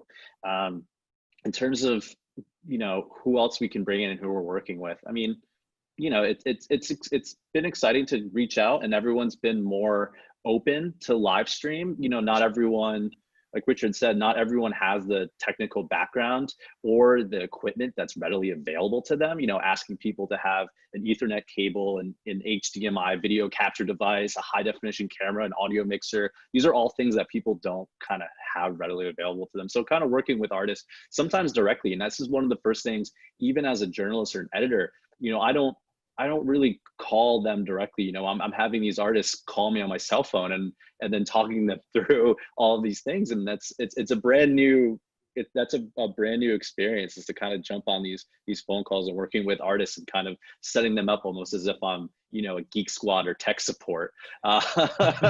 So, you know, it's been a little, that's, yeah, a long-winded answer. That's kind of been how we've been talking and dealing with these artists. Have you found, I mean, so Earmilk has been a platform for, you know, very emerging artists to, you know, massive names. You know, have you found it almost has democratized the production of content or the production of music or the experience, you know, have you noticed a difference between how either say a professional artist or musician or DJ and a more amateur or aspiring has undertaken this? Yeah, I mean, Richard talked about this before, and he kind of sparked that in me, because I remember one of the first times I actually had the opportunity to go to EDC and see the media room that they have. And if you've seen EDC's media room, it looks like a massive NASA control center with just monitors and monitors and screens and people just, you know, video and live streaming. It's incredible to watch, really. I remember part of my EDC, I just sat in the media room just watching them work. I'm like, this is incredible. But, you know, not everyone thought for so long that live streaming took that. Like, that's the equipment you need. You need basically an NBC production studio to do this, and you don't. Yeah, and we're learning this. And then because of the quarantine, everyone, regardless of who you are, if you're, and you can see this with celebrity videos too, if you're Lady Gaga or, you know, someone, a DJ from across the street, you know, everyone's at home right now, and not everybody has high def cameras. Not everybody has mics and setups and audio, because most of that stuff is at studios. Most of their equipment are at studios that they borrow or the label sends them to. So, you know, it has kind of democratized the whole aspect, or the entry level for live streaming is we're all kind of on the same level. Everyone can live stream. The barrier of entry has definitely, you know, dropped, and it's very easy for everyone to kind of get into it. There's no real differentiation between them all. Jaron, your live streams and your productions are sort of famous for being one, incredibly well done and beautiful. But am I right in thinking that you've been able to do them without a, say, NBC or massive media engine behind them? Have you been able to do them quite sort of nimbly and you know, at a lower budget? Well, I think the most important is that the company we work with is called Nomobo, and they were the company that did all the live streams for Ultra in the States, and that was their first client, and the owner is a very good friend of mine. And when I was setting up my company, he was setting up his, and I was going with him to all these Ultras and see what he was doing, and the same was with us. So he started to bring in that we should do live streams as well, because our content looked so much different than any other festival or club night. So we sort of, it blended in together to have him raising in production and quality and working with us. So it was, yeah, sort of a fortunate situation, so to say. Do you have a sort of a minimum standard that, you know, your venues and your events are sort of very famous for how distinct they look? When you're thinking about developing a live stream or a virtual event, do you take the same process to developing, you know, the shot, the background, what the visuals are? Yeah. One of the reasons we never prefer to have any screens or visuals in our venues is because we choose the venues for the venue is the visual. And sometimes an artist wants it, and sometimes we're not able to block it, but we prefer to not have any visuals because it distracts when you dance. It's just being in that room or being in that space, enjoying the music, and the performance is our main point of how we want to make our events happen. In terms of live streaming, there's a whole different situation, of course, because there's way more to see and way more to explore, especially now that we go outdoors. So the center point will be sunset, meaning that a 2 hour or 1 hour, in terms of if it's more live or a band, it will be close to an hour. If it's a DJ, we do 2 hours.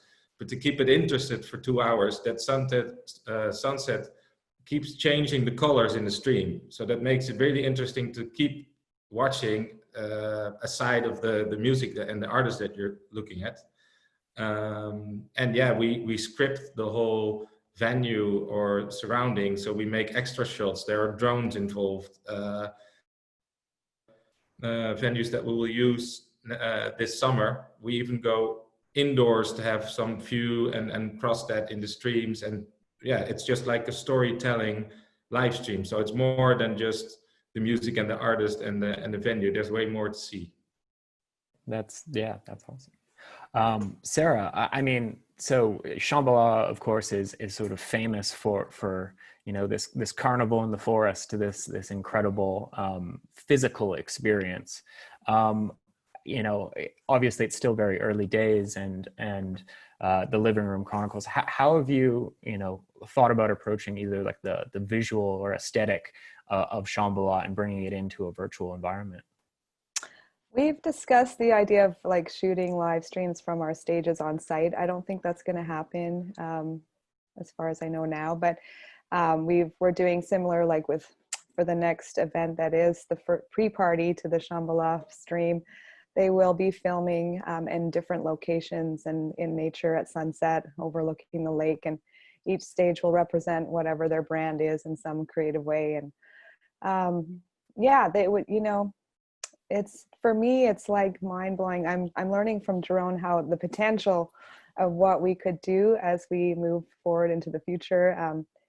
But what's so special about our festival is how it's in that same location every year, and all the different stage build-ups are permanently evolving for 23 years now. So it's hard to imagine how that'll look, but each of us are trying to figure out how to, and we have visuals artists that will come in and we can sort of recreate it and make it look like, for example, the last stream we did, we had some local guys from BC. I have been reaching out to people right at the beginning of this 2 months ago saying, are you stream ready? Are you stream ready? So we've booked in the people who are ready to go. And the guys that played Naturalist had a shot of their set from last year. They set up a green screen and managed to have, it looked like they were literally playing from the living room with the crowd in there and dancing. And then they zoomed in once in a while. It was pretty cool. I was very impressed what they're up to. Yeah. So I see the potential there. I see that there's a lot of clutter too on some. I'm very picky about the aesthetic. So my goal is to make sure that we have some entertainment and art and visuals happening for people that are aesthetically pleasing, and it keeps people engaged while dancing in their living room or wherever. I love the theater idea. I think that's incredible. I think I'd be more happy if we can evolve to doing the combination of that, having like a theater event, outdoor festival, following all the guidelines while being able to stream to the world at the same time. It's very good. I like that. Awesome. In terms of your working with artists, you mentioned, you know, working with artists that are live stream ready. Do we, you know, that idea of being live stream ready, that's almost like a new set of tools, that's a new set of skills that all artists and now production companies are going to need to bring in order to even start competing, in order to start producing in this environment. Do you think that will, you know, have you seen everyone kind of uniformly come up, or has there been some really quick and agile people that have been able to take advantage of it quickly? I think a combination of both. And with the support of my, like a lot of people have their Twitch accounts set up, and just I think getting the OBS set up and learning how to multi-stream. We have a lot of resources, videos circulating, and we've been supporting artists to get that going if they also want to multi-stream at the same time. In terms of like the event, what to be able to like pay, like the headliners that we're hearing from agents are now willing to take a, you know, a reduced, obviously a lot less money than they would, but we're navigating through that. And people are way ahead of where I have been or where we are for sure, like some of you guys here. And but there were surprisingly a lot of friends that are like, oh yeah, let me figure it out. And then a day later, okay, I'm ready. So it can be pretty quick for some people. Everyone's jumping on pretty quick. Yeah. Yeah. The funding side of things is really, really fascinating, especially once we get to payment. When it comes to interactive online experiences, you touched on, Sarah, you touched on, you know, the different platforms and how they look. I'd like to know about, you know, from everyone's perspective, what do you look for in a platform, and from an aesthetics standpoint and a customer service or a customer interface perspective, what makes a good platform, be it Twitch or YouTube or Facebook, and what do you consider? Jerome, do you want to start us off? Yeah. Well, I think there are two things. I think if from our point of view, as a promoter or as we record the streams and we want to get them out there, especially now, if you involve the brands, their most important question is the reach. Mm-hmm. So from that point of view, you need platforms that have a lot of reach. And then it doesn't really matter how it looks. If the reach is good, then you can make the best out of it. So I think it's really the perspective of how you want to look at it, in which answer you will receive. So if you only look at how Twitch looks, or to have an opinion about that, I may not be the best one to ask, because we're at this point just trying to get as much reach as possible and working cross-posting and work with multiple platforms. And if they're interested in our content and the way that we shoot, we're opening up the cross-posts, or for them to be able to add our streams to their community and tell about us or our artists or about the Netherlands, because we do these sunset streams for beautiful places. So yeah, that would be my answer from our point of view. And yeah, anyone else? David? Yeah, so a lot of it's been kind of growing pains and seeing what works and what doesn't work. We've been using different software that can kind of stream across different platforms. And from there, we've been seeing which software creates the best quality content, and then which streams or which software will allow us to do what we need it to do. Can we conference in different artists? Can we add overlays? Can we add in this? Can we add in that? Will it be able to, can we schedule a pre-recorded video and let that play without us having to do it manually? And then in terms of the actual platforms that we go to, you know, it's been various challenges. Facebook has been our biggest challenge, which is unfortunately our biggest audience, because of the fact that we as a music community, we hadn't gone to Twitch yet. You know, when we did a live stream with our first live stream festival to raise money for a local club a couple weeks back, the majority of the entire audience, everyone was commenting, saying, I just created a Twitch account so I can see this. And it was just thousands of people saying that, because, you know, the music community hadn't, you know, we don't always go to Twitch for our daily music consumption. That was never a thing that we did. And, you know, we were still at that early stages. We were still focusing on Facebook because that's where we would do. Our Facebook Live was where our audiences were. And we still do that with a lot more of our acoustic and other kind of genres. But in terms of electronic music, we have 100% gravitated towards Twitch. And a lot of that has to do with the regulations that Facebook uses, because Warner Music and Sony Music have very strong algorithms on Facebook, and they have shut us down. They've shut multiple times. I mean, there's the one festival I was talking about specifically was a 3-day event with 12 hours each day with various musicians performing back to back. And my notifications was Facebook's down, Facebook's down, Facebook's down, Facebook's down, Facebook's down, because the algorithms, the copyright laws on Facebook are a lot more tougher than Twitch is at the time. Hopefully, Twitch remains a little bit more lenient towards electronic music, you know, because at the end of the day, a lot of the musicians that were performing, a lot of these, especially in the electronic industry, you know, not everybody has copyright licenses with every single track that they perform yet. You know, and so a lot of that is kind of where we're finding what platform will allow us to do what we do, while also trying to find ways to create these kind of licensing agreements that will allow us to do this in real time. You know, some people mentioned that being able to pre-record it, that's why pre-recorded events and sets are beneficial, because you have the opportunity to get those licenses done beforehand. But in terms of like live streams, you know, we've gravitated towards Twitch because, well, A, they have 15 million daily users, and then B, because of the fact that their copyright and the regulations are a little bit more lenient towards electronic music. Richard, have you done the same with using Twitch, or have you managed to make Facebook work, or what's your experience been? I want to echo David's sentiment there. Facebook hasn't been the greatest to use, just because, yeah, we have used software such as Restream, and it would just be super choppy. We'd be able to stream for about 20 minutes and then we get cut off. But what's been really great about Twitch is we've been able to stream the whole set through without any interruptions, and we've been able to communicate with viewers in real time, talk to them in the chat, moderate it in a way that keeps it interactive with the viewer. So I feel that Twitch has been really good. There are some alternate options that are becoming available, such as Mixcloud Live, but I don't think it's at the level that Twitch is at the moment.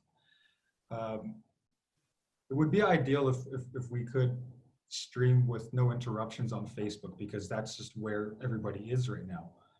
I think as things start to develop and people start to make Twitch accounts, take the 2 minutes out of your day to create a Twitch account, we'll start to see a lot more people engaging with these festivals online, with these artists.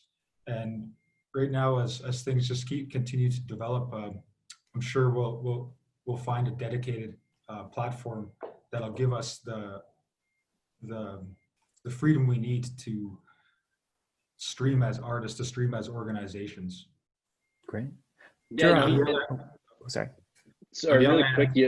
The other thing that he mentioned was the uninterrupted streams, but also because of the fact that, you know, Facebook Live automatically brings the quality of your video to 720, and Twitch will allow you to keep that quality at 1080. You know, on top of the fact that you can interact in real time with the comment section. But that was another little thing I want to add in there.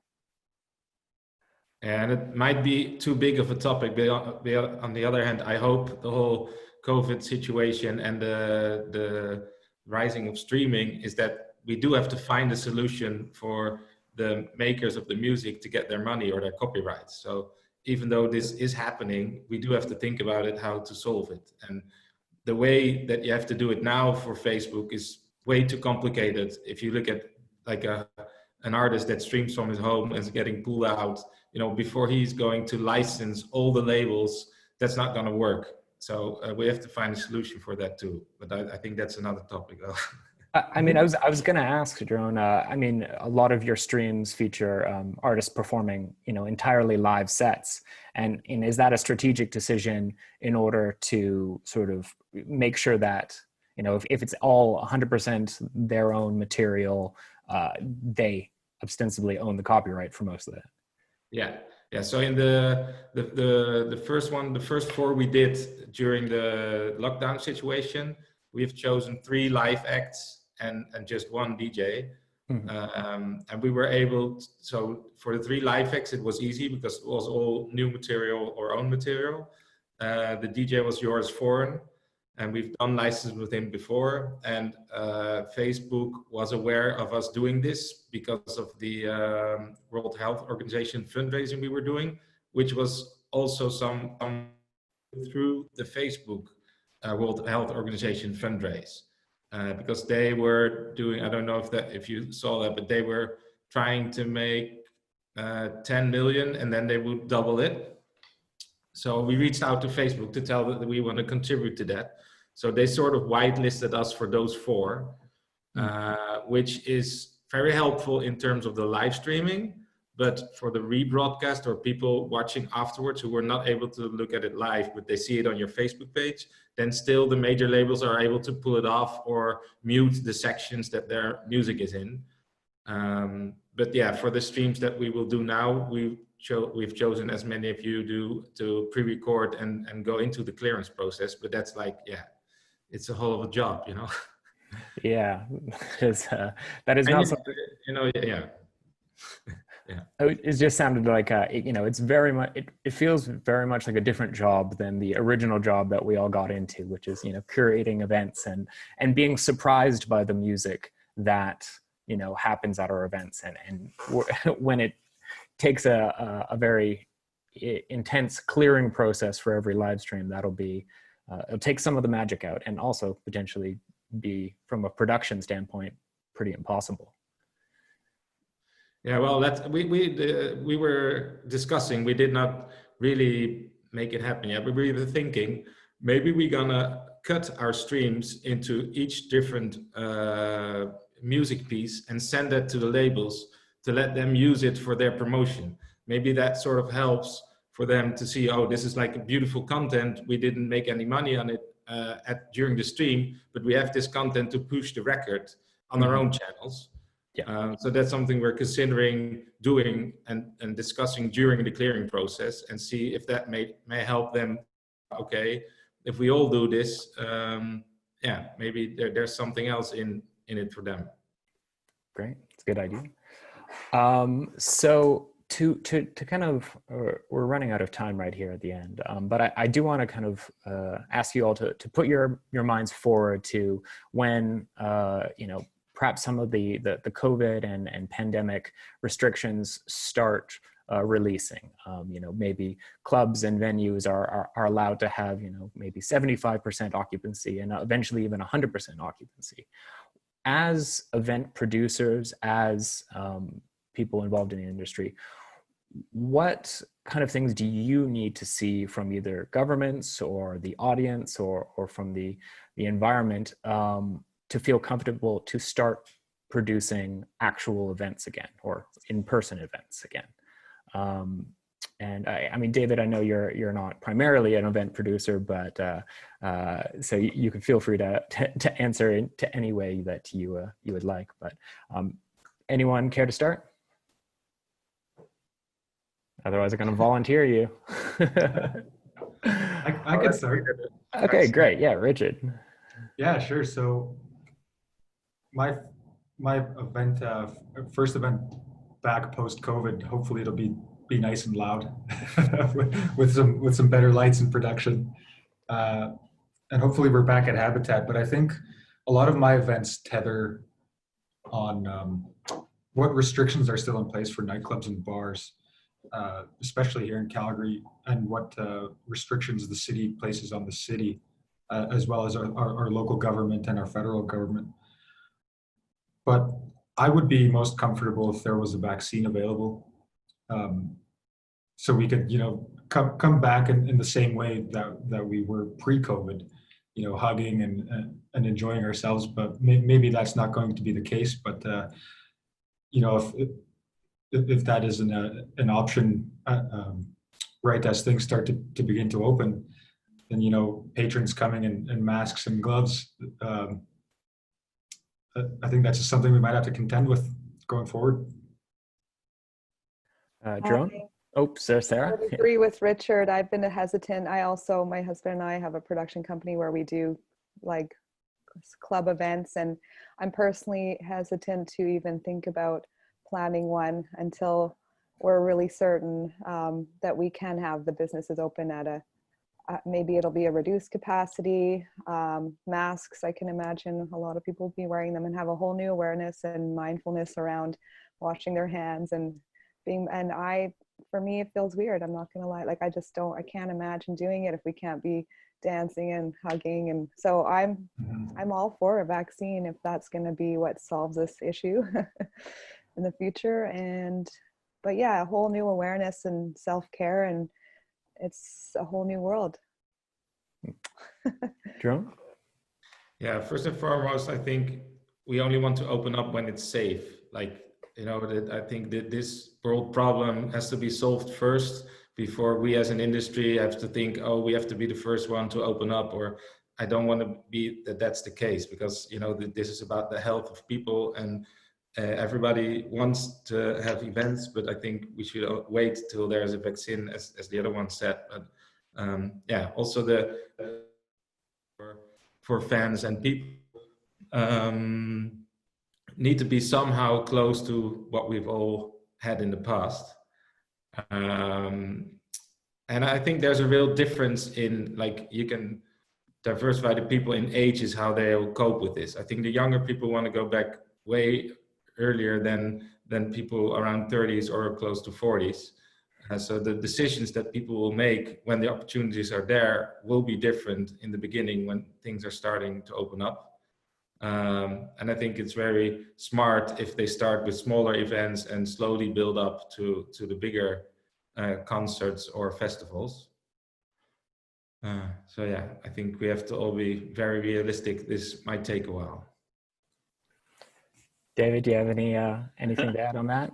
Yeah, I mean, to what everyone else's point, there's no reason for, the music industry to pull off another Fire Festival by kind of jumping into this too early. We want to make sure that we're going into it safe. But when this is all kind of getting better, and then whenever we do get to a vaccine, hopefully sooner rather than later, it's going to be an exciting time to see how a lot of these festivals will still implement a lot of the the things that we've learned through this entire experience, creating cinematic events, but still integrating that into what we're doing, creating these drive-through concerts and still integrating that with what we do with the festival, creating these other live stream opportunities and integrating that into how we put together these stages, how we put together how people are kind of experiencing events and festivals moving forward. I feel like this kind of created a jump start to, this creativity of event organizing. Yeah, absolutely. And it also be very kind of interesting, massive festivals, massive sort of super clubs, things like that. The big concert halls have often, for the last 10, 20 years been putting a lot of pressure on more underground events. If the health organization limitations, only recommend, max gatherings of 100 people for a year or 2 a year, I could really foresee a sort of a new renaissance for small venues, because they're the only ones that are even able to operate within the new times. So, it could be it could be very rough for larger venues, but smaller venues may be able to get back into the swing of things a little bit sooner, just based on recommendations and restrictions. Yeah, so I mean, we're kind of right at the end right now. I would love each of you to maybe let us know and let the audience know where they can find you online, where they can check out your next stream, and what you have coming up. Sarah, do you want to start us off? Sure. Our fan page for the Living Room Stage is called The Living Room Stage on Facebook. There's always the Shambhala. That's our brand that we bring to Shambhala. And I believe our next live stream will be June 4th or 5th, and it's to be announced soon. Sarah Spicer is my other fan. I'm a lifestyle entrepreneur. I promote, big advocate for multiple streams of income and health. And so you can find me there, Sarah Spicer. And yeah. Okay. Thanks so much. That's about it. Oh, Instagram, forgot about that. So we have an Instagram for Living Room Stage, and then my own personal Sarah Spicer, Leonida Spice. Thanks so much for inviting me on. I really enjoyed this, learned a lot from all of you. Thank you. Thanks, Sarah. David, what's Earmilk up to? Where can we find you? Yeah, so we'll be doing daily live streams across all different types of genres of music. You can check us out on earmilk.com, Facebook Earmilk, Twitch twitch.tv/hearmilk. Then feel free for any event organizers or any artists or managers to reach out to us. We're incredibly excited and interested in working alongside different events and different artists to promote both, themselves in any way possible. So, yeah. Jerome? Instagram, Facebook is all Audio Obscura. Website's audioobscura.com. And we start with the cinemas on June 11th. And online, they have an exclusivity for a week. So online, we start June 18th. Every Thursday evening around, I think, 8 CEST, European time. So for the US and Canada, you have to adapt into your time zone. Richard?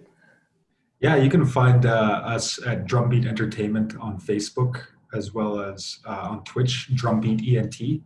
And we are streaming again on National Indigenous Peoples Day in Canada, which is June 21st. It might be June 20th because there's a lot of stuff happening on that day. And you can also find us on Instagram at Drumbeat YYC. And we also have a Mixcloud. All the sets are posted there. And yeah, I think that's it. Okay. Well, everyone, thank you so much for your time.